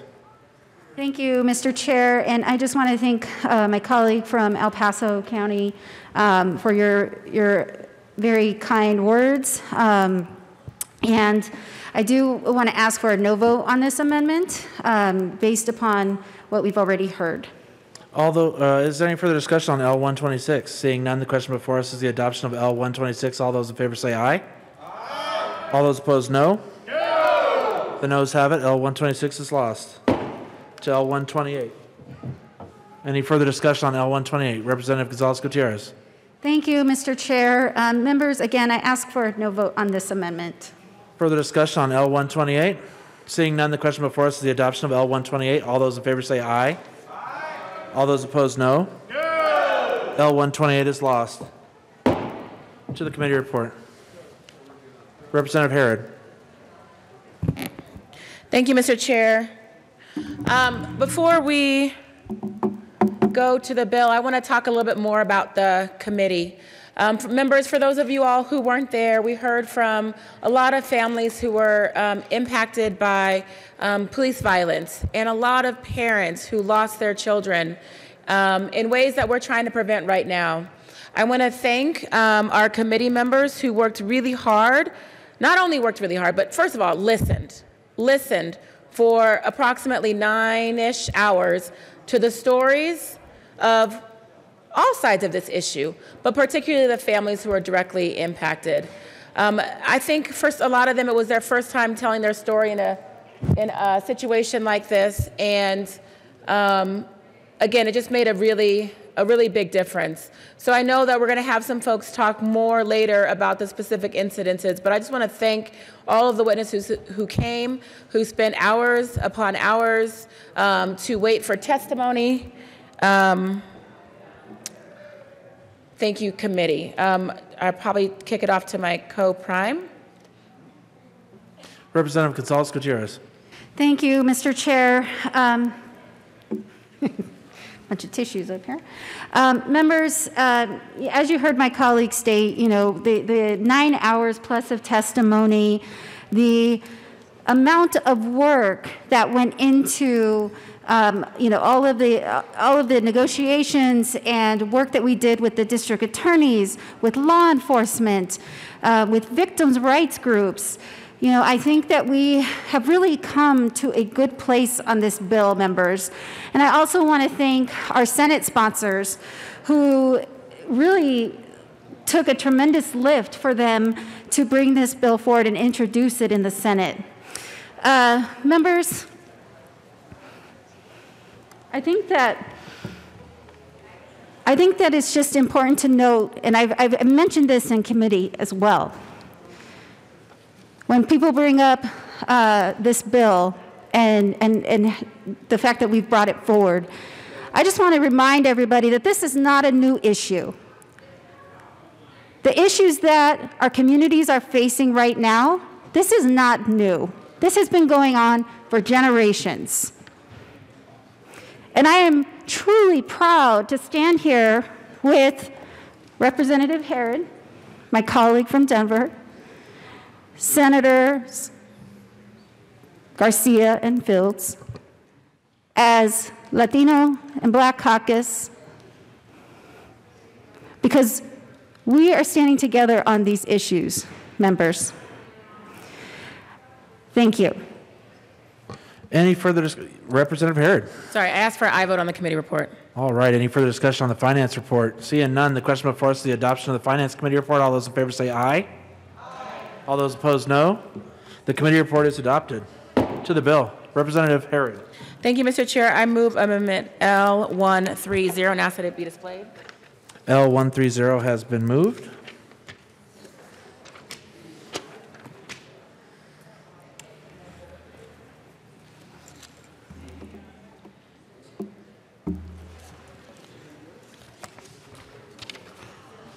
Please proceed, Representative Herod. Thank you, Mr. Chair. Amendment L130 changes presumptively inadmissible to a rebuttable presumption of inadmissibility, and it also fixes drafting errors and creates a timeline to challenge release of recording. I ask for an aye vote. Further discussion on L130. Seeing none, the question before us is the adoption of Amendment L130. All those in favor say aye. Aye. All those opposed, no. L130 is adopted. To the bill, Representative Herod. Thank you, Mr. Chair. I move amendment L138 and ask that it be displayed. L138 has been moved.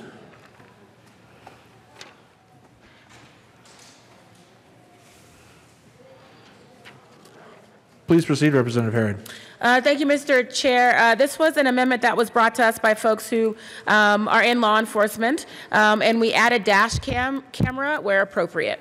I ask for an aye vote. Any further discussion on L138? Seeing none, the question before us is the adoption of L138. All those in favor say aye. Aye. All those opposed, no. L138 is adopted. Representative Herod. Thank you, Mr. Chair. I move amendment L139 and ask that it be displayed. L139 has been moved.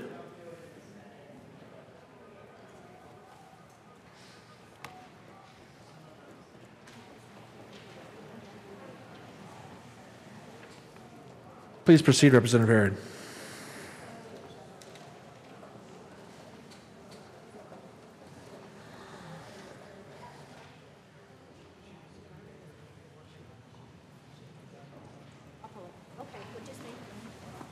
Representative Herod. Thank you, Mr. Chair. I withdraw L139 for now. L139 is withdrawn. Representative Herod. Thank you, Mr. Chair. I move amendment L140 and ask that it be displayed. L140 has been moved.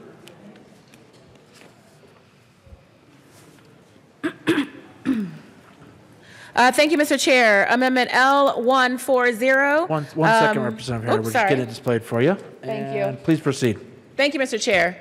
Amendment L140 defines physical force, and it is the application of physical techniques or tactics, chemical agents, or weapons to another person. This is a standard definition. I ask for an aye vote. Further discussion on L140. Seeing none, the question before us is the adoption of Amendment L140. All those in favor say aye.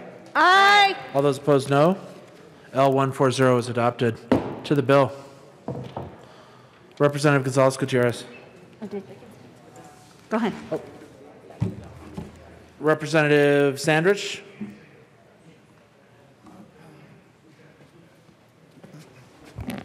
Thank you, Mr. Chair. I want to thank the sponsors for bringing this bill forward and initiating the conversation that we're going to have today. Many of you know I'm a staunch pro-police person, and I stand behind the police firmly. However, what I'm more staunch in is preserving the liberty of the citizens of the United States.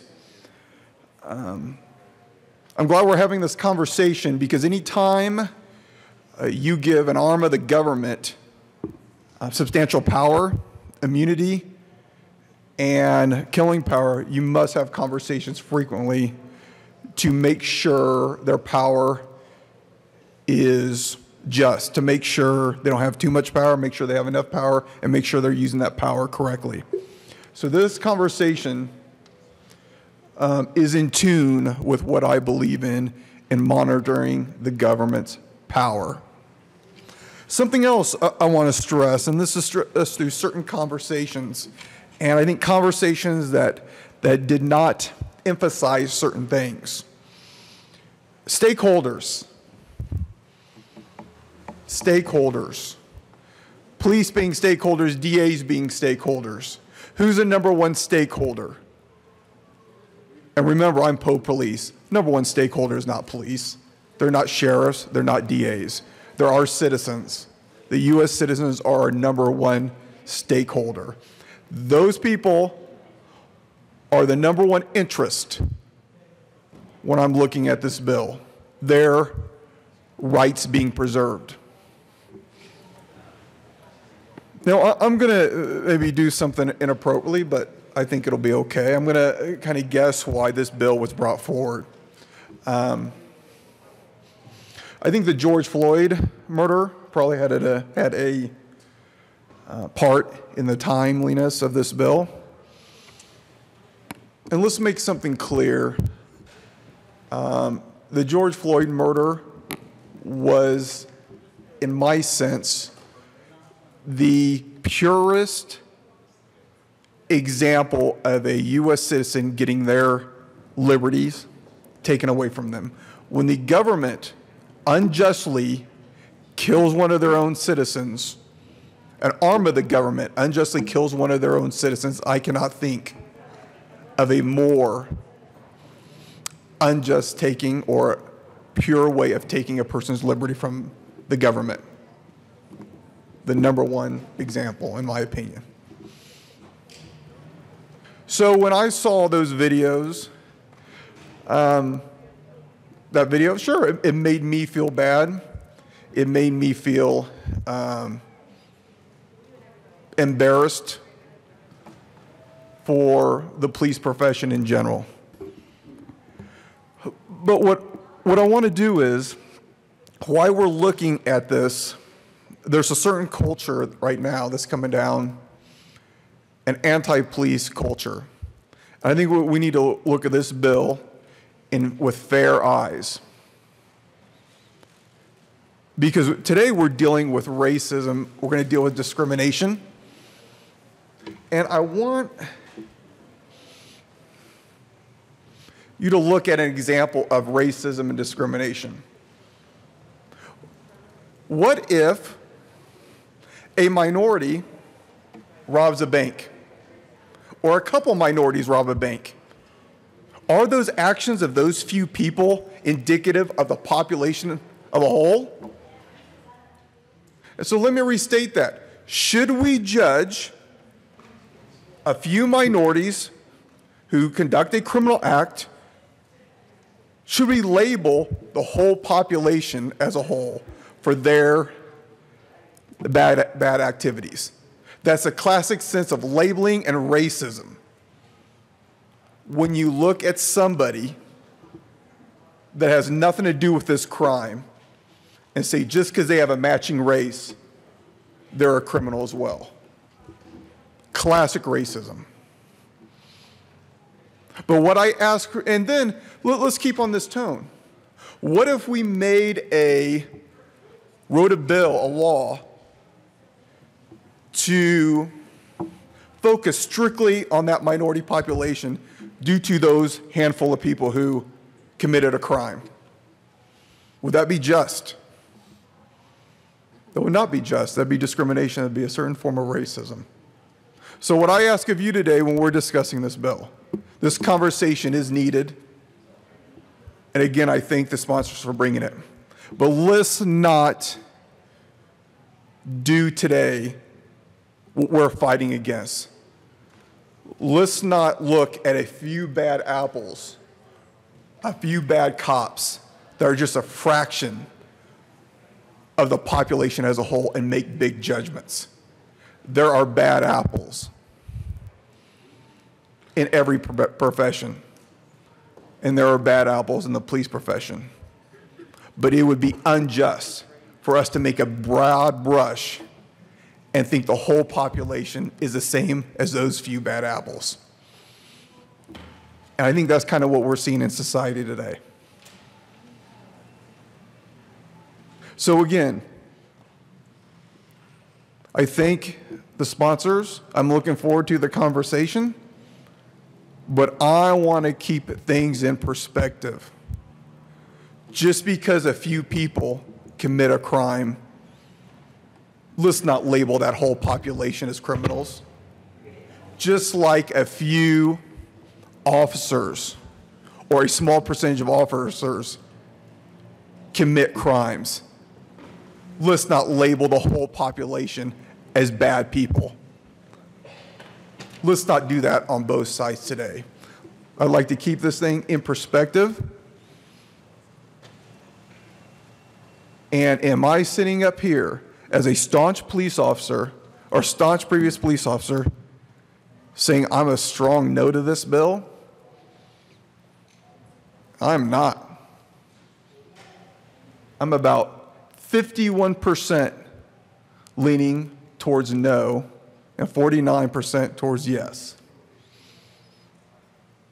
Because I hate to say it to police and the DAs, my constituents' liberties, preserving their liberties is my number one factor. And it always will be. So I'm excited to listen today. I'm excited to learn. And I thank everyone for listening. Thank you. Representative Bockenfeld. Thank you, Mr. Chair. It's an honor to serve with you. It's an honor to serve with you. This legislation's flawed. It was rushed. Rushed legislation based on emotion doesn't make good law.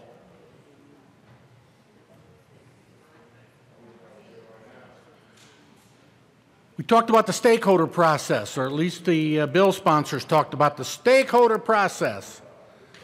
Well, they left somebody out. You know who they left out? The street officer, the guy on the street. Doesn't have a voice. Hasn't had the opportunity to have a voice in this matter. I'm going to read a letter because I asked the question last night. Why am I getting emails from all the wives? Why is it the wives are trying to communicate with me, but I'm not getting communications from the police officers on the street themselves? I know why. I was in county government. I was a county commissioner. I know how county attorneys and city attorneys operate. Everybody keep their mouth shut Nobody do anything.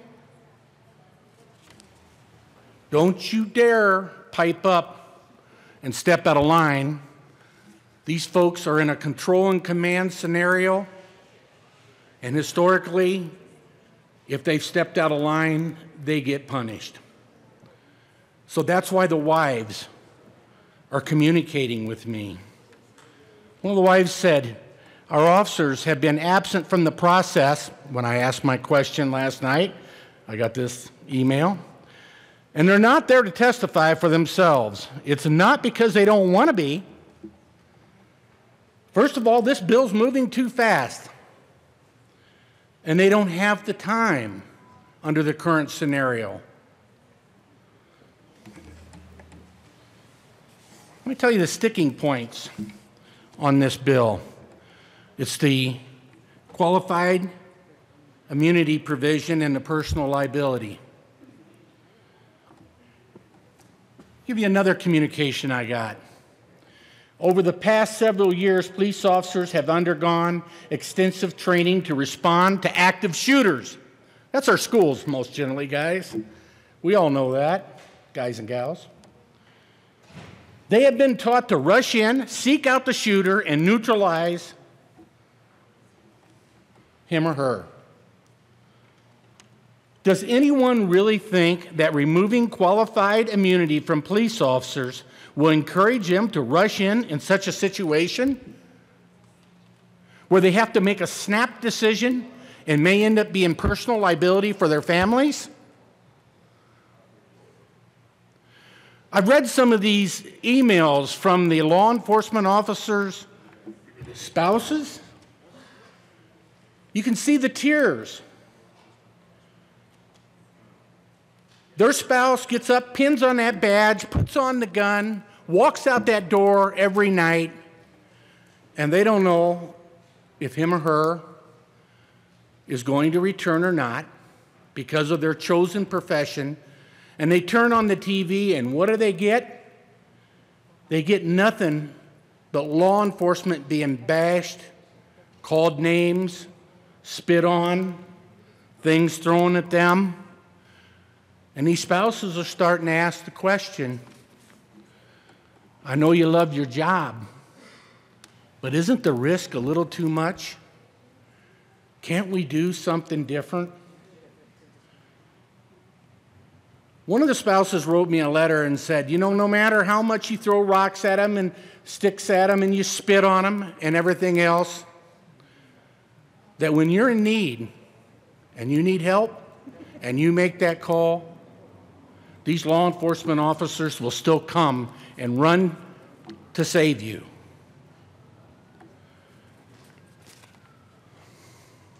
Let me talk about another area that's really interesting and naive in this bill, and that's officer intervention. Okay? Let me understand this. Most of these folks come out of the military in a control and command environment, and they come into law enforcement, and they're in a not so much, but still a control and command environment. And a seasoned officer probably has no difficulty whatsoever stepping in and saying, hey, supervisor, you might be overdoing it, you're out of control. But what about that rookie?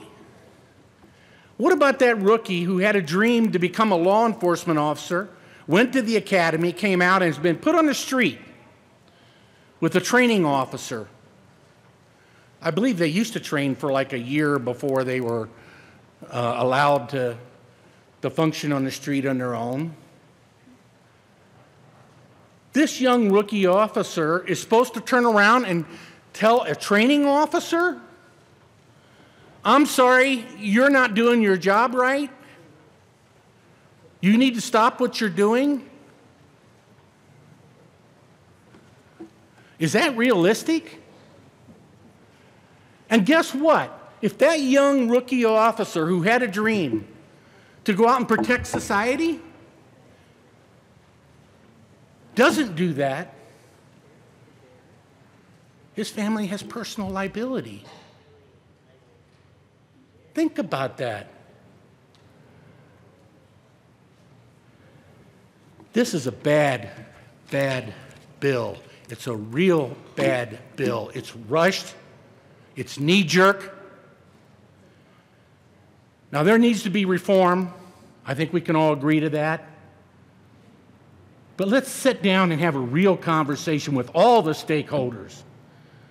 Have a conversation not with the chiefs or not with the sheriffs that are hiding under their desk or the county or city attorneys. Let's have a conversation with the street officers. The street officers who are out there beating that pavement and are dealing with those circumstances, and find out where they're coming from, because they haven't been included. And I don't want to hear the Fraternal Order of Police was their talking head, because it wasn't. Very few of these officers are under a Fraternal Order of Police. Everybody should have a voice. This legislation is rushed, and emotional legislation is bad law. Thank you. Representative Benavides, or Representative Gonzalez Gutierrez. Thank you, Mr. Chair. Thank you, Representative. Members, a couple of other folks came to testify as well. When we talk about wives, let's also talk about the wives who have lost their husbands and their kids to police brutality, that were murdered. Let's talk about the wives that showed up in committee yesterday with their husband's ashes. And one of those wives is Vicky Trujillo. And Vicky spoke to us about what has happened not only to her husband, but also to her father. And it has been historically over and over again for generations in her family that they have suffered due to these use of force issues. I'll read a little bit of what she said, members. This has hit home for me. Hearing Mr. Floyd cry out for his mama just broke me down. I am a mother of 5, and I have witnessed a police officer stalk my older son. We made a report and submitted a video, and nothing happened. My father was brutally beaten by District 1 officers in 1977. What if my father, Larry, would have died? I would not be here today. My father had no choice but to sign a paper to not file a complaint or sue. And the cops did not file any charges on my father in return because of that. There would be no record of this incident. 2007, my late husband was killed by Officer Timothy Campbell, District 4. So I know what it feels like to lose someone to police brutality. 2016, my kids were pepper sprayed and nothing was done to those officers, even though there was video proof. Members, I'm also a mother. And I'm a mother of 3 young brown children. This has been going on for generations. My very family, my own ancestors, my parents, my grandparents have been fighting this issue for generations, so this is not a new issue. This was not done out of emotion. This is something our communities have been fighting and advocating for. This is not a new conversation, and I want to make that clear. Representative Herod. Thank you, Mr. Chair, and I appreciate the passion of my colleague. Members, you may hear us get a little bit emotional tonight because it is an issue that rings very close to our hearts. But I do take issue with saying, 1, that this bill has been rushed. We have introduced literally dozens of bills on both sides of the aisle since this bill was introduced. 2, I've had more stakeholder meetings on this bill than I've had with any other bill that I've run. We've met on this bill literally almost every hour, every day since before the bill was introduced. And I'm sorry if you don't believe the FOP represents its frontline officer, but I think they would disagree. Now, I want to talk about what happened in the committee. In the Finance Committee, there was no opposition from the law enforcement lobby. None. Because we have worked tirelessly to get this bill where it is today. Now, some folks might find this to be knee-jerk, but I will tell you, I have gone on more ride-alongs than most people in this room. I have been in more jails than most people in this room. I have talked to law enforcement officers since I've been elected and before. I have gone to see other precincts. I've asked what's going on. I've asked what we need to do to change the culture so that black and brown people stop dying, so that black moms, you want to talk about moms, black moms and wives don't have to teach their kids to be afraid of law enforcement officers. My brother was taught that. I was taught that. Representative Coleman was taught that. Representative Melton was taught that. Representative Exum was taught that. And it's true. But additionally, and I'll remind you all, that my father put on a uniform every single day and went down as a correctional officer at Supermax Prison. He started as a groundskeeper and worked his way up to the head of internal investigations. So we have received letters from a lot of folks on this bill, and a lot of issues, quite frankly, have been addressed, which is why you see the bipartisan support. But I want to talk about a letter that I got. And it says, Representative Herod, I want to write to personally express my support for Senate Bill 217. I work in the Department of Corrections as a correctional officer, and I must state that I support this bill as an individual with a conscience.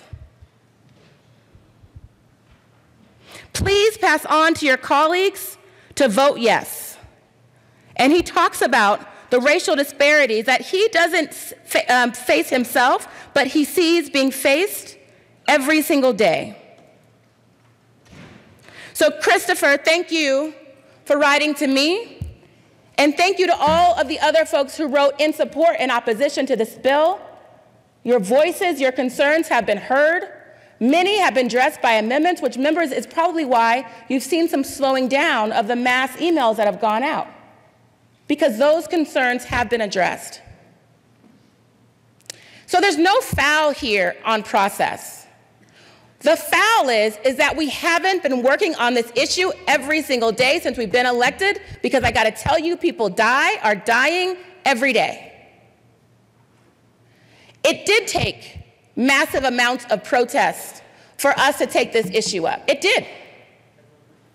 Protest works, turns into policy. And I thank my colleagues in the Senate and the House for the political courage to stand up and say, now it is time to address this issue. We have found a solution. We have worked by bipartisan nature with all of the stakeholders. We have listened to the families, and we've listened to the law enforcement officers who say, I can't even wear my uniform home because of the reputation that we have as officers today. Help us fix that.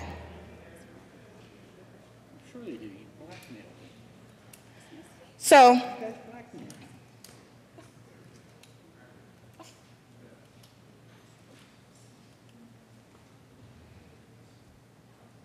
there was no blackmail that happened in the lobby.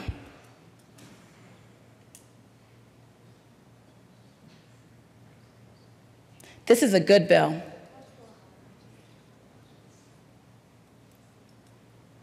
And shame on you for implying that in the well. I ask for a yes vote. Representative Benavides. Thank you, Mr. Chair. Members, I sat through the several hours of testimony last night, and I appreciate the comments of my colleague from El Paso County in saying that we do have to be leery of painting with a wide brush.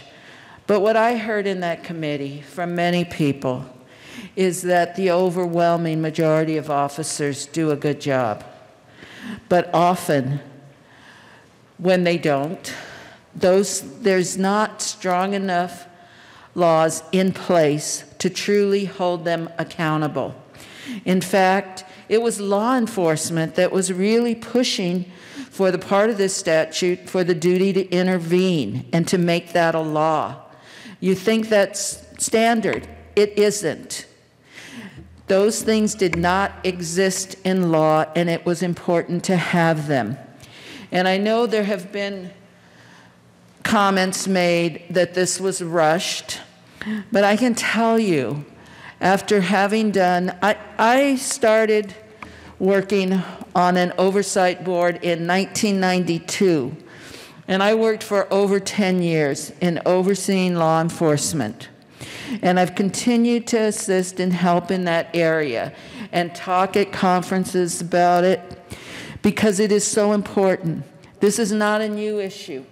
I said last night that in Denver, where I was born and raised, they have had civilian oversight since 1947. And that was because the community was saying, we need somebody looking at what police officers are doing. Everything isn't going right. We need some advisement on this. This has come up over and over and over again. And officers that have done things to deprive people of their, not only their liberty, but their lives, they have not been held accountable. We started the hearing last night with a video about several situations that had happened here in Colorado.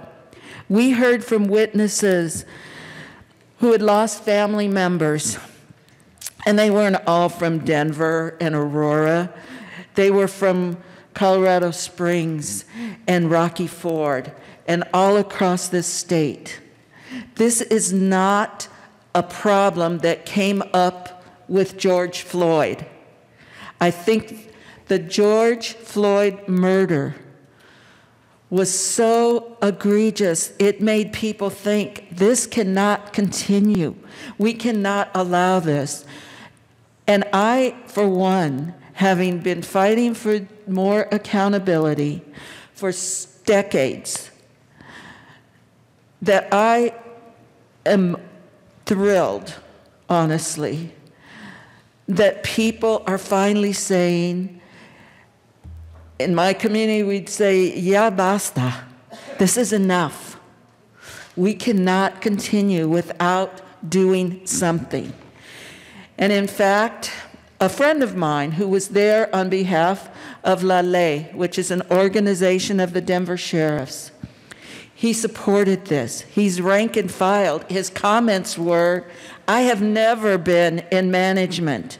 That's what his testimony was. He was a rank and file sheriff's deputy. He supported this bill. He said that. He said that his organization supported this bill.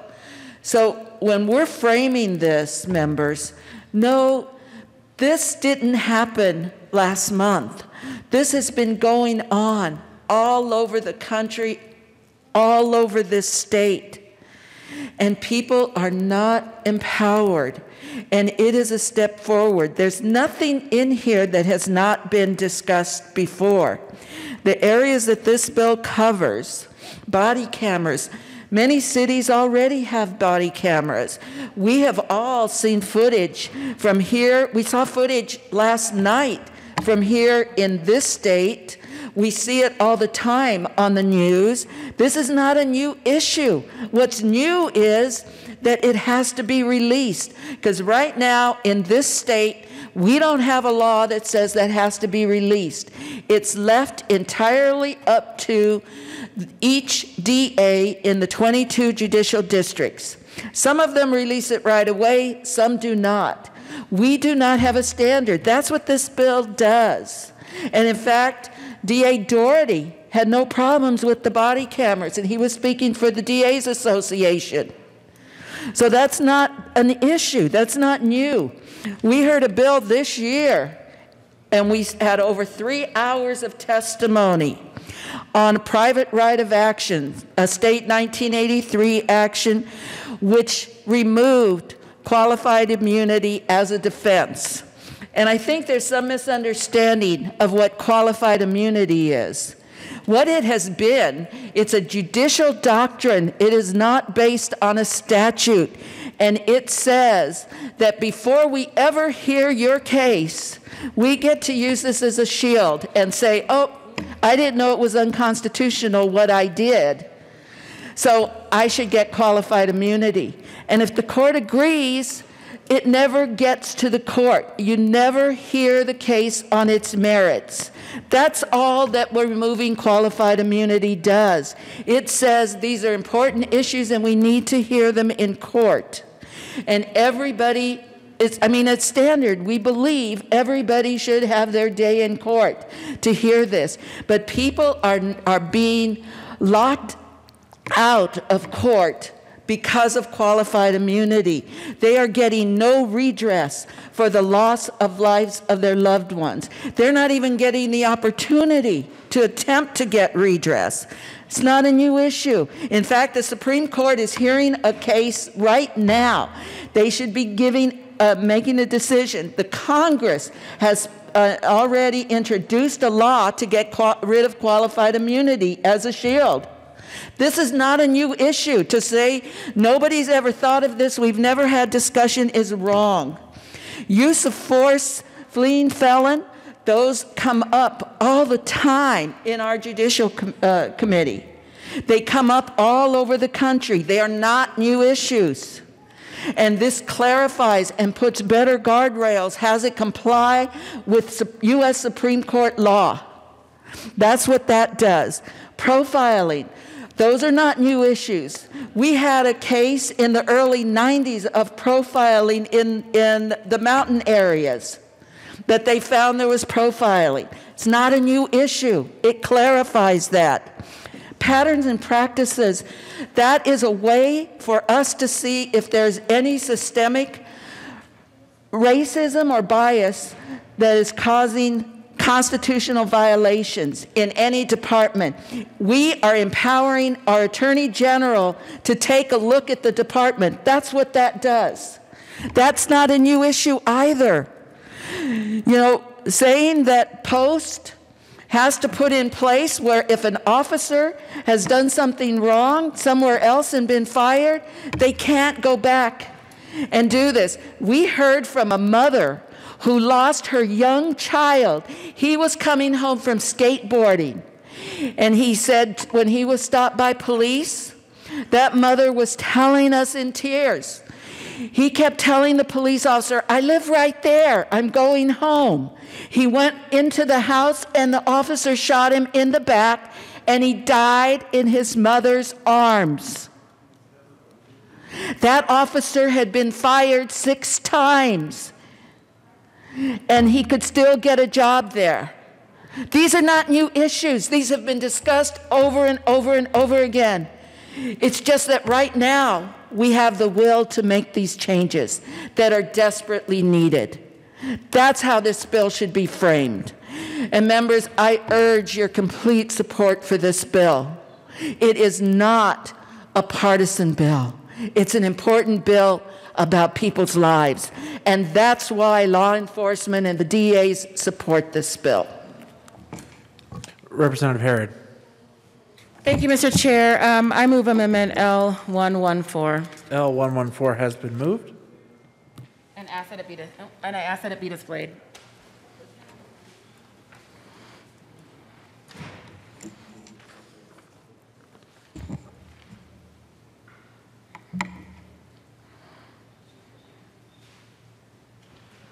Please proceed, Representative Herod. Thank you, Mr. Chair, and I want to thank the good colleague from El Paso County for helping me work through this amendment. This amendment specifically outlines what our intent is around failure to intervene.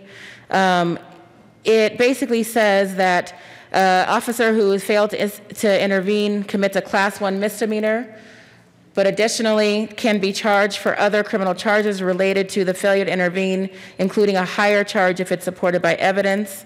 I ask for a yes vote on this amendment. Further discussion on L144? Seeing none, the question before us, the adoption of Amendment L144. All those in favor say aye. Aye. All those opposed, no. L144 is adopted. To the bill, Representative Bockenfeld.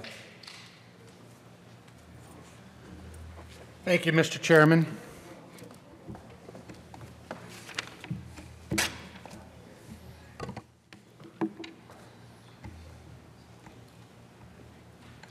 A rushed, emotional legislation without full stakeholder involvement makes bad law. One of the wives wrote me, I told my children not to tell other kids at school that their dad is a police officer. I didn't want them targeted.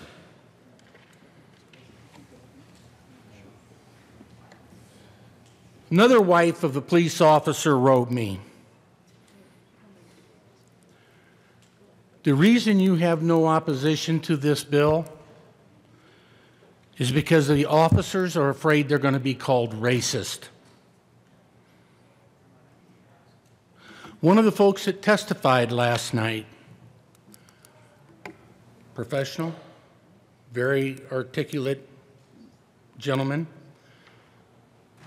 was talking about how they felt, or he felt, that racism was put onto him by a police officer or by police officers. And when I asked him, because he had a lot of experience in this area, sir, for 50 years, we have been trying to diversify our police departments. We have put black, brown, minority officers on the street so they could better interact with their communities.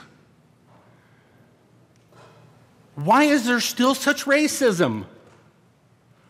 You know what his response was? And he was a black man. His response was that the black, brown, and minority officers are worse than the white officers. That's what he told me. Go back and listen to the testimony. And I went, huh? And he said, it's the culture. It's the culture of the police department that's the problem. And the light bulb went on. But that's not what we're hearing all the time. We have officers who are afraid to speak because they're afraid they're going to be called a racist. Now, if you want to attack the culture, I think there's a lot of discussion, and everything I've heard through most police officers, they don't like bad cops. They're the first ones to tell you. But I guess we wouldn't know that because we didn't have the street cop at the table. Oh, we had the chiefs. We had the sheriffs. And they had their little city attorneys and they had their little county attorneys. I'm well aware of how they operate. They can count. They see how legislation gets pushed through this legislature. They can count. They know this bill's streamlined. They know this bill is built on emotion. All I'm asking, my friends, slow it down. Stop the bill. Let's sit down and have a conversation that we can all take a deep breath and we can all sit at the table and we can make sure we get all the stakeholders at the table, including the voices of the street officers, and put something together next year that's really meaningful. Instead of trying to jam this legislation through. That's all I'm asking for. I am very, very impressed with the people that I've been interacting with. because they really feel strongly about their responsibilities in protecting their communities and the people in those communities. So please consider stopping this rushed bill. Not properly stakeholder, without proper stakeholder involvement, and emotional legislation that's going to create bad law. Thank you. Representative Williams.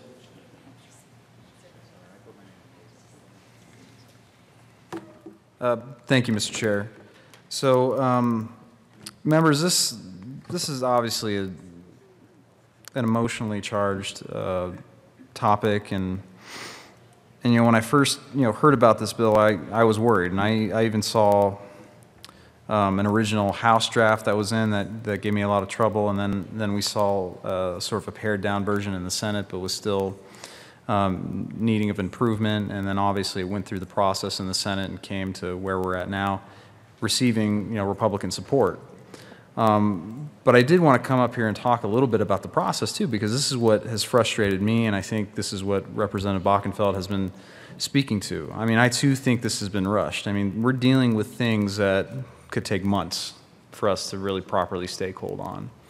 And I know that there have been sufficient amendments that have been put in place, but I don't disagree with much that Representative Bockenfeld laid out in his earlier comments. There are a lot of scared people out there. There are a lot of Republicans that jumped on this bill because they kind of felt like there was no choice, right? We either take the deal that is in front of us, or it could be much worse. That's what we've been told this whole week. This whole week in our House caucus, we've been told that it could be much worse, and that if we simply go along with some of the amendments that are being put in place to pare this down to a level that's survivable for those frontline cops, then we should just take it. And that's really my problem with it, because there are things about this bill that I have no problem with, and there are other things I do have a problem with. There is at some point that there could have been I think an honest and fair dialogue to where I might actually be voting for this bill. And right now I'm conflicted because it's a mixed bag in my opinion. I think everyone here in the Republican caucus believes in holding police accountable, especially bad cops that do bad things. That's something that we all can, I think, agree on. But with how we did this, I think is wrong. When this first Senate bill came out, there were no Republican co-sponsors on it. This was a late bill that had nothing but Democrat sponsors on it.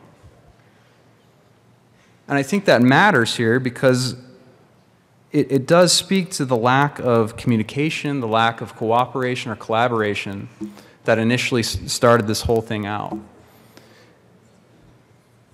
And this is what happened with George Floyd, was certainly tragic and shouldn't have happened. And I think we can all agree that those who did what they did to George Floyd should be held accountable. They should be prosecuted, and justice should be served. And this is something that the Republicans would have really liked to have been engaged in, would have really liked to help the other side of the aisle on initially. But instead of seeking that collaboration, we were kind of forced into taking the best we could get. And I think that's what's reflected in the Senate, ultimately. And I believe that because, again, this whole week, my Republican caucus has been told we better take what we can get. Otherwise, it could be much worse once this goes to conference committee. And so that's the position we're in. That's the position we're in. We were told, don't put up a big fight. We got some things in here that the law enforcement agencies, the DAs, they can live with. We can deal with this. We can kind of fix it, down the road and kind of tweak it so it helps out those frontline cops. So what does that put us in? What position does that put us in? Our hand is almost being forced. I'm not going to go so far as to say it's blackmail, but it sure hell isn't collaboration. It's pure political pressure. You're asking us to basically take what we can get, otherwise we're going to end up having a much worse version, maybe similar to what we saw in the House draft that was never introduced, but at least circulated around. And that's what really troubles me about it. And I don't know if any of this matters to anyone. I don't know if this is all falling on deaf ears, but I've received hundreds of emails from frontline cops, those who are actually walking the beat, who are terrified. I've had many phone calls from sheriff deputies in my district who said they're looking for a way out. They're going to move out of this state, that they're going to find another state to go to continue on their profession as a cop because of this. And that's ultimately the problem with this bill. This is the problem when we don't properly stakehold, when we don't properly deliberate and think about what we're doing. We rush something because maybe we want a political win, or because now, we want to strike as the iron is hot.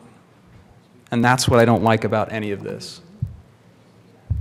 I don't feel like I can vote on something that I really like. Instead, I feel like I have to vote for something, otherwise it's going to be much worse for those sheriff's deputies that live in my district. And that is what's shameful. That's the shameful aspect of this. And there's not a damn thing any one of us can do about it, because there's 41 over here. There's 41 over here and 24 over here. And yeah, there's going to be some Republicans who vote in favor of this bill, and I don't fault them for that, especially given the circumstances. Again, I won't say blackmail, but we're certainly walking that fine line. So I guess if I'm saying anything, it's that I'm very conflicted about this. I feel like, Republicans in particular are being painted into a corner, and we're being forced to make a decision here that we may not be comfortable with, but it's probably the best decision it's probably the best choice we can make given the circumstances to protect those cops. And so I'll conclude my remarks here, and I'll let some of my other colleagues speak. I'm very interested to hear from Representative Richard Champion. He's a former police commissioner. I'm sure he would have been invaluable to the stakeholder discussions had he been asked. But he wasn't asked initially. And it's that type of stuff that we should really avoid in the future, especially on such an emotionally charged debate. Representative Champion.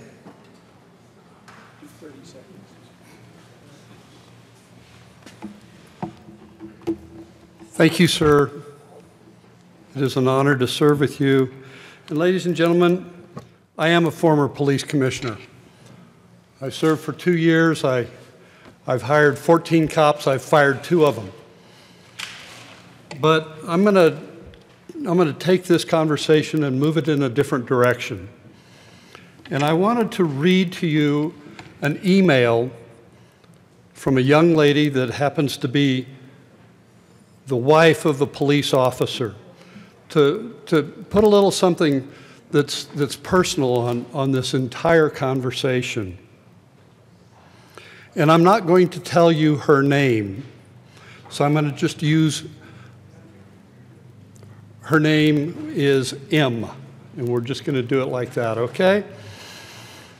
My name is M, and I'm the proud wife of a police officer.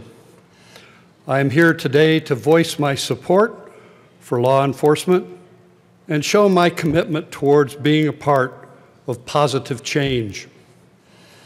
They say that no one dislikes a bad cop more than a good cop. Well, I can personally attest that actually no one dislikes a bad cop more than a good cop's wife. When one bad apple throws a stone, the wave that hits the police families is something I cannot put into words. I am someone who was not raised in a blue family. I married into it. Before I met my husband, I must admit that I did have a particularly favorable impression of the police. I did not have a particularly favorable impression of the police. Excuse me. In fact, when we met, I very strongly expressed my, shall I say, lack of enthusiasm towards his profession. For some reason, he didn't write me off. He is the reason, for the first time, I was able to see the human side of the badge, and I have seen him positively change the opinions of countless others. While on a ride-along with him, I saw nearly every person he pulled over shake his hand and thank him. I would not have believed it myself had I not seen it with my own eyes. We need people like my husband. We need officers whose hands people want to shake, who comfort people in their time of need, and people need to know that these men and women represent the majority. Each day when my husband leaves, I take a mental snapshot of what he looked.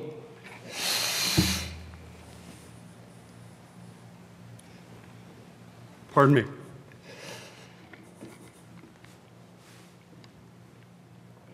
I take a mental snapshot of what he looked like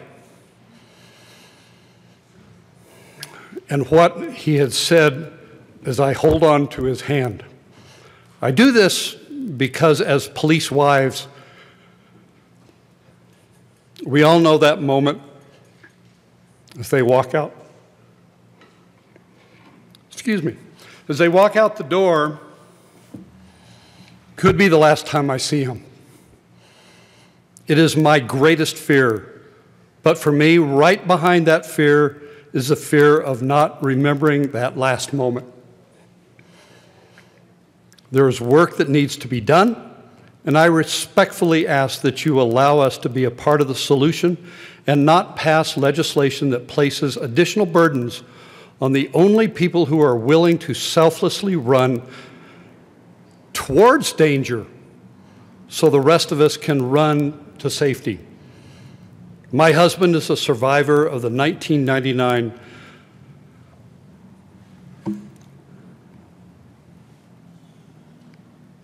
Columbine high school tragedy and knows how it feels to be on both sides of a horrific situation.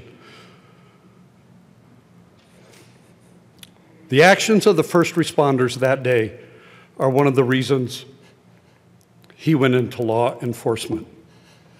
As police wives, we frequently hear the phrase, if they are brave enough to wear the badge, you have to be brave enough to let them. Please help our families continue to be brave. Please sit down. Thank you.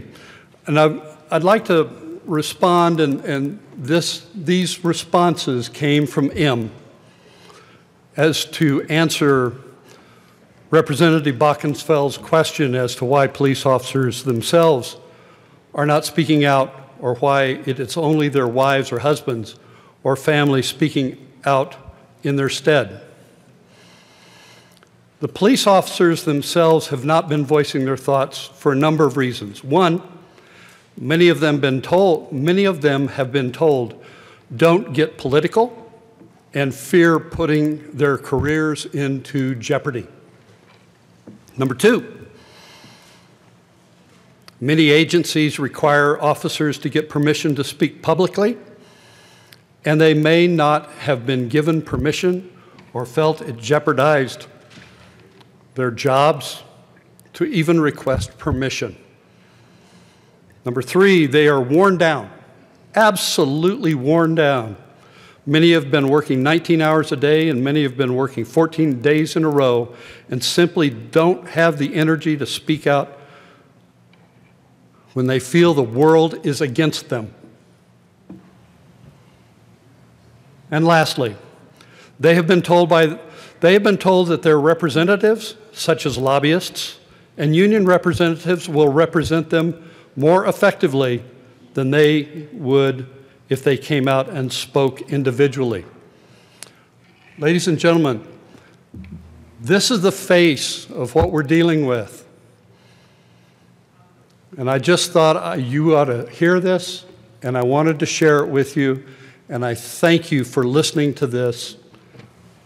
I look forward to this interesting vote. Thank you. Representative Liston. Thank you, sir.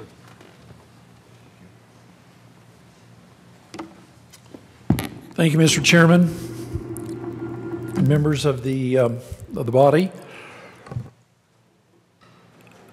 I want to preface this by saying I am no expert at when it comes to these law enforcement issues, and I want to give the sponsors of the bill, in both in the House and the Senate, and Senator Gardner and Senator Cook all due credit, because with their backgrounds, I know they negotiated and worked very hard, as I'm sure the sponsors have on all of this. Like I say, I'm no expert on it. My personal experiences with the police have been very limited. Yes, I've been pulled over for a speeding ticket. A couple other minor things I can't remember, we all have. I will confess to that. And but I was brought up, I'll say the old-fashioned way, probably like many in this room. At least I can remember my father saying, yes, sir, no, sir, yes, ma'am, no, ma'am. And it's the way that it's the way that I was taught, and which is maybe a little bit of the reason why plus my father always said, whatever the police officer or whatever the principal said to you, when you get home, then you're really going to pay for it. So he put the fear of God in me like nobody else could. God bless him. Yes, and like I say, I want to give the sponsors and all the people who worked on this due credit. Certainly, where it was introduced and where it is now are two different versions. Thank heavens, quite frankly. And I will readily admit, as we all know, it's been said, I'm repeating some of this, but these are my thoughts. Some of my colleagues have stolen a little bit of my thunder. I'll be the first to admit, we all know that there are some bad, terrible police or sheriff's officers. But that, to me, that 1/10 of 1%, whatever it is, it's a very, very small percentage. And whenever they do these egregious, terrible actions, it is a terrible reflection on all of law enforcement. We all know that. Nobody condones or apologizes for a terrible, like I say, rogue police officer. The George Floyd situation, when I saw that too, and it still burns in my mind. If it burns in my mind, I can imagine how it burns in a lot of people's mind of seeing that police officer with his knee on his neck for 8 or 9 minutes. I mean, there's no excuse for that. And nobody, I can't imagine anybody that that condones anything like that at all. It's just a very, very terrible situation. With that being said, and I'm not here justifying, I want to be perfectly clear, I'm not justifying anything that officer or the other 3 did at all. I want to be very clear about that. But George Floyd was also no angel either. He'd been in and out of prison 4 or 5 times. Irrespective of that, he didn't deserve any of that. What concerns me about this bill is the unintended consequences of what's going to happen down the road, is what is going to happen to the morale of the police and the sheriffs and law enforcement. That why would anybody today in this environment, a young person, want to get involved in law enforcement?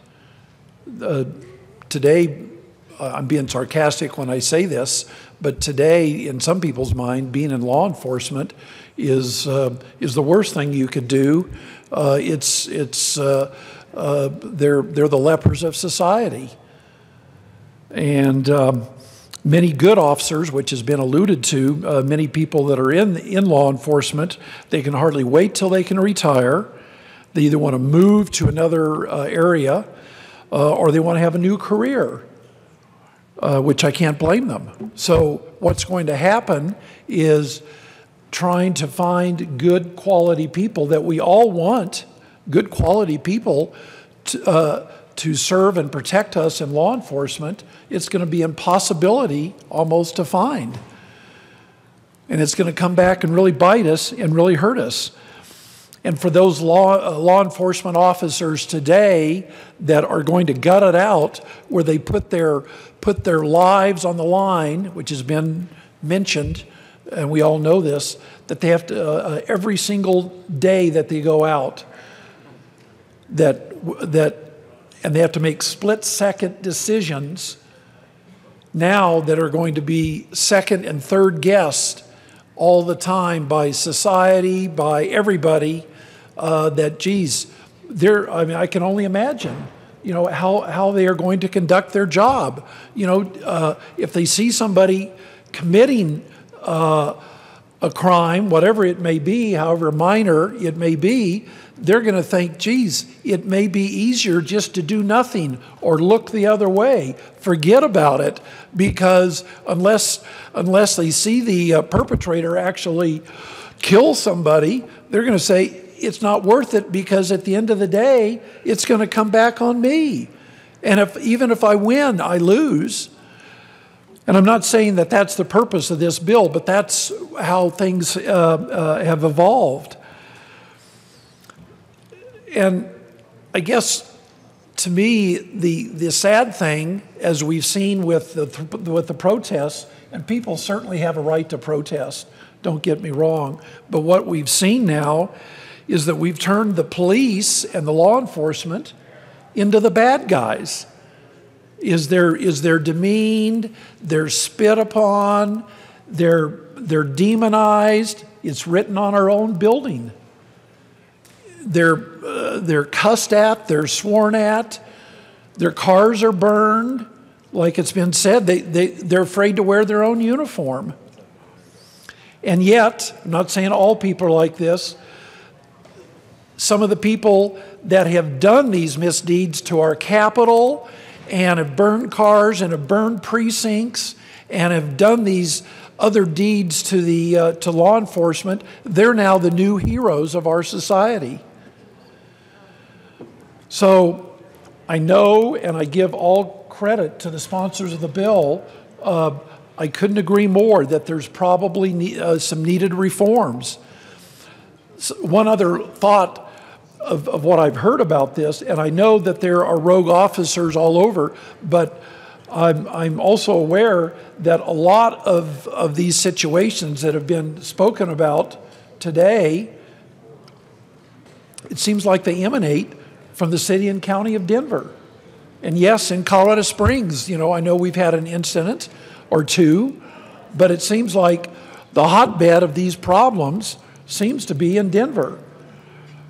Not that there aren't problems around the state, but once again, let's not paint all of the police and the sheriff and the law enforcement officers around the state by the numerous unfortunate, dastardly situations that have occurred in the city and county of Denver.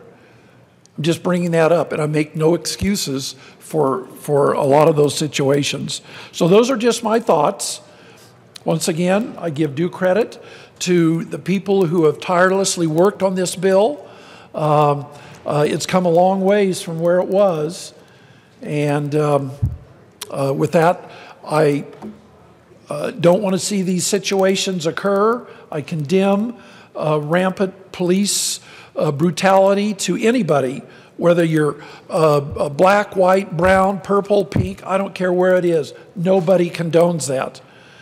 But with that being said, I want to give due credit to the men and women in blue that tirelessly go out and work for society, all of us, day in and day out, putting their lives and their names and their families in harm's way to serve and protect us.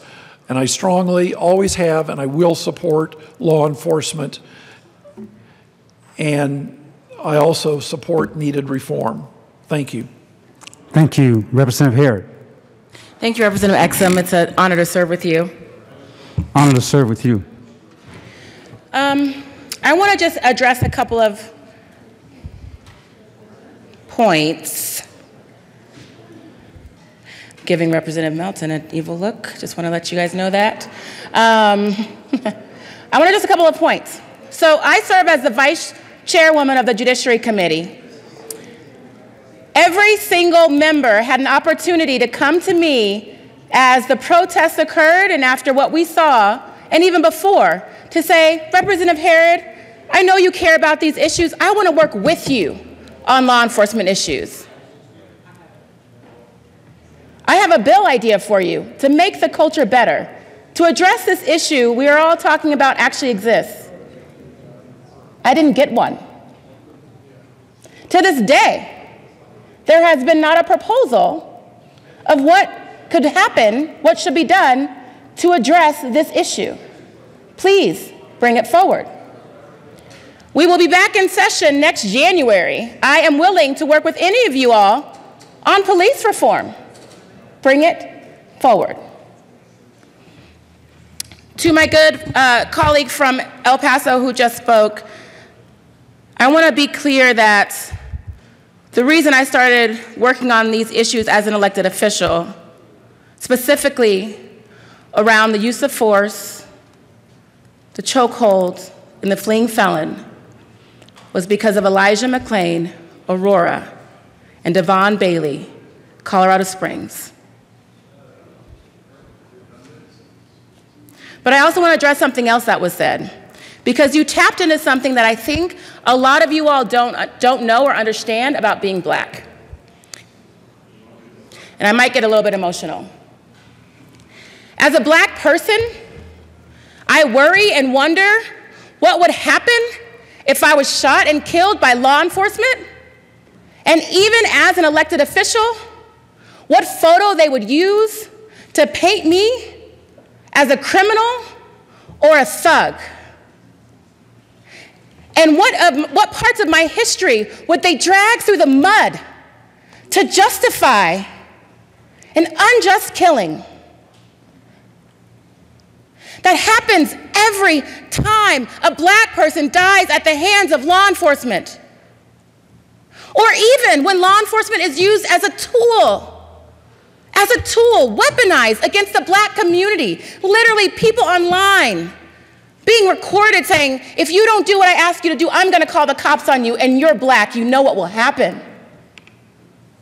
That's how we feel. That's real. We shouldn't have to feel that way.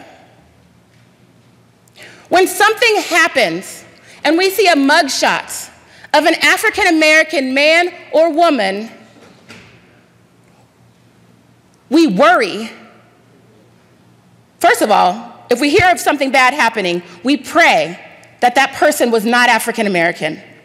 Because if they are, we worry that our neighborhoods will be full of harassment and police brutality, and there'll be a license to do that in our communities. I don't know that you all feel that way when you see a white person commit a crime on television. I don't know if that's your response. I don't know if your parents ever told you, don't go outside because they're looking for someone and they might mistake him for you. But that's what I feel.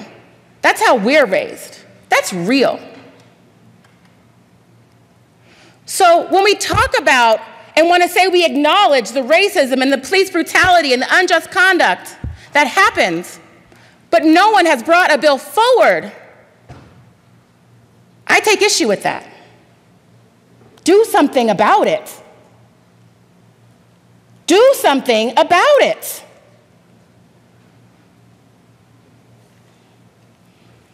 Now, we brought a bill forward. We worked with the stakeholders. We overworked with the stakeholders because it was time to do more about it. The other thing I want to address, and then I'll leave, maybe, not really, is this issue that law enforcement doesn't want to be law enforcement because, or maybe because of this bill. I would ask you if there's a piece in the bill that folks take issue with that would cause people to leave law enforcement, show me the line, because this bill is about accountability and integrity. So which part are people opposed to? Show me the line. But the reason why so many people do not want to grow up to be law enforcement anymore is because we have to get on our Facebook page, our Twitter feed, our Instagram, and see people like us get murdered by law enforcement officers. People like all of us. And that's why it's so hard to get people into the profession. We are trying to bring integrity and accountability into the profession. We are not talking about the good apples, but God, darn it, I'm sick of protecting the bad ones. Our laws should not protect the bad ones. That's what this bill does. That bill ensures that we hold people accountable. Members, please sit down.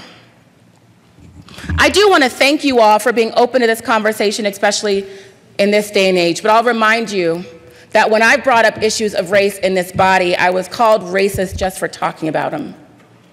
We've got to start tackling these tough issues. We have to. Our kids should not have to grow up this way anymore. But please acknowledge that it's different. I asked for a yes vote on this bill. I appreciate folks who came down to the well. Thank you. Thank you. Representative Coleman. Thank you, Mr. Chair. Members, in the history of our state, there are numerous cases of conflict between law enforcement and community. But there are a few that I'd like to share from a couple of folks, in particular, former Mayor and State Representative Wellington Webb and former Representative Wilma J. Webb, faced as state legislators. A lot of times you hear about these individuals and a couple of others because in our community, these are the folks that we look to if you grew up here who served before us in this same chamber. I'm sharing their specific experiences because they too once served in our positions. And they were faced with the same decisions stemming from the same unfortunate circumstances. A gentleman by the name of Carl Newland, a middle-class black man, was approached by police at a Denver bar on April 9th, 1976, and he was questioned about a robbery.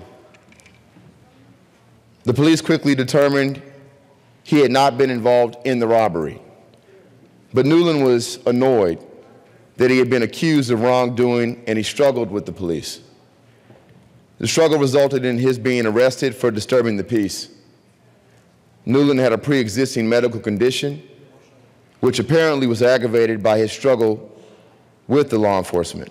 And 4 days later, Newland, 48 years old, died on April 13th from a stroke caused by a blow to his body. Then less than a month later, Stanley Muniz, 22, was beaten by police in his vehicle following a drunken driving charge.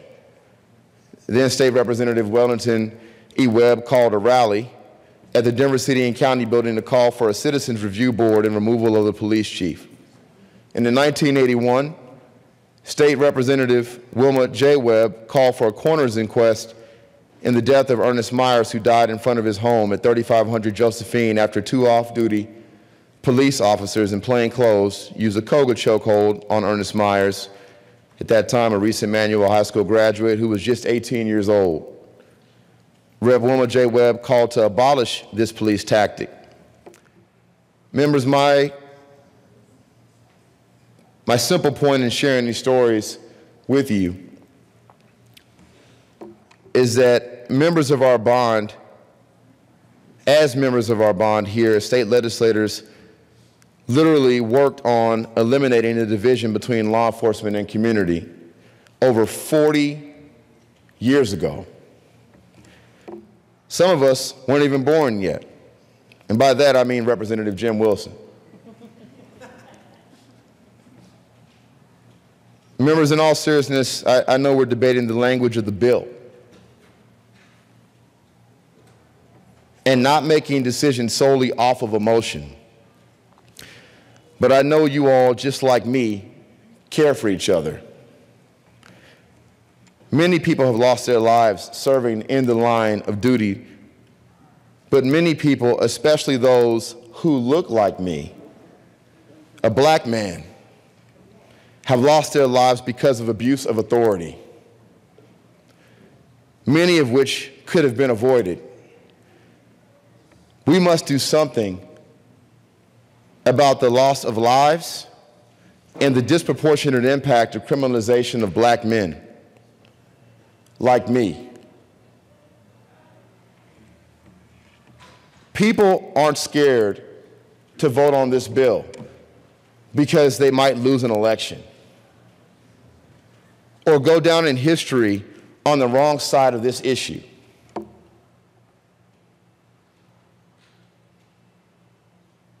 I ask you to just take a look at me.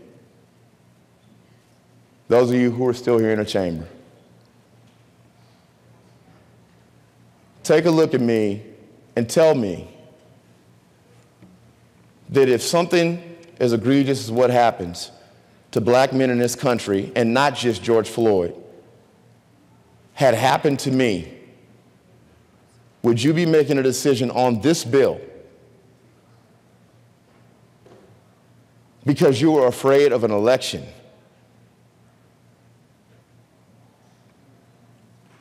This is not something that was just recently worked on, members. I know we're in the session. I know we had a recess. I know we came back. I know we had the protest, and it seems like we've only been working on this for 3 weeks. But I would be shocked, because of the relationship I have with each of you, that if you didn't take up the responsibility to say we've got to do something about this because we cannot believe this happened to one of our own. You don't have to know someone personally who this has happened to. I think a lot of times you hear about this and wanting to do something about it from people who look like me because it happens to us disproportionately. But I think more so importantly, what connects us, and what I've heard from many of my colleagues, is not the color of our skin, but it's our humanity. And that we do love each other. And that we are voting on the bill and not off of emotion. But I imagine there would be no other legislation being run in this building if it had happened to me. Nothing else would matter if it had happened to one of you in some other circumstance, whether it was law enforcement and the brutality that we see at times, or something else that happened to you. I don't care what bill I'm working on. It does not matter as much as my relationship as it does with you, especially if it caused you to lose your life. So when people ask you why you voted in support of this bill, don't tell them because you felt pressured. You tell them because if this had happened to one of our own, this is the only thing that matters. See, you all know me now, and what you know of me for the time that I've been able to serve with you.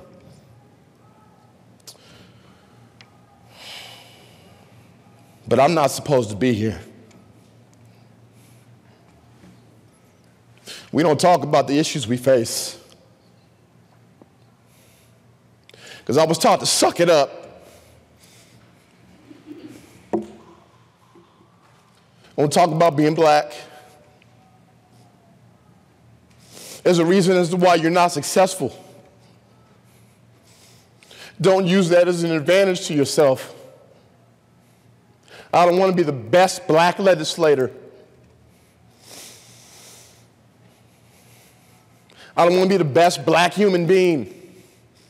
I just want to be seen as equal. And I know white people get killed. by law enforcement.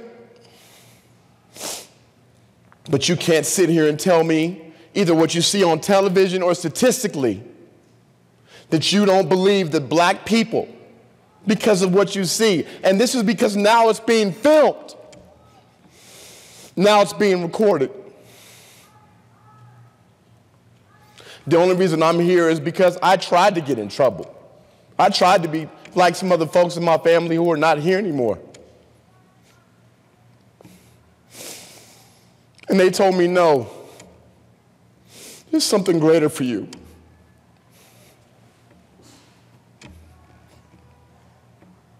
You don't belong in this place. You belong in a place where you can make an impact.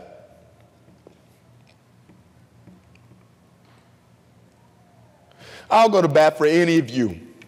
I'll come to your district. Somebody has a problem with you because you supported this bill, I'll fight for you. It's not about what side of the aisle it is. This is an American issue. Since the founding of this country, none of you were slave owners, and none of us were slaves in the black community. None of us were. I grew up here a free man. And I know that a lot of times we're judged by what happens to us in our past and our ancestors. But that's not you.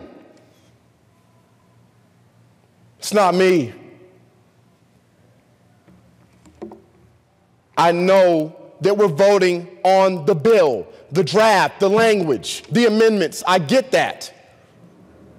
But I know when you look at this bill, you can vote on it. You can vote for it. And I challenge anyone here to test me and see if you ever felt like you were threatened, that I wouldn't be there for you. Not about your election, your life. Because we served together. Look at the picture on the wall when you walk down the hallway. I don't know some of those people in prior years, but I know you all.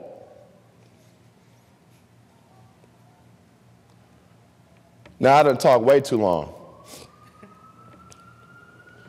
But I want you all to vote for the right reasons. If you feel as if you're being pressured other than any reason, but if this was James and this had happened to him, this is the only thing we're thinking about right now because he was a good man. None of us knew George Floyd. We don't know. But y'all know me. And I just want to be able to say, and this is some of our last years here in this chamber, that before we left here, this was not a somewhat bipartisan effort, that it was a fully bipartisan effort, that it did not have a color of a political affiliation, it did not have a color of skin. It had a same color of spirit. That we all had the same spirit and belief in what we were doing. And if there's anything that comes as an unintended consequence to what this bill does, I will be there with you again to change that. Because this is not about cops versus bad guys or folks in our community. This is about making sure we continue to repair the relationship between law enforcement and community and that we don't have this happen to anyone, regardless of their skin color. Thank you for giving me the chance to speak. Thank you, Representative Coleman. Representative Larson.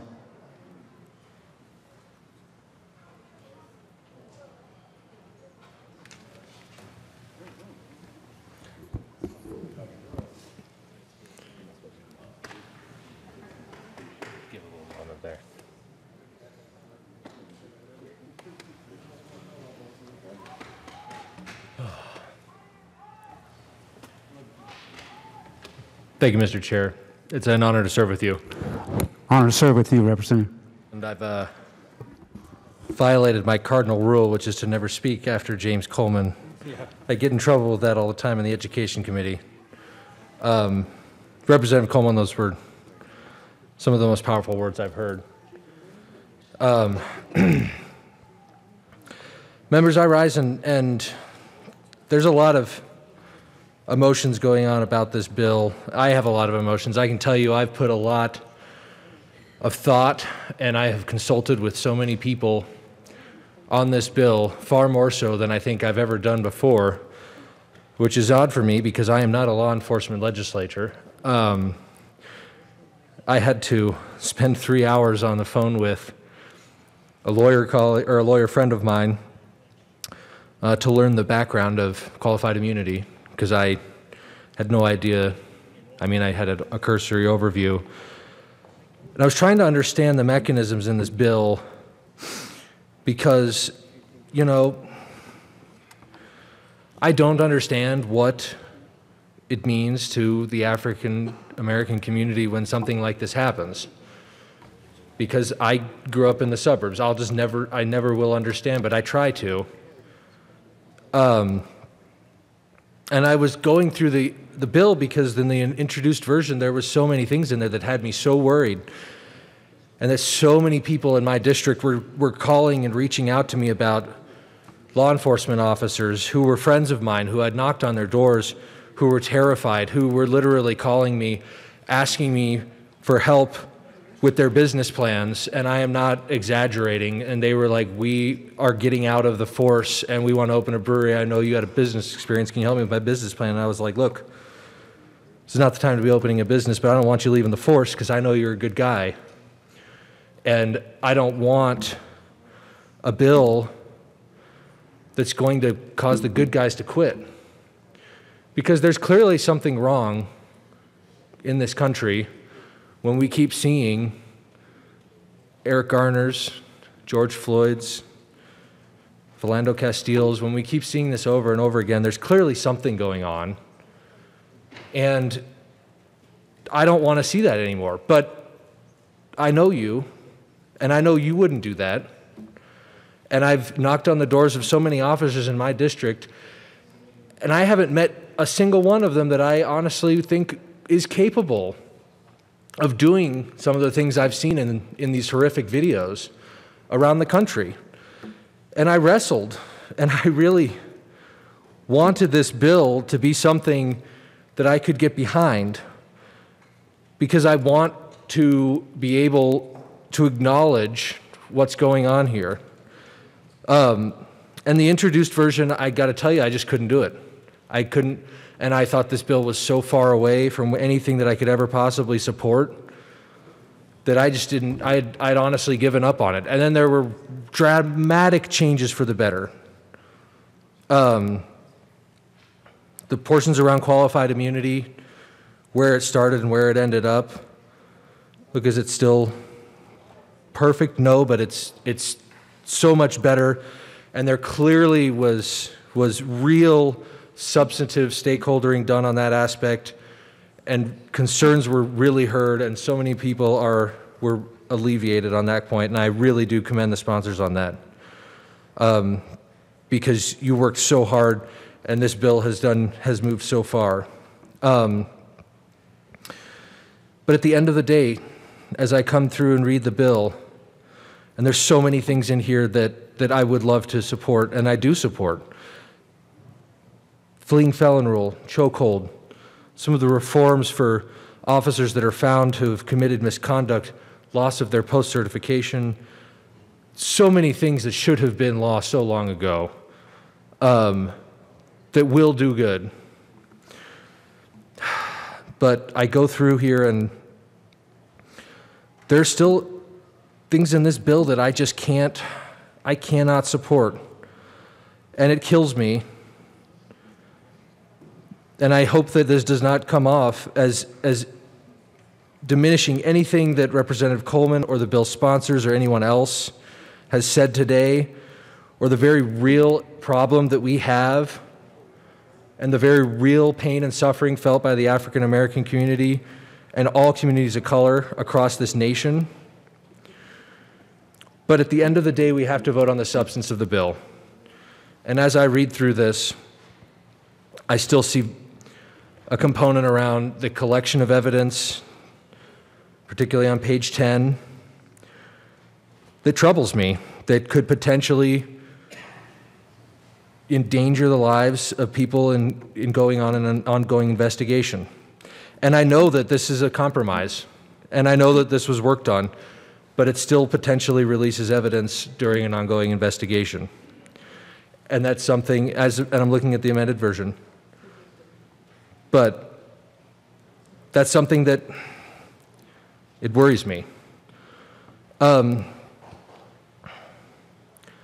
I almost even hate to say this because the last thing that should matter for this is money, but this is still a huge unfunded mandate to state and local jurisdictions. And I realize that you've given them a long runway, that they won't have to deal with this until 2023 in most cases. But at the end of the day, that's something that's this important that we're going to prioritize as a state, and we're going to tell departments that they need to do this, that they need to buy this, that they're going to have to change the way they indemnify officers, that they're going to need to purchase this equipment, they're going to need to keep this data. All good reasons. I'm not arguing with whether or not we should be doing it, but it is my belief if we're going to do it, we need to pay for it. Because our locals, I mean, how many times have we talked about local control and unfunded mandates from this well? And this is as noble a cause as any. But if we're going to do this, we need to pay for it. Because to just go to the local sheriffs and the cities and say, hey guys, you got to come up with the extra couple $1 million, and it feels bad to come down here and say and try to talk about the money, because that shouldn't be what this is about. But at the end of the day, I have to take that into consideration. I have to think about my Jefferson County Sheriff's Office, who provides law enforcement to my district, and the budgetary crisis that they're in right now.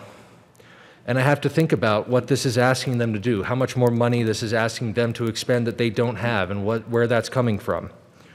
And I hate that that's what this is coming down to.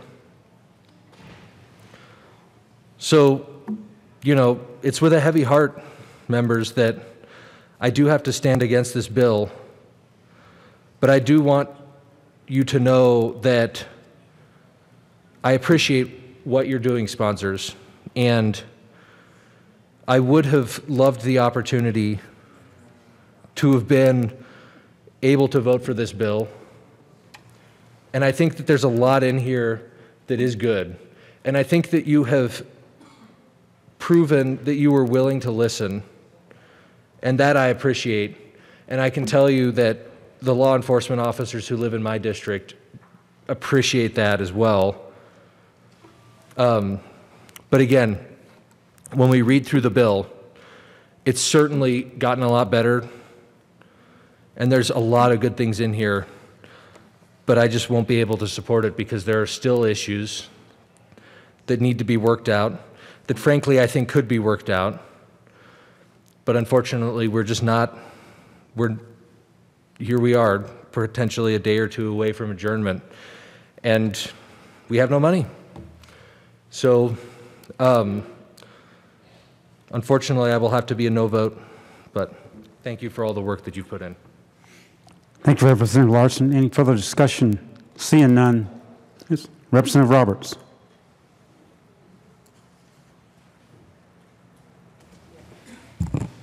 Thank you, Mr. Chair. It's an honor to serve with you. Honor to serve with you, sir. I would just want to first start by thanking the sponsors for their work in working with a broad coalition of stakeholders, and including myself, who have prepared an amendment that they have been gracious and willing to work with me on. So with that, I offer Amendment L134.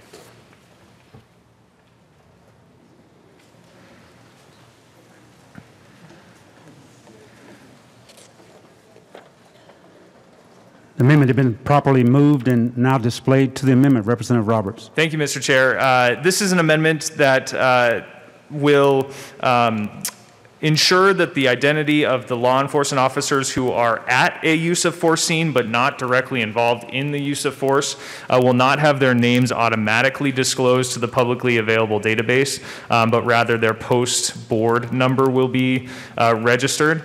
This is an amendment that, again, I have went to the sponsors with. They were gracious in working with me on this. I believe as somebody who represents some pretty small law enforcement departments in some small towns where everybody knows everybody, and we want to make sure that we're not implicating good officers just because an incident happened with one of their colleagues. And I appreciate the collaborative work on this. I'd ask for an aye vote. Thank you. Any further discussion on Amendment L134? Yes, Representative Gonzalez-Gutierrez. Thank you, Mr. Chair. This is a friendly amendment, members. We do ask for an aye vote. Thank you. No further discussion. The question before us. Yes, Representative Donald Valdez. Thank you, Mr. Chair, and I want to thank the bill sponsors and also Representative Roberts for bringing this amendment forward, because this is a good amendment for rural Colorado, for our small communities to continue to make sure that we have the right communication moving forward, and you have my support on this amendment. Thank you.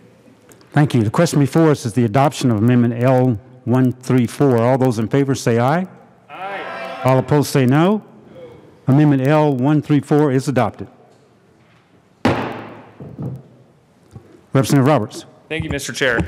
I just want to briefly comment. I think I'm the only person. I know I have some colleagues who are former law enforcement officers. I currently work in law enforcement, and I just want to comment on the process that this bill has gone through. I was a co-sponsor from the beginning, and I'm going to be proud to vote for this bill, but want to again thank the sponsors for their collaborative work with law enforcement. They were always open to suggestions, to collaborative work, and going through line by line with the bill. This is a bill that I have been talking to my local law enforcement officers extensively. These are good friends of mine. I work with them every single day. This bill is at a place where I can support it and where they can support it. And there's a reason this bill came out of the Senate 32-1. This is something we can be proud of. This is something we have to pass for the people outside, for George Floyd, but more importantly for the state of Colorado going forward. Thank you, bill sponsors. I will be proud to support this bill. Thank you, Representative Roberts. Minority Leader Neville. Thank you, Mr. Chair. You guys sure do know how to make it difficult. I'm just kidding. I say it's difficult because when this bill was introduced, it was an easy choice for me. I was 100% no. Today, I'm probably the opposite of what I heard Representative Sanders say. I think he said he was 51% no, 49% yes. I think I'm 51% yes and 49% no. There's a lot of good things in this bill. You know, I think you know me well enough that we've been able to work on some of these issues together, and I like to vote my conscience. There's a lot of law enforcement who've been involved in this process. Personally, I think there are some issues with 100% qualified immunity, and I think with the balance that was struck where if someone's acting in bad faith, then we actually look at that. I think that's right. If any of us were acting in bad faith, we should be held liable as well, and I think that's a good thing. When it comes to body cameras, I think there can be goods and bads to that. You know, sometimes officer discretion can work on your side, other times it can't, and so I think the balance that was kind of struck is pretty decent. I do worry about the kind of unfunded mandate, but I think that eventually there's a long enough runway that can be worked out. I know I've talked to my district, and they're already actively using them, and I don't think that's an issue. I do think that, you know, we do have to be careful because there are some bad folks out there that kind of spoil it for a lot of folks, but it's tough. You know, the same conversations came up when we're talking about civil asset forfeiture and stuff like that. When I'm not a fan of civil asset forfeiture at all, and I remember a lot of the DAs saying, well, I would never do that. It's, okay, that's fine. You might not do that, but I feel bad for the person who's in a district that might use that over excessively and they have no recourse. And so, although not everyone's bad, I do think sometimes there is a reason to have recourse for a lot of different folks out there. So, I mean, this bill's come a long way. I do thank you for all your amendments. You've definitely been more than kind. I was expecting this to be, quite frankly, to be honest with you, when this first came out, I was kind of expecting this to be kind of a political gotcha bill and that we were going to have to fight it tooth and nail. And then it actually became a straight policy battle that was working the intricacies and the ins and outs of policy, and that's a good thing to do. I honestly didn't see that coming, and I'm glad that we're to that point. And I just want to say thanks to Representative Coleman. He always knows how to really make us dig deep and look inside ourselves and put a human face to things. And we deal with some tough issues, but every now and then I think that we can actually strike the right balance. I do want to say that if, like I said, I think I'm leaning yes today, but it has nothing to do with the way the Senate voted. Sometimes they get a lot of things wrong. We all know that. For me, it's in my conscience and what I want to do, and I do think there is some room for improvement in what we do with our police forces. I do think that 99.99% of all police are excellent individuals and do their job in an excellent way. But so are all citizens, and sometimes they can be mistreated as well. And so having some sort of recourse and some sort of due process, I think is good. And there's some other aspects of this bill that I like too. If someone's acting in bad faith, they should have some tools to actually get rid of the police officer. I think sometimes we allow those bad apples to keep coming back and keep coming back, and I don't think that's appropriate either. So again, thank you for all the work on this and actually coming to the table with the stakeholders. Again, I don't like the rushedness of it, but sometimes we do have bills that do get rushed, and I'd be happy to work with you on any fixes that might come up as well, and any other issues that we can work on in the future. So again, thank you for all the work on this, and like I said, we'll see if something changes between now and tomorrow morning, but I think as of today, I'm leaning 51% yes and 49% no. Thank you, Mr. Minority Leader. Representative Will. Thank you, Mr. Speaker Pro Tem. It's an honor to serve with you. Honor to serve with you, sir. I wanted to come up and also thank the bill sponsors for the amendments and making this bill better. There's a lot of things worthy in this bill, requiring the body cameras to be worn, gathering data regarding the use of force, especially resulting in death and seriously bodily injury, other demographic information, the expansion of powers of the Post Board to create and maintain a database regarding peace officers, whether it's their untruthfulness or failure to follow post-certification training requirements, all good stuff. Also, those officers, need due process if there's an accusation of that such.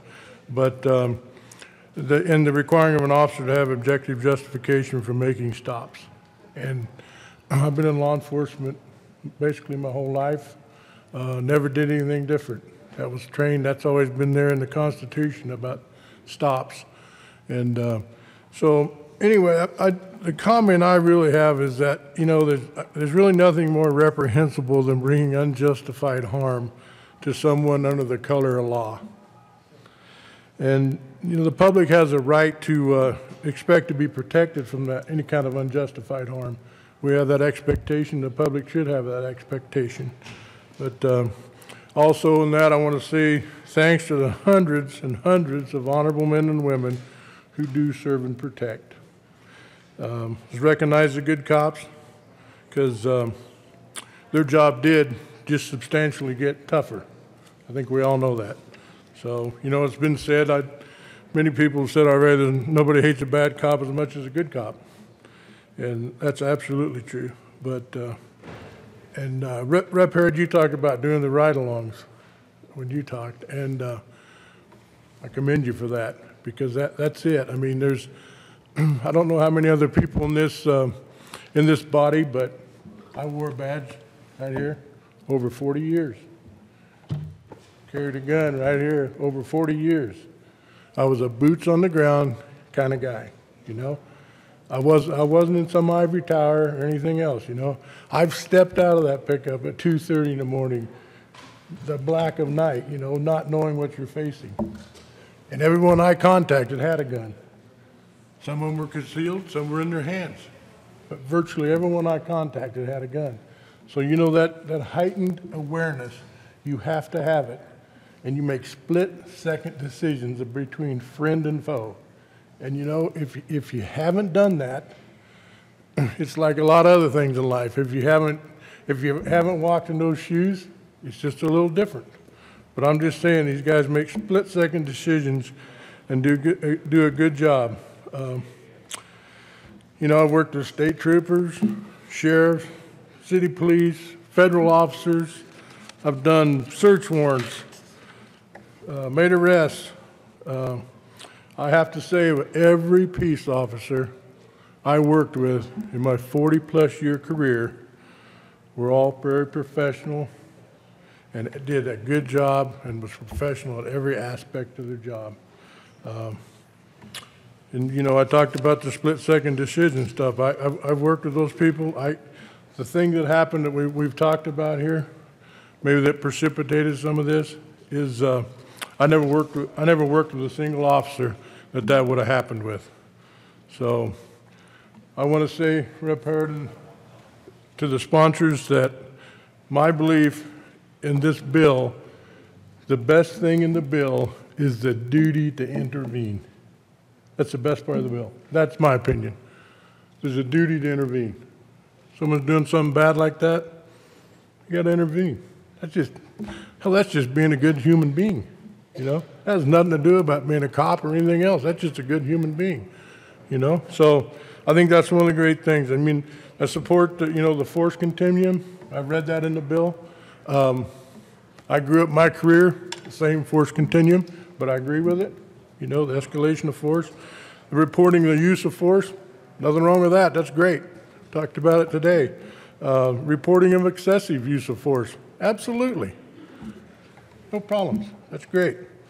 But to me, really, the best part of the bill is the duty to intervene and having consequences for not intervening. So anyway, I thank you for having the amendments and making this bill better. And I'm kind of like Rep. Neville, you know, I think you've tipped me over. So anyway, thank you. Thank you for the time. Thank you, Representative. Representative McKean. Thank you, Mr. Chair. Representative Harrod, you and I don't always agree about things. You've done a good job on this. I was, like so many of my colleagues, sitting here going, you know, I don't want to be reading a bill that does have these sort of polar consequences to it of how bad does it look if I just say, no, oh gosh, we can't do this. Because in my heart, I think that I look at this as there are a lot of problems to solve. And I felt like maybe we weren't on the right track to do that, but I think you did a good job, and I appreciate that. When Representative Coleman was done giving what may be the best speech in this well that I've heard in 4 years, he made his way to the back, and I almost didn't give him a hug because I didn't want to give him a hug until I said what I had to say. And then he gets to choose whether or not he wants to hug me.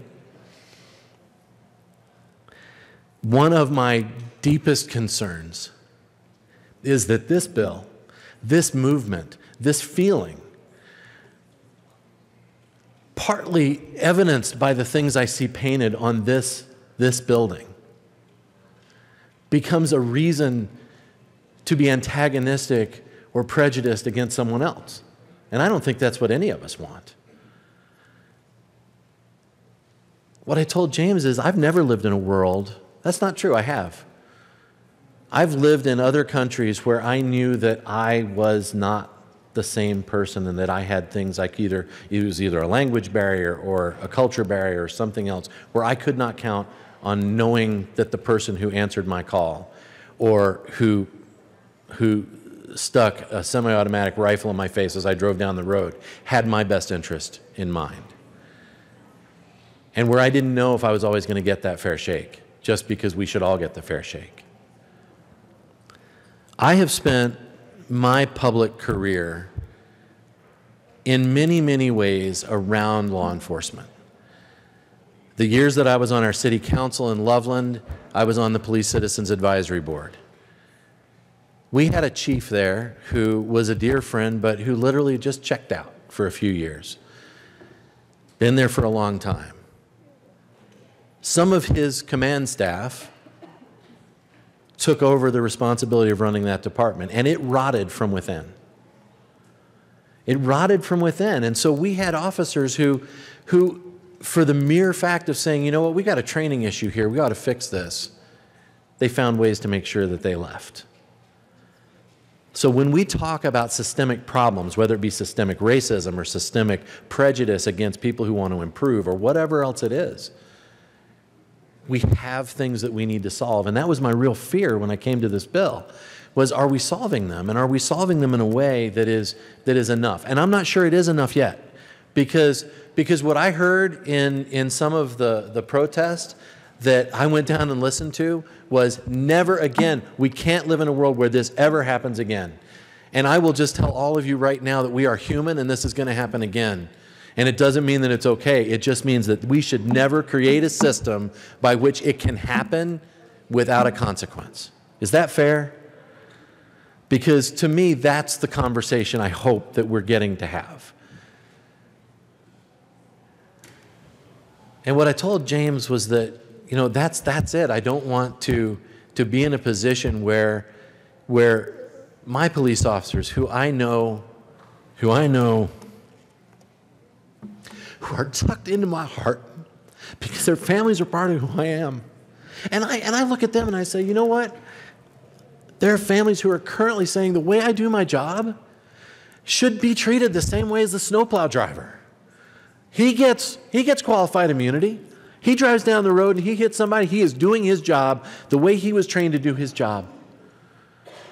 Why isn't it the same for him, the same as this guy, the same as the guy who makes a mistake, shuts off the power, or shuts off the power because, you know what, this is how he thinks he ought to do that, and somebody who needs dialysis down the street dies?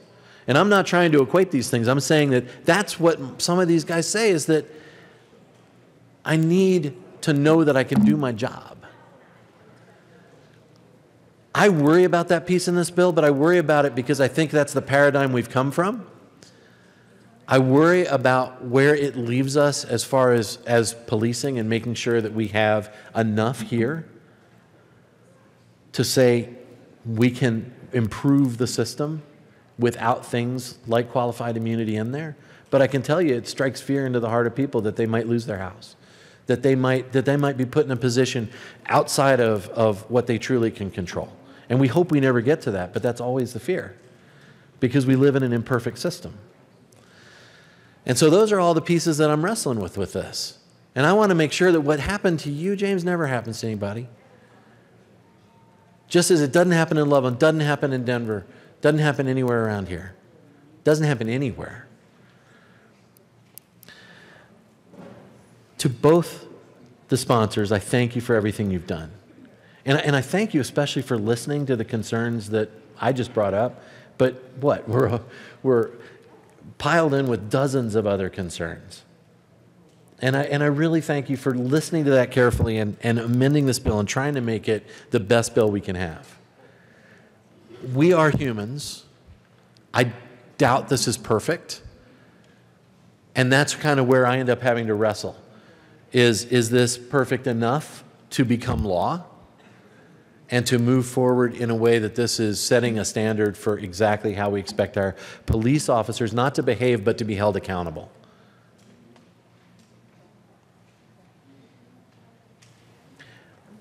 Some of the best men and women I have ever known serve in the Loveland Police Department in Loveland, Colorado. One of them testified in front of this committee, Rob Pride. Rob Pride has the biggest heart in the world, and I will tell you this, I've gotten to see him at work, and I've gotten to see him how he handles situations and incidents. And I can tell you that truly, that's the standard I want to see. Is somebody like Rob Pride, who came to testify before you guys, who says, you know what, I know my brothers and sisters in the FOP do their job to the best of their ability every day. And what we really want to do is make sure that we have ways of making sure that people are held accountable and that they're given due process. There may be some pieces on that I wish we had a little more of. And maybe we talk about that. Maybe we end up having to talk about that next year. But to this moment, thank you for what you've done. You have given me a choice. And that is truly all I could ask you to do. So we don't always agree, but I'm telling you, thank you. Thank you. Thank you, Representative. Representative Melton.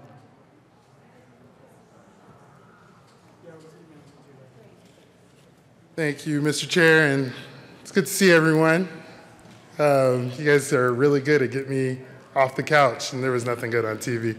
No, really, honestly, when my sister calls me or texts me and says, I wish you were here, I'm gonna drop what I'm doing and I'm gonna come down here.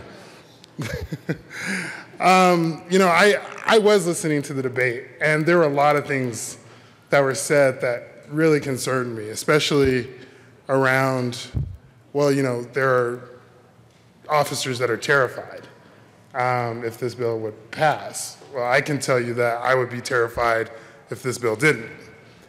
And I was gonna go into my experience as a young black man growing up here in Denver, but you know, I don't think we need to go there, because I think that, as my colleague said, Representative Coleman gave probably one of the greatest speeches I've ever heard on this floor.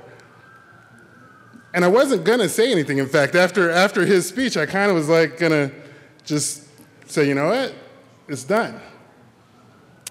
But Representative Wilson, when I saw your face, you reminded me of something you always say after we do a resolution, and that is, now what? Every year we do the Martin Luther King resolution. Every single year. And it passes unanimously every single year. But now what? This is the what. It's this bill. It's to make sure that we are protecting all of our citizens and not just some.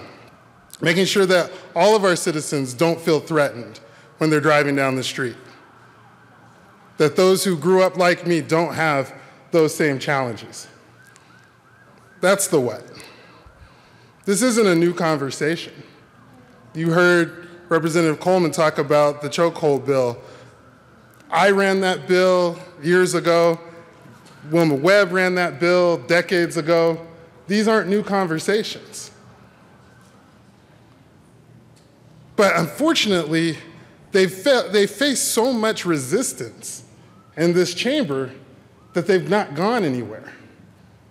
I hate to admit this, but when this bill and another bill were being brought up, I talked to Representative Herod, and I said, I don't think it'll pass.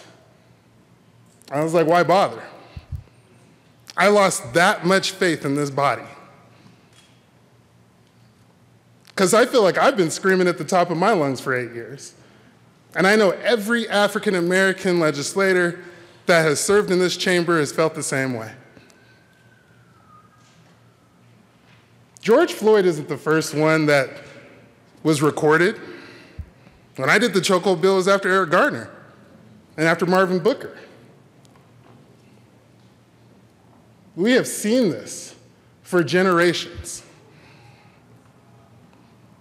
This isn't a new problem. And like I say, the solution isn't new either. What's new is your willingness to pass it. What's new is your willingness to listen. I wasn't hearing much listening before I walked in the door, but I have to thank my colleague, Representative Coleman. By the way, nice look. Because now we're listening. Members, understand that we're not running this as a gotcha or to put anybody in a box or for any kind of partisan or political reasons. We're running this because people are dying. We're running this because people are in fear. Every single time I get in my car, I'm afraid of the bad apple. You know, when I got elected, I got my legislative plates, and I thought, all right, I got legislative plates, maybe I won't get pulled over. I actually have been pulled over 3 times with those stupid plates. I took them off my car to put my CU ones back on. But the reason why I took them off was because I don't want to get pulled over and run into that bad apple. I don't want my brother or my cousin to run into that bad apple. So all we're asking is for a bill that really does protect everyone's liberties. Members, I urge an aye vote on this. And it's my last time in the well. Please, continue to listen to one another. Continue to try to see each other's perspectives. And recognize the what when it's before you. Thank you, Representative. Seeing no further discussion on Senate Bill 217, the question before us is the adoption of Senate Bill 217. All those in favor say aye. Aye. All opposed say no. No. Senate Bill 217 is adopted.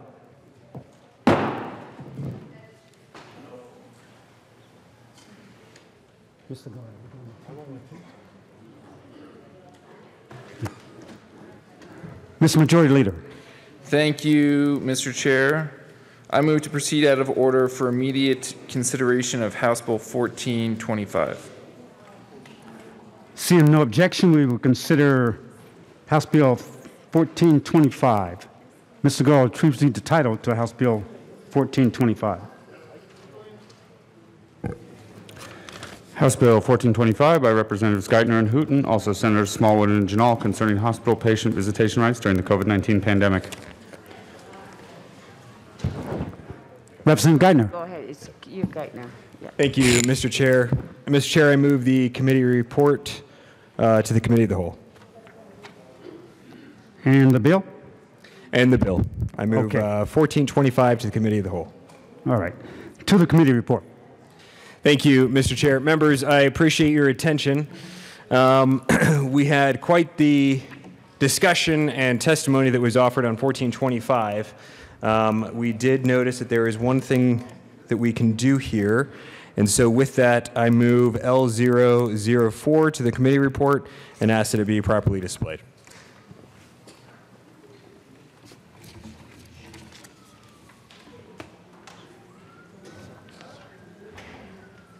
The amendment has been properly moved and now displayed. To the amendment, Representative Geithner.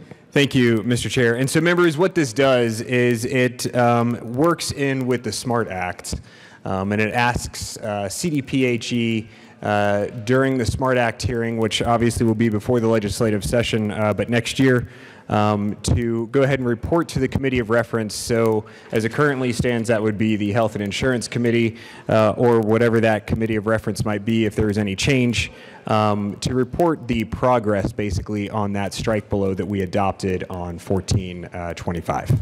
And I ask for an aye vote. Any further discussion on Amendment L004? Yes, Representative Longteen. Thank you, Mr. Chair. I appreciate the spirit in which this bill has been offered. But and I know that it has been negotiated with our members who are healthcare professionals, I'm guessing in conjunction with the Hospital Association. But I'm wondering, this looks like it's going to be something that would drive a fiscal note. And at this time, I don't believe that's something that we can afford to do. And I would ask for a no vote. Further discussion on the amendment. Representative Mullico. Thank you, Mr. Chair. And again, we heard this in committee, and I want to thank the sponsors. I definitely think that you're coming from the right spot. But I also feel like we had a good thing that came out of committee, and we had a lot of discussion in that committee to make sure that we address these issues. We addressed the issues with the legislative declaration that came out of that committee. I agree with the representative before me that I believe that this will drive a fiscal note. You know, we heard from these stakeholders, and I've continued to hear from stakeholders tonight, talking about wanting to work on this issue, talking about wanting to work with the committee, talking about wanting to work with the sponsors, talking about wanting to work on the rulemaking. And I just don't understand why we want to continue to strike a hostile tone when we're in the middle of a pandemic, and it's these hospitals and these providers. It's not that they're doing any of this out of malice. It's not that they don't want people to come see their relatives or their partners in the hospital. It's because they're trying to protect people. Okay? We have the most vulnerable populations that we're taking care of at the hospital. We don't have, these aren't just normal healthy people. They're on ventilators. They're on chemo. They're immunocompromised. And if they catch COVID, that's the end of it. And so they have policies in place that they're mandated to have by federal law, but they have policies in place to make sure they're protecting their patients. We came out of committee with something good. I don't understand why we need amendments. I believe this will drive a fiscal note, and for that reason, I asked for a no vote. Any further discussion on Amendment L004? Yes, Representative Hawkins Lewis. Thank you, Mr. Chair.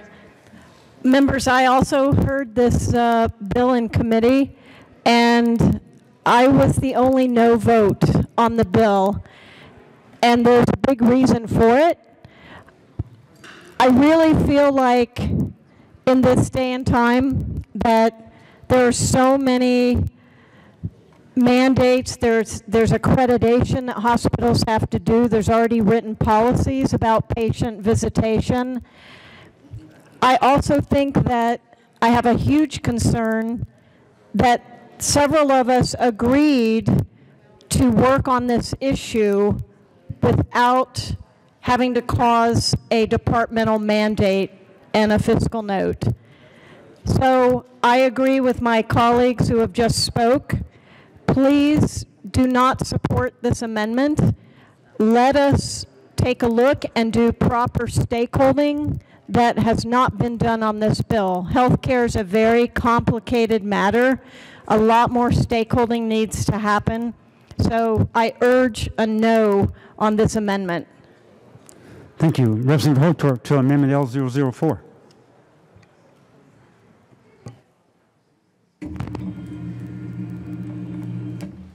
Thank you, Mr. Speaker Pro Tem, esteemed colleagues. As I've spent the session on the Public Health and Human Services Committee, I've learned to greatly respect the opinions of the healthcare professionals that sit on that committee. And we get in these very contentious situations, I think it's important that those of us that are not in healthcare listen to them. So I'm listening to those voices, and I also think that we left the committee with a compromise bill. I'm not sure where the amendment came from. It's a surprise and unexpected. So I also urge a no vote. Any further discussion on Amendment L004? Yes, Representative Geithner. Thank you, Mr. Chair and members. Just to be clear, this amendment was offered in good faith to a bill that has seen some changes. It has been cleared with CDPHE. Actually spoke with them today about this, letting them know the intent. And so they are okay with it. None of us believe that there will be any increase or any drive to a fiscal note. We believe that this is basically just belts and suspenders. And so I would like to lay any of those concerns to the side, and I would ask for a yes vote on L004. Any further discussion on Amendment L004? Yes, Representative Longteen. While this may have, thank you, Mr. Chair. While this may have the blessing of CDPHE, it does not have the blessing of the Hospital Association, nor does it have the blessing of Denver Health. So I will again ask for a no vote. Thank you. Thank you. Representative Mullica to Amendment L004. Thank you, Mr. Chair. And again, members, we are in the middle of a pandemic, and we should be listening to our hospitals. These are the people that are taking care of our sickest residents here in Colorado. And they're saying that this is unnecessary. They're saying they want to work on this issue. They're saying they want to let people come in and see, but they need to do it in a safe fashion. If we don't respect hospitals during this time, then what are we doing? We came out of that committee with a compromise. We came out of that committee reaching out to these stakeholders, reaching out to the Hospital Association, reaching out to the Medical Society, reaching out to the Colorado Nurses Association. And we had commitments from everybody to come to the table, but that we didn't feel like we needed to mandate anything in statute at this point because it's a dangerous thing to do. And that's what we're trying to do here, members. I ask for a no vote, please. Further discussion on Amendment L004. Yes, Representative Geithner. Thank you, Mr. Chair and members. I just stand before you and renew my support and urge you as well to support L004. Thank you very much.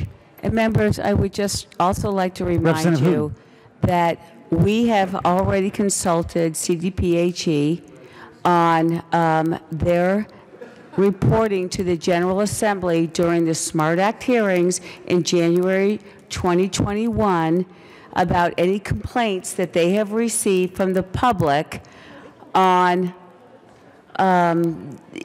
hospitals denying access to loved ones to patients' visitation. So we've already discussed this with CDPHE. They're okay with this amendment. And so I urge you members for an aye vote on this amendment.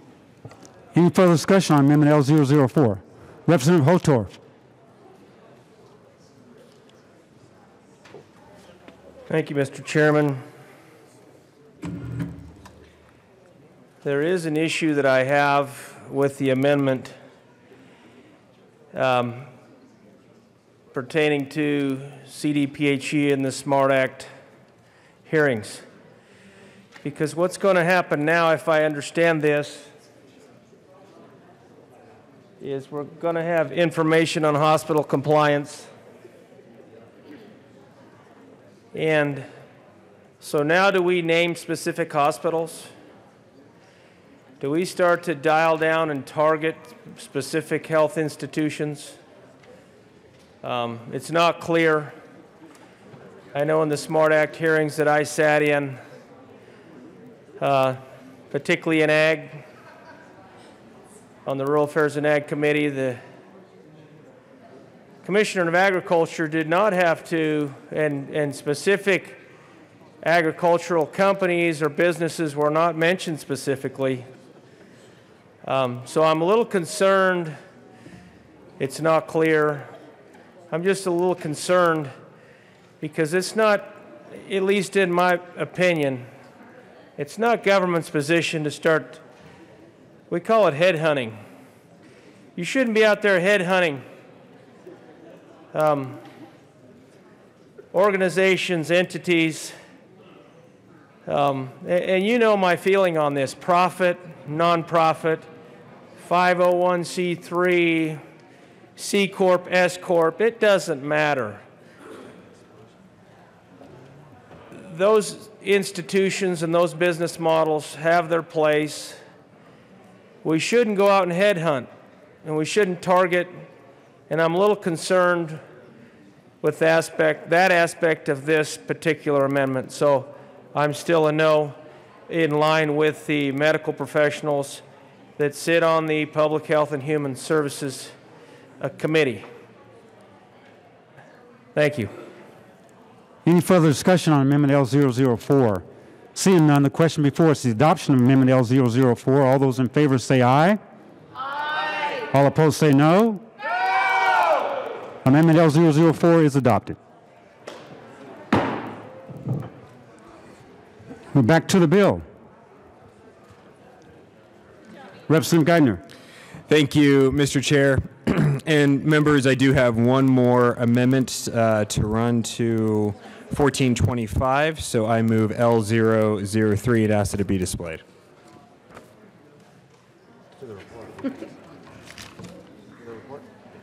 Okay, can you put it down just a little bit? Because my eyes barely come over. The amendment has been properly moved and now displayed to the amendment. Representative Geithner. And so, members, what brought this bill forward, and we heard testimony at length on the matter, had to do with just the very nature of loved ones being able to visit their family while they're in the hospital and while they're a patient. And we had a lot of discussion. In fact, there was even testimony, or not testimony, but I guess comments from those on the committee just speaking to the very impacts of their ability to visit with loved ones in the hospital, and us hearing from constituents in our various districts and stuff and such. And so the story that was highlighted during the committee hearing on 1425 definitely captured the story of one particular family, but it is not unique. And so in the ledge deck of 1425, we did call out and highlight some attention to just the nature of, patients that may end up in the hospital without COVID, just in the COVID nature in which we find ourselves, and how those family members, through no course of their own or other abilities or inabilities, were unable to hold the hand of their loved one, and that in some circumstances, particularly the one that we heard in committee, certainly that family member did pass away. And so all this does is it simply adds in that we acknowledge as a body that there is those unfortunate circumstances where family members have died while they are seeking treatment in the facility, and they have in fact and unfortunately died alone. And so that's the idea of this amendment. It just brings that into the strike below, and it's the exact same language that we used in 1425 before we adopted the strike below. So I would urge a yes vote on L003. Any further discussion? Yes, Representative Hooten. Thank you, Mr. Chair. And I just want to put a punctuation point on the purpose of this amendment, and that is to acknowledge that in this COVID crisis, where hospitals have done so much to do what they can to prevent the spread of the disease, of the infection in their facilities, there have lives that have been lost in that effort. And that's what this amendment does, acknowledge that. Thank you, Mr. Chair. Further discussion? Yes, Representative Mullica. Thank you, Mr. Chair. And again, members, I want to remind you all that a compromise happened before committee. We drafted an amendment to make sure that we were able to strike a tone with the hospitals to encourage this work to happen, to make sure that we were trying to do all that we could to open up and allow people to visit their loved ones. Not a hostile tone, not one to make them feel like they're doing something wrong, not one to make them feel like they're not protecting their patients or that they're intentionally trying to harm someone or intentionally trying to keep family or partners or relatives away from each other. That's not our goal, and that's what was communicated. That was what was worked out. That was the language that we left committee with today. And now we come to this amendment, and it has hostile language. I've talked to the hospital association. We got to a good spot at a committee, and then we go back, and we start blaming them. We start using hostile language when their job is hard enough right now, members. We need to be working with them and not against them. And for that, I ask for a no vote. Further discussion on Amendment L003? Yes, Representative Stain. I'm just curious to ask my colleagues on the side of the aisle what's hostile about it. Died alone? Forced to be alone? I don't know about you, but we all have stories right now of people contacting us. Even some people from out of district contacted me. It took me contacting to Congressman's office to allow a wife to see her husband. And he knew when she wasn't there. And he was getting worse every day. And they swore up and down, he's in a coma, he's not going to know. As soon as she was allowed to visit, he got better.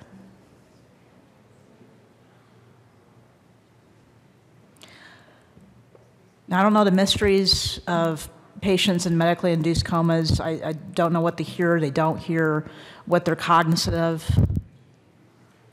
But that's a story that I was directly involved with. It was heartbreaking. So, members, I don't see what's hostile about this. I see the compassion in it. I know you're compassionate. That's why you do what you do. That's why you all do what you do. In fact, you're so compassionate, you want to make sure that the patient gets well, not worse. So I'd ask you to consider this, because from the other side of the coin, I also see some miracles when a couple that's been together for 40 years They're one flesh. That's what the Bible tells us. And miracles happen when a wife is able to see her husband, touch his hand, hold his hand, talk to him. He knows she's there, and he starts getting better. And he's better today. So I would urge a yes vote on this amendment, and thank you for bringing it. Further discussion on Amendment L003. Seeing none, the question before us is the adoption of Amendment L003 to House Bill 1425. All those in favor say aye. Aye. All opposed say no. No. No. Amendment L003 is adopted. Back to the bill. Further discussion on House Bill. Oh, I'm sorry. Well, those are amendments to the committee report, correct? Okay. Any further discussion on the Public Health and Care and Human Services Committee report? Seeing none, yes, Representative Williams on the committee report. Okay, please.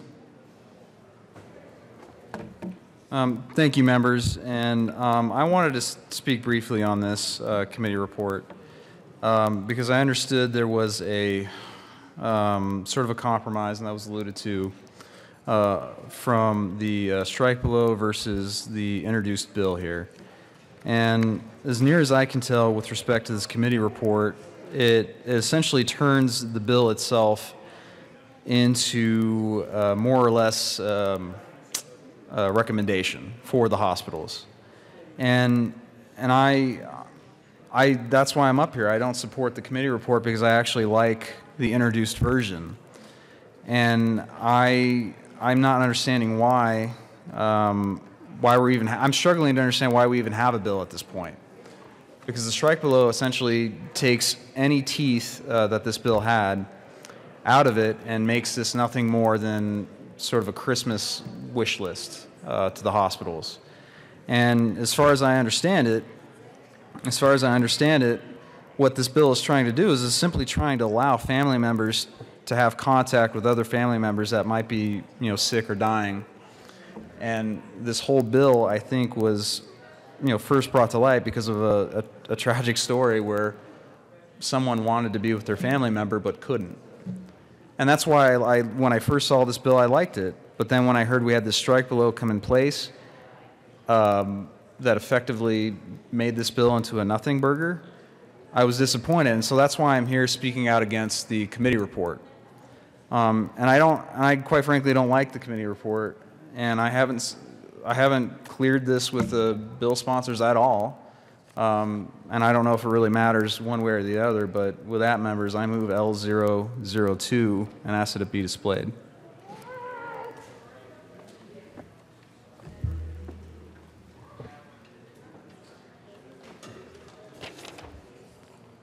The amendment has been properly moved and now displayed to Amendment L002. Representative Williams.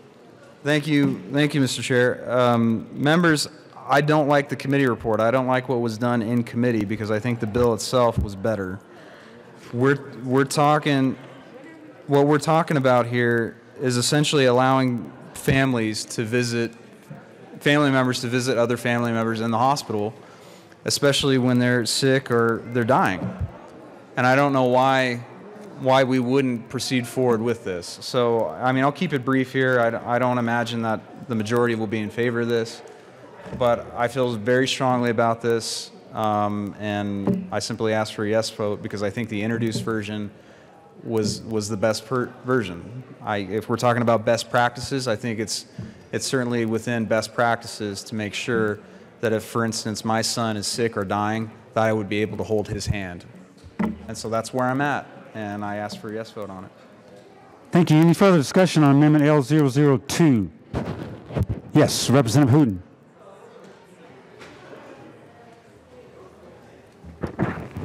Thank you, members. And while I appreciate the amendment and the intent of it, we actually did a strike below because we were looking for consensus in both caucuses and with our stakeholders, which we didn't have much opportunity to work with. And so we found a place of agreement with both parties and with stakeholders in this moment of time to make a really important public policy statement on behalf of patient access. And so I think I would reject the amendment in spite of its well intent. Representative Geithner. Thank you, Mr. Chair and members. I certainly appreciate the spirit. This was a tough compromise. I think we're always, something that I hear is, don't marry a bill. I will admit to you that that was pretty tough. If you spent any time with the writers, you would probably have a similar sentiment. But while it was difficult, certainly, to get to this place, the committee did vote. I think it was 12-1, if I recall correctly, or 11-1, something like that, to adopt the strike below. So I do appreciate the amendment, but certainly I think that we are in an okay place, and we need to give some time to let this cure. So, thank you. Any further discussion on Amendment L002? Seeing none, the question before us is adoption of Amendment L002. All those in favor say aye. Aye. All those opposed say no. No. Amendment L002 is lost. We are back to the committee report. Any further discussion on the committee report? Seeing none, the question before us is adoption of the Public Health and Human Service Committee report. All those in favor say aye. Aye. All opposed say no. No. The committee report is adopted. To the bill, Representative Geithner. Thank you, Mr. Chair and members. I just ask you for your support on 1425. Thank you. Seeing no further discussion, the question before us is the adoption of House Bill 1425. All those in favor say aye. Aye. All opposed say no. No. House Bill 1425 is adopted. Mr. Majority Leader. Thank you, Mr. Chair. I move to proceed out of order for immediate consideration of House Bill 1427. Seeing no objection, Mr. Garriott, please read the title to House Bill 1427. House Bill 1427 by Representatives Caraveo and McCluskey, also Senators Fields and Moreno, concerning the taxation of products that contain nicotine and in connection therewith incrementally increasing the cigarette tax and the tobacco products tax, expanding both of these taxes to apply to sales to consumers from outside of the state, creating an inventory tax that applies when the cigarette tax increases, creating a minimum tax amount for moist snuff tobacco products, creating a tax on nicotine products that is equal to the total tax on tobacco products, establishing new rates for cigarettes, tobacco products, and nicotine products that are modified risk tobacco products that are half of the statutory tax, referring to ballot issue for prior voter approval for the new increased taxes and allocating the new tax revenue. Well done. Thank you, sir. Representative McCluskey. Thank you, Mr. Chair. And I move House Bill 1427. To the bill. Thank you. Folks, we are bringing forward a measure for this November's ballot that would raise taxes on cigarette, tobacco, and for the first time ever, a tax on nicotine vaping products that is equal to those taxes placed on tobacco. After a 2.5-year period, the revenue will be devoted to nicotine education and cessation programs and toward giving every child, every 4-year-old in this state, access to an early childhood education. From year one forward, funding will also be provided to existing recipients of our Amendment 35 revenue programs, health disparity programs, tobacco cessation programs, cancer and cervical screening programs, to offset the decreased revenue that results from this new tax. Representative Carviel.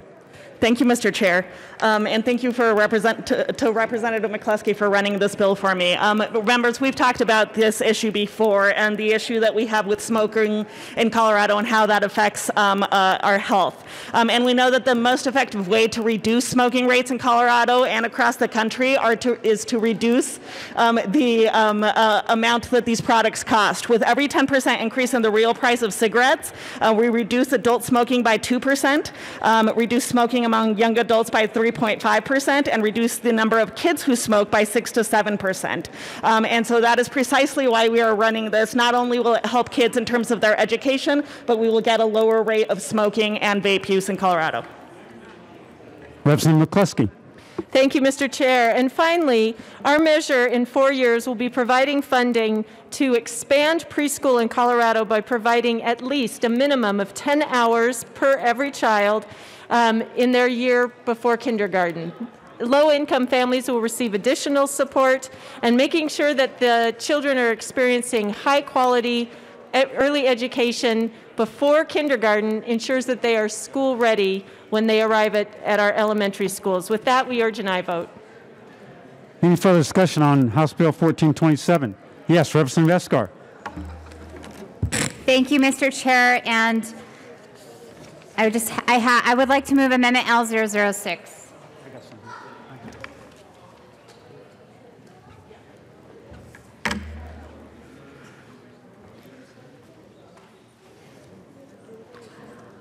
The amendment has been properly moved and now displayed. To the amendment, Representative Escar.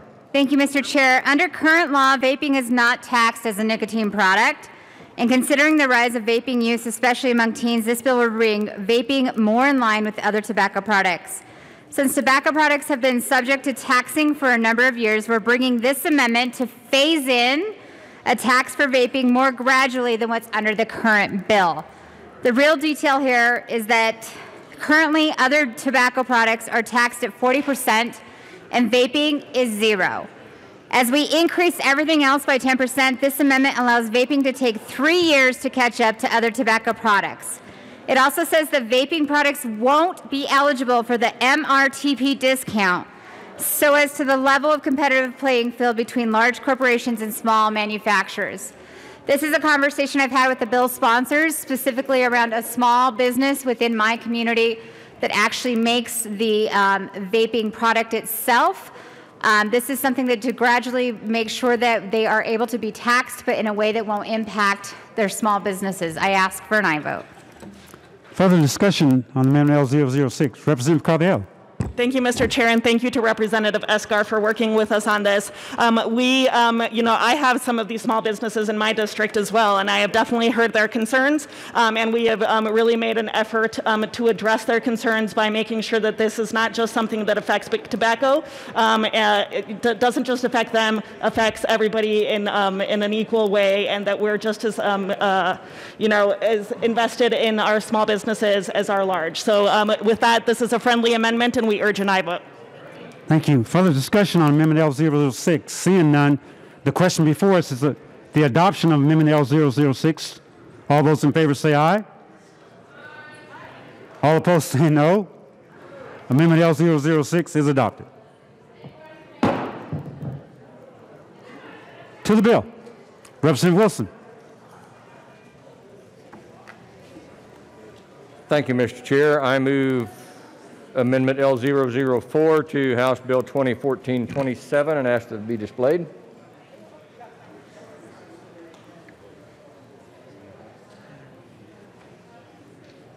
Amendment L004 has been properly moved and now displayed. To the amendment, Representative Wilson. Thank you, Mr. Chair. Colleagues, pay attention because in the interest of time, I'm going to give you the flash version of what this does with school finance. First of all, I'd like to thank the bill sponsors for bringing this bill, and especially Representative McCluskey and Assistant Minority Leader Van Winkle for all their hard work on this and working around. And we also got permission, if you're wondering about the multiple page amendment, we got permission, so we're good. What this amendment does, number one, on lines 2 and 3, this simply puts the dollars into the state education fund, instead of going into the giant swirly we call the general fund. So those monies will go there. This amendment gives rural schools $25 million, $30 million, and $35 million in those 3 years, with the balance going to the state ed fund. Why assist rural schools? I'm glad you asked that. So here's your education piece. When we went through the other recession, Total program was cut by a percentage. Everyone with me? Total program funding was cut by a percentage. Small schools get a larger dollar figure than do the larger schools per pupil. So here's how it worked. If you had $10 per pupil and $100 per pupil, and you were cut 5%. Representative Wilson, hold on just a minute.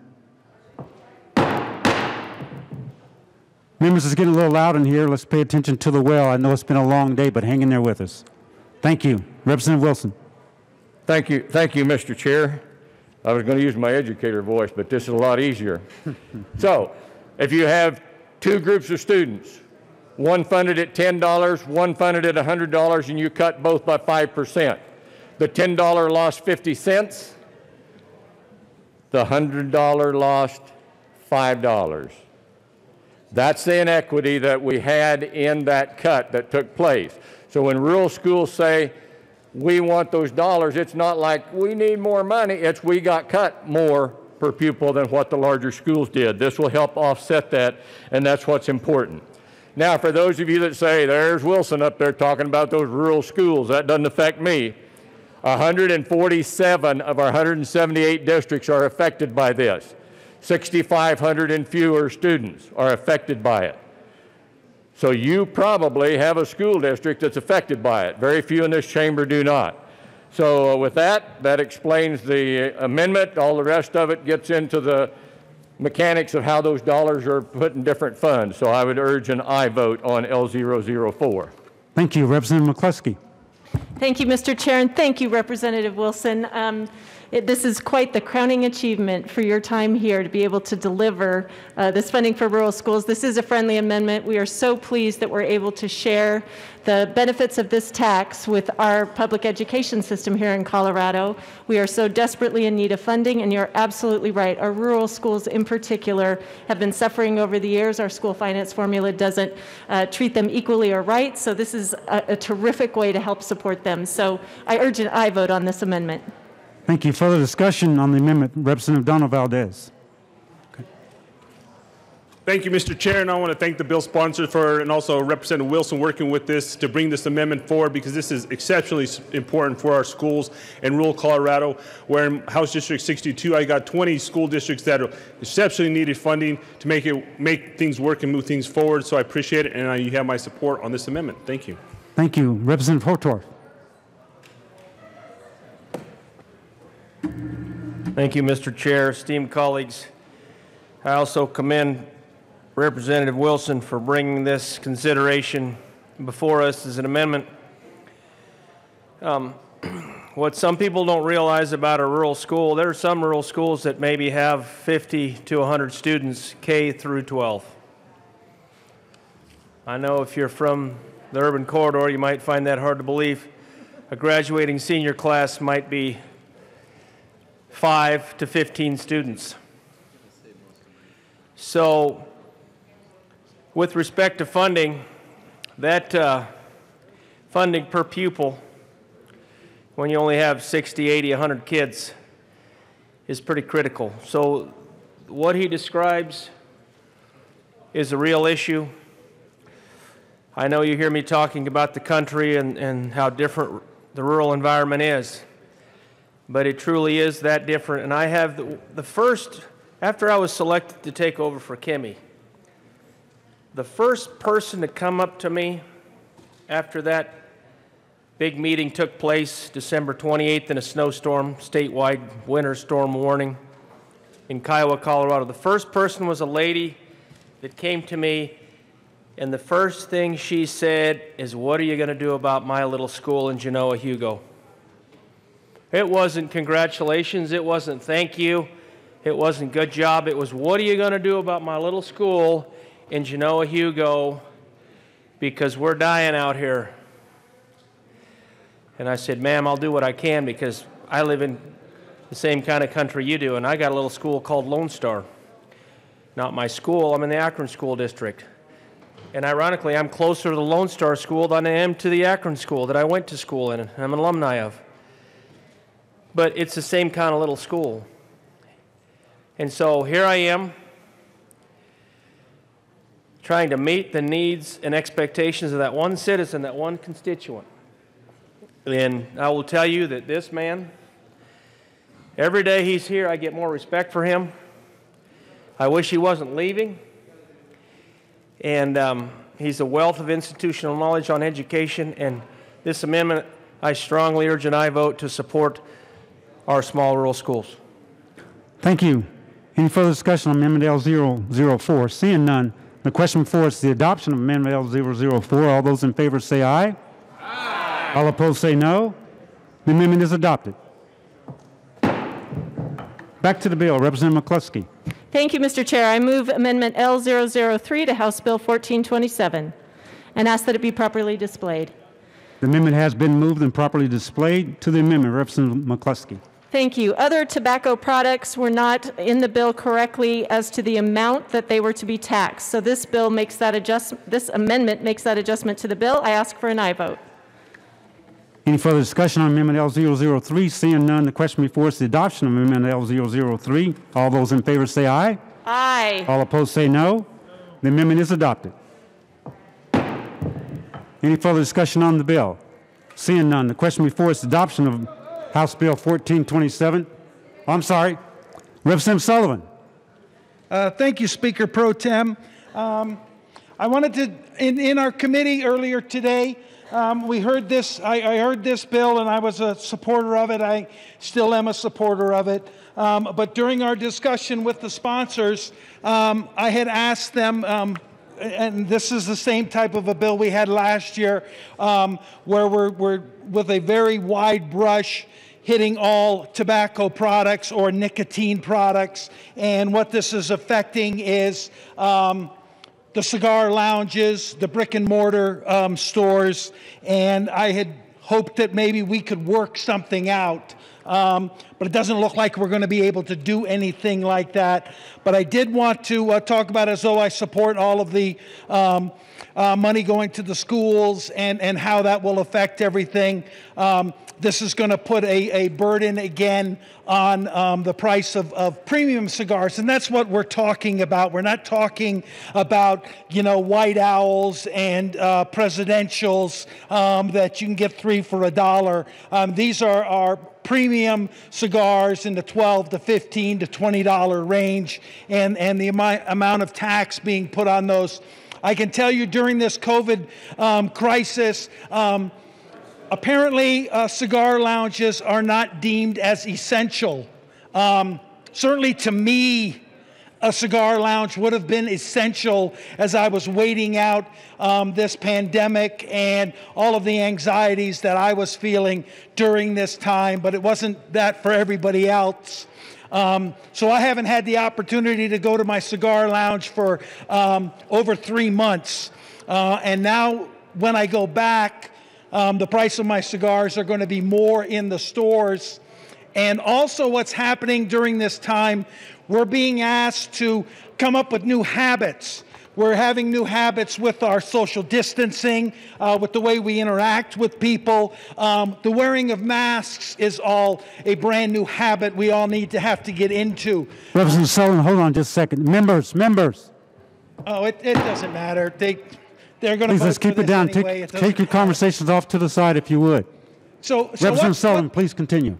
What the point is that we're getting new habits, and because of the excise tax on cigars that you can order through the mail and online, those don't get transported here to people having to pay those. So you can get them online cheaper than you can in the stores, the brick and mortar stores here in the state of Colorado. And so now everybody has had 3 and 4 months to get into a new habit of ordering their cigars online.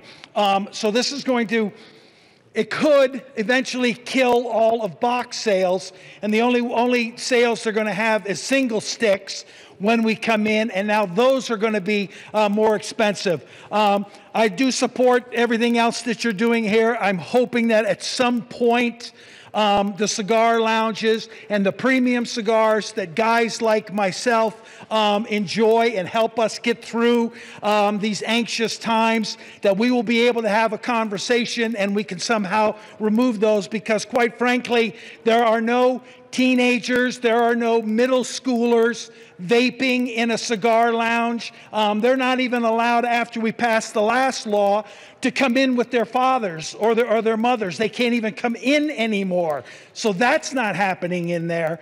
But the price of our premium cigars continue to go up. I hope at some point we can have a conversation about getting that back in line and allowing us old guys to enjoy a good smoke in the end of the evening. Thank you. Thank you, Representative Sullivan. Any further discussion on House Bill 1427? Seeing none, the question before us is the adoption of House Bill 1427. All those in favor say aye. Aye. All opposed say no. No. House Bill 1427 is adopted. Mr. Majority Leader. Thank you, Mr. Chair. Great job tonight. I move the committee rise and report. Seeing no objection, the committee will rise and report as requested.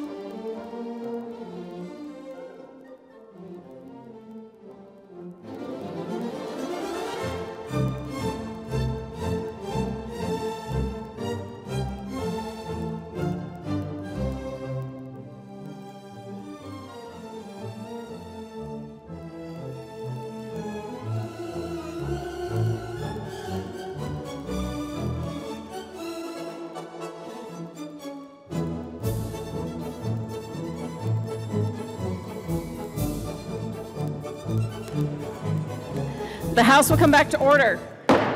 Mr. Gregorio, please read the report of the Committee of the Whole. Madam Speaker, your Committee of the Whole begs leave to report as under consideration the following attached bills, being the second reading thereof, and makes the following recommendations thereon. House Bill 1425 is amended. House Bill 1426, House Bill 1427 is amended, passed on second reading and order engrossed and placed on the calendar for third reading and final passage. Senate Bill 7 is amended. Senate Bill 95, Senate Bill 162, Senate Bill 197 is amended. Senate Bill 201, Senate Bill 212 is amended. Senate Bill 217 is amended. Senate Bill 219 is amended. Senate Bill 220, Senate Bill 221, Senate Bill 223, Senate Bill 224 is amended.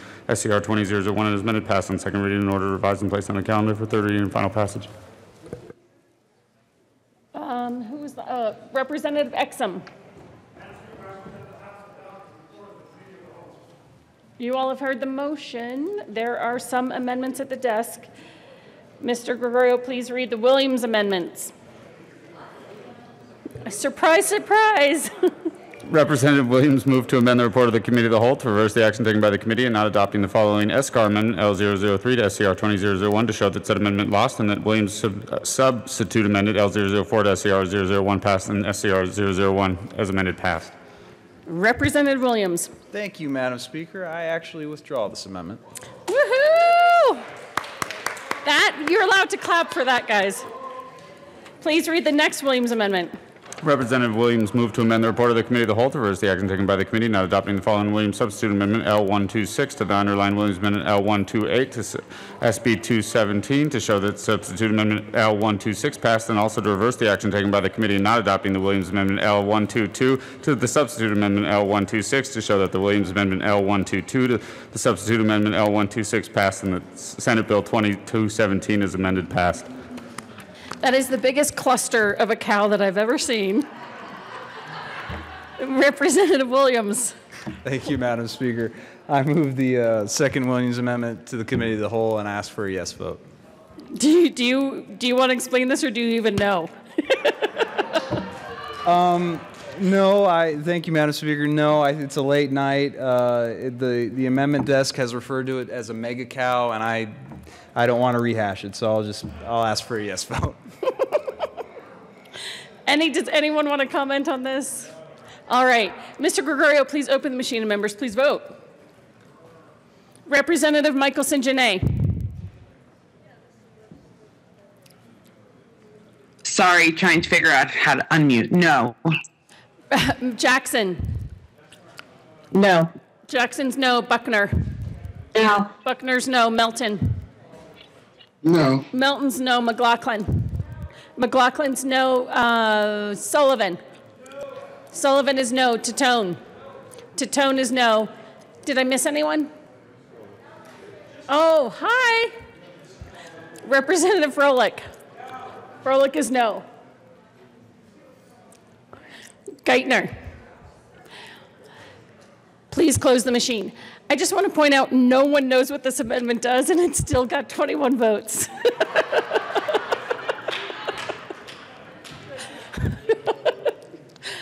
With 21 aye votes, 43 no votes, and 1 excused, this Williams amendment is lost. Representative Williams. Please read the next, please read the next. Was that it? One more Williams amendment. Representative Williams moved to amend the report of the Committee of the Whole to reverse the action taken by the committee, not adopting the following Williams amendment L022 to House Bill 1425 to show that said amendment passed, and that House Bill 1425 is amended passed. Representative Williams. Thank you, Madam Speaker. I move the third Williams amendment and ask for a yes vote. And specifically, members, this has to deal with removing the strike below that was adopted in the Health Committee surrounding 1425. And the reason I did this is because I like the original language. I think it's fairly simple. We should allow family members to be able to meet with other family members if they're on their sick bed or especially on their deathbed. So that's pretty much it for me. So I'd ask for a yes vote. Representative Hooton. Thank you, Madam Speaker. As my kids used to say when they were really little, isn't it fun staying up so late? Members, I would ask for a no vote on this amendment. Thank you. Is there any further discussion? Seeing none, please open the machine. Members, please vote.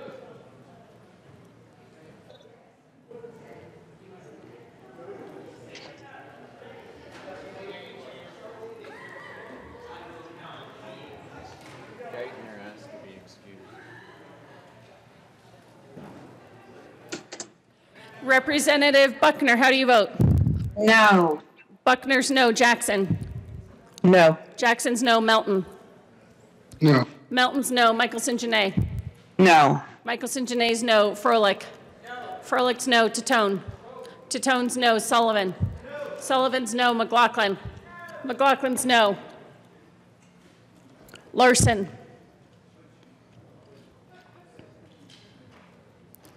Please close the machine. Oh, Neville. Okay. Now, please, with 20 aye votes, 43 no votes, and 2 excused, the Williams amendment is lost. Please read the Mullica amendment. Representative Mullica moved to amend the report of the Committee of the Whole to reverse the action taken by the committee in not adopting the following Geithner Amendment L003 to House Bill 1425 to show that said amendment lost and that House Bill 1425 is amended passed. Madam Speaker, I Representative withdraw this amendment. Thank you, Representative Mullica. Please read the next Mullica amendment. Representative Mullica moved to amend the report of the Committee of the Whole to reverse the action taken by the committee in adopting the following Geithner and Hooten Amendment L004 to House Bill 1425 to show that said amendment lost and that House Bill 1425 is amended passed. Representative Mullica. Thank you, Madam Speaker. Members, we worked hard to come up with language to go into committee today around to make sure that we weren't attacking the hospitals, to make sure that we were treating the hospitals with the dignity and respect that they deserve, and the same dignity and respect they're trying to treat their patients with and the patients' families with. It's a difficult time right now, and the hospital's goal is to make sure that they're protecting patients, and they're doing all that they can to do that, and sometimes that makes really hard decisions. And it's not out of malice, it's not on purpose by any means, but we have to understand, members, that the people that we're caring for in these hospitals, they're immunocompromised, they're on chemotherapy, they may be on a ventilator, and if they catch COVID, if they catch something, it's deadly. And we have to take that responsibility in for ourselves. We had good language coming out of the committee. We have commitments from the Medical Society and the Hospital Association and the Nurses Association to continue to work on this issue. Talking to the Hospital Association, this particular amendment, though, they really struggle with. It piles on during a really difficult time. They're worried it draws a fiscal note. They're worried it takes resources away from caring for patients right now. And for that reason, members, I ask for a no vote. Or yes vote. Yes vote. Yes vote. Don't mix us up. Oh.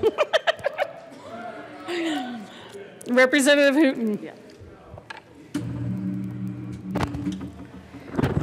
Thank you, Madam Speaker. I would just like to remind the members in this chamber that this bill is about patient visitation rights, and we all recognize the efforts, the extraordinary efforts that the hospitals have taken to protect the medical providers and the patients in their hospital from the spread of COVID, but there is an extraordinary concern to recognize the need of patients to have access to their loved ones.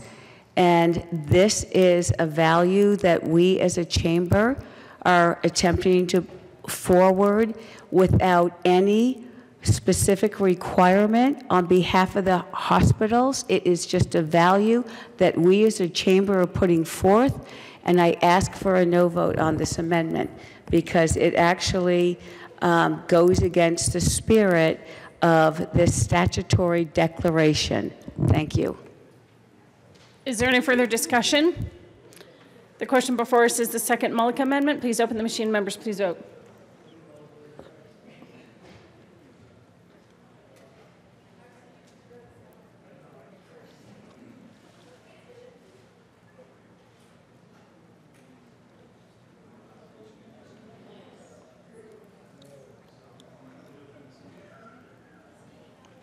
Okay, let's see. The Representative Sullivan.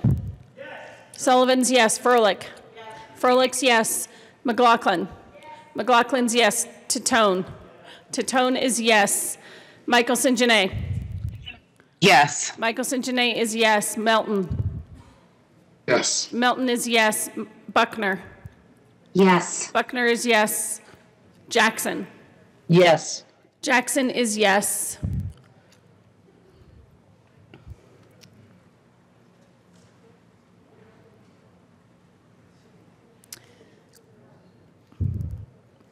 Okay, please close the machine. With 37 aye votes, 27 no votes, and 1 excuse, the Mullica amendment is adopted. Please, oh, that was the end of them. All right, so that brings us to the report of the Committee of the Whole. Mr. Gregorio, please open the machine, and members, please vote. Okay. Representative Titone, how do you vote? Titone votes yes. McLaughlin? McLaughlin votes yes. Froelich? Froelich votes yes. Sullivan? Sullivan votes yes. Buckner? Yes. Buckner votes yes. Jackson? Yes. Jackson votes yes. Michelson Janae? Yes. Michelson Janae votes yes. Melton? Yes. Melton votes yes. Kip and Sane?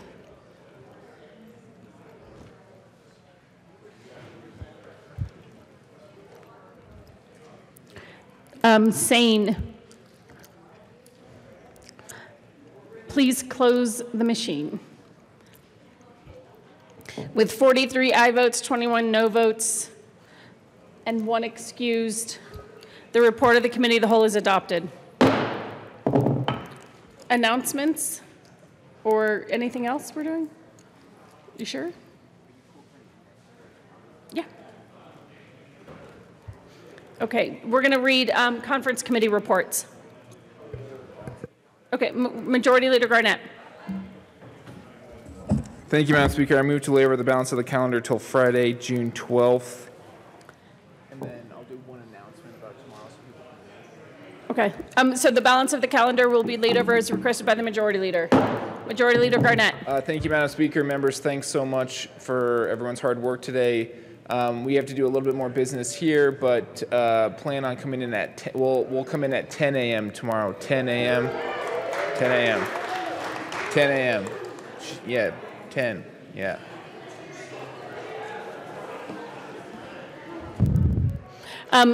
Mr. Gregorio, please read conference committee reports. To the President of the Senate and the Speaker of the House of Representatives, your first conference committee appointed on House Bill 1029 concerning the authority of an elected county officer to elect or receive a lower salary than the amount provided for by law has met and reports that it is agreed upon the following: that the House accede to the Senate amendment made to the bill as the amendment appears in the re-revised bill with the following changes. Amend re-revised bill, page Conference 2. committee reports will be printed in the journal. Printing report. The Chief Clerk Printing reports. report will be printed in the journal. Message from the Senate. Madam Speaker, Message from the Senate will be printed in the journal. Message from the reviser. to the House of Representatives. Message from the reviser will be printed in the journal. Introduction of bills. Just kidding. No one's paying attention. We just got a few more new bills to introduce. Just kidding. Okay. Anything else? All right. Majority Leader Garnett. You guys have announcements? Representative Roberts. Thank you, Madam Speaker. Capital Development Committee, we have a meeting tomorrow morning at 7:45. Since we are with senators, we have to keep it at that time because they're starting at 9 o'clock. Majority Leader Garnett.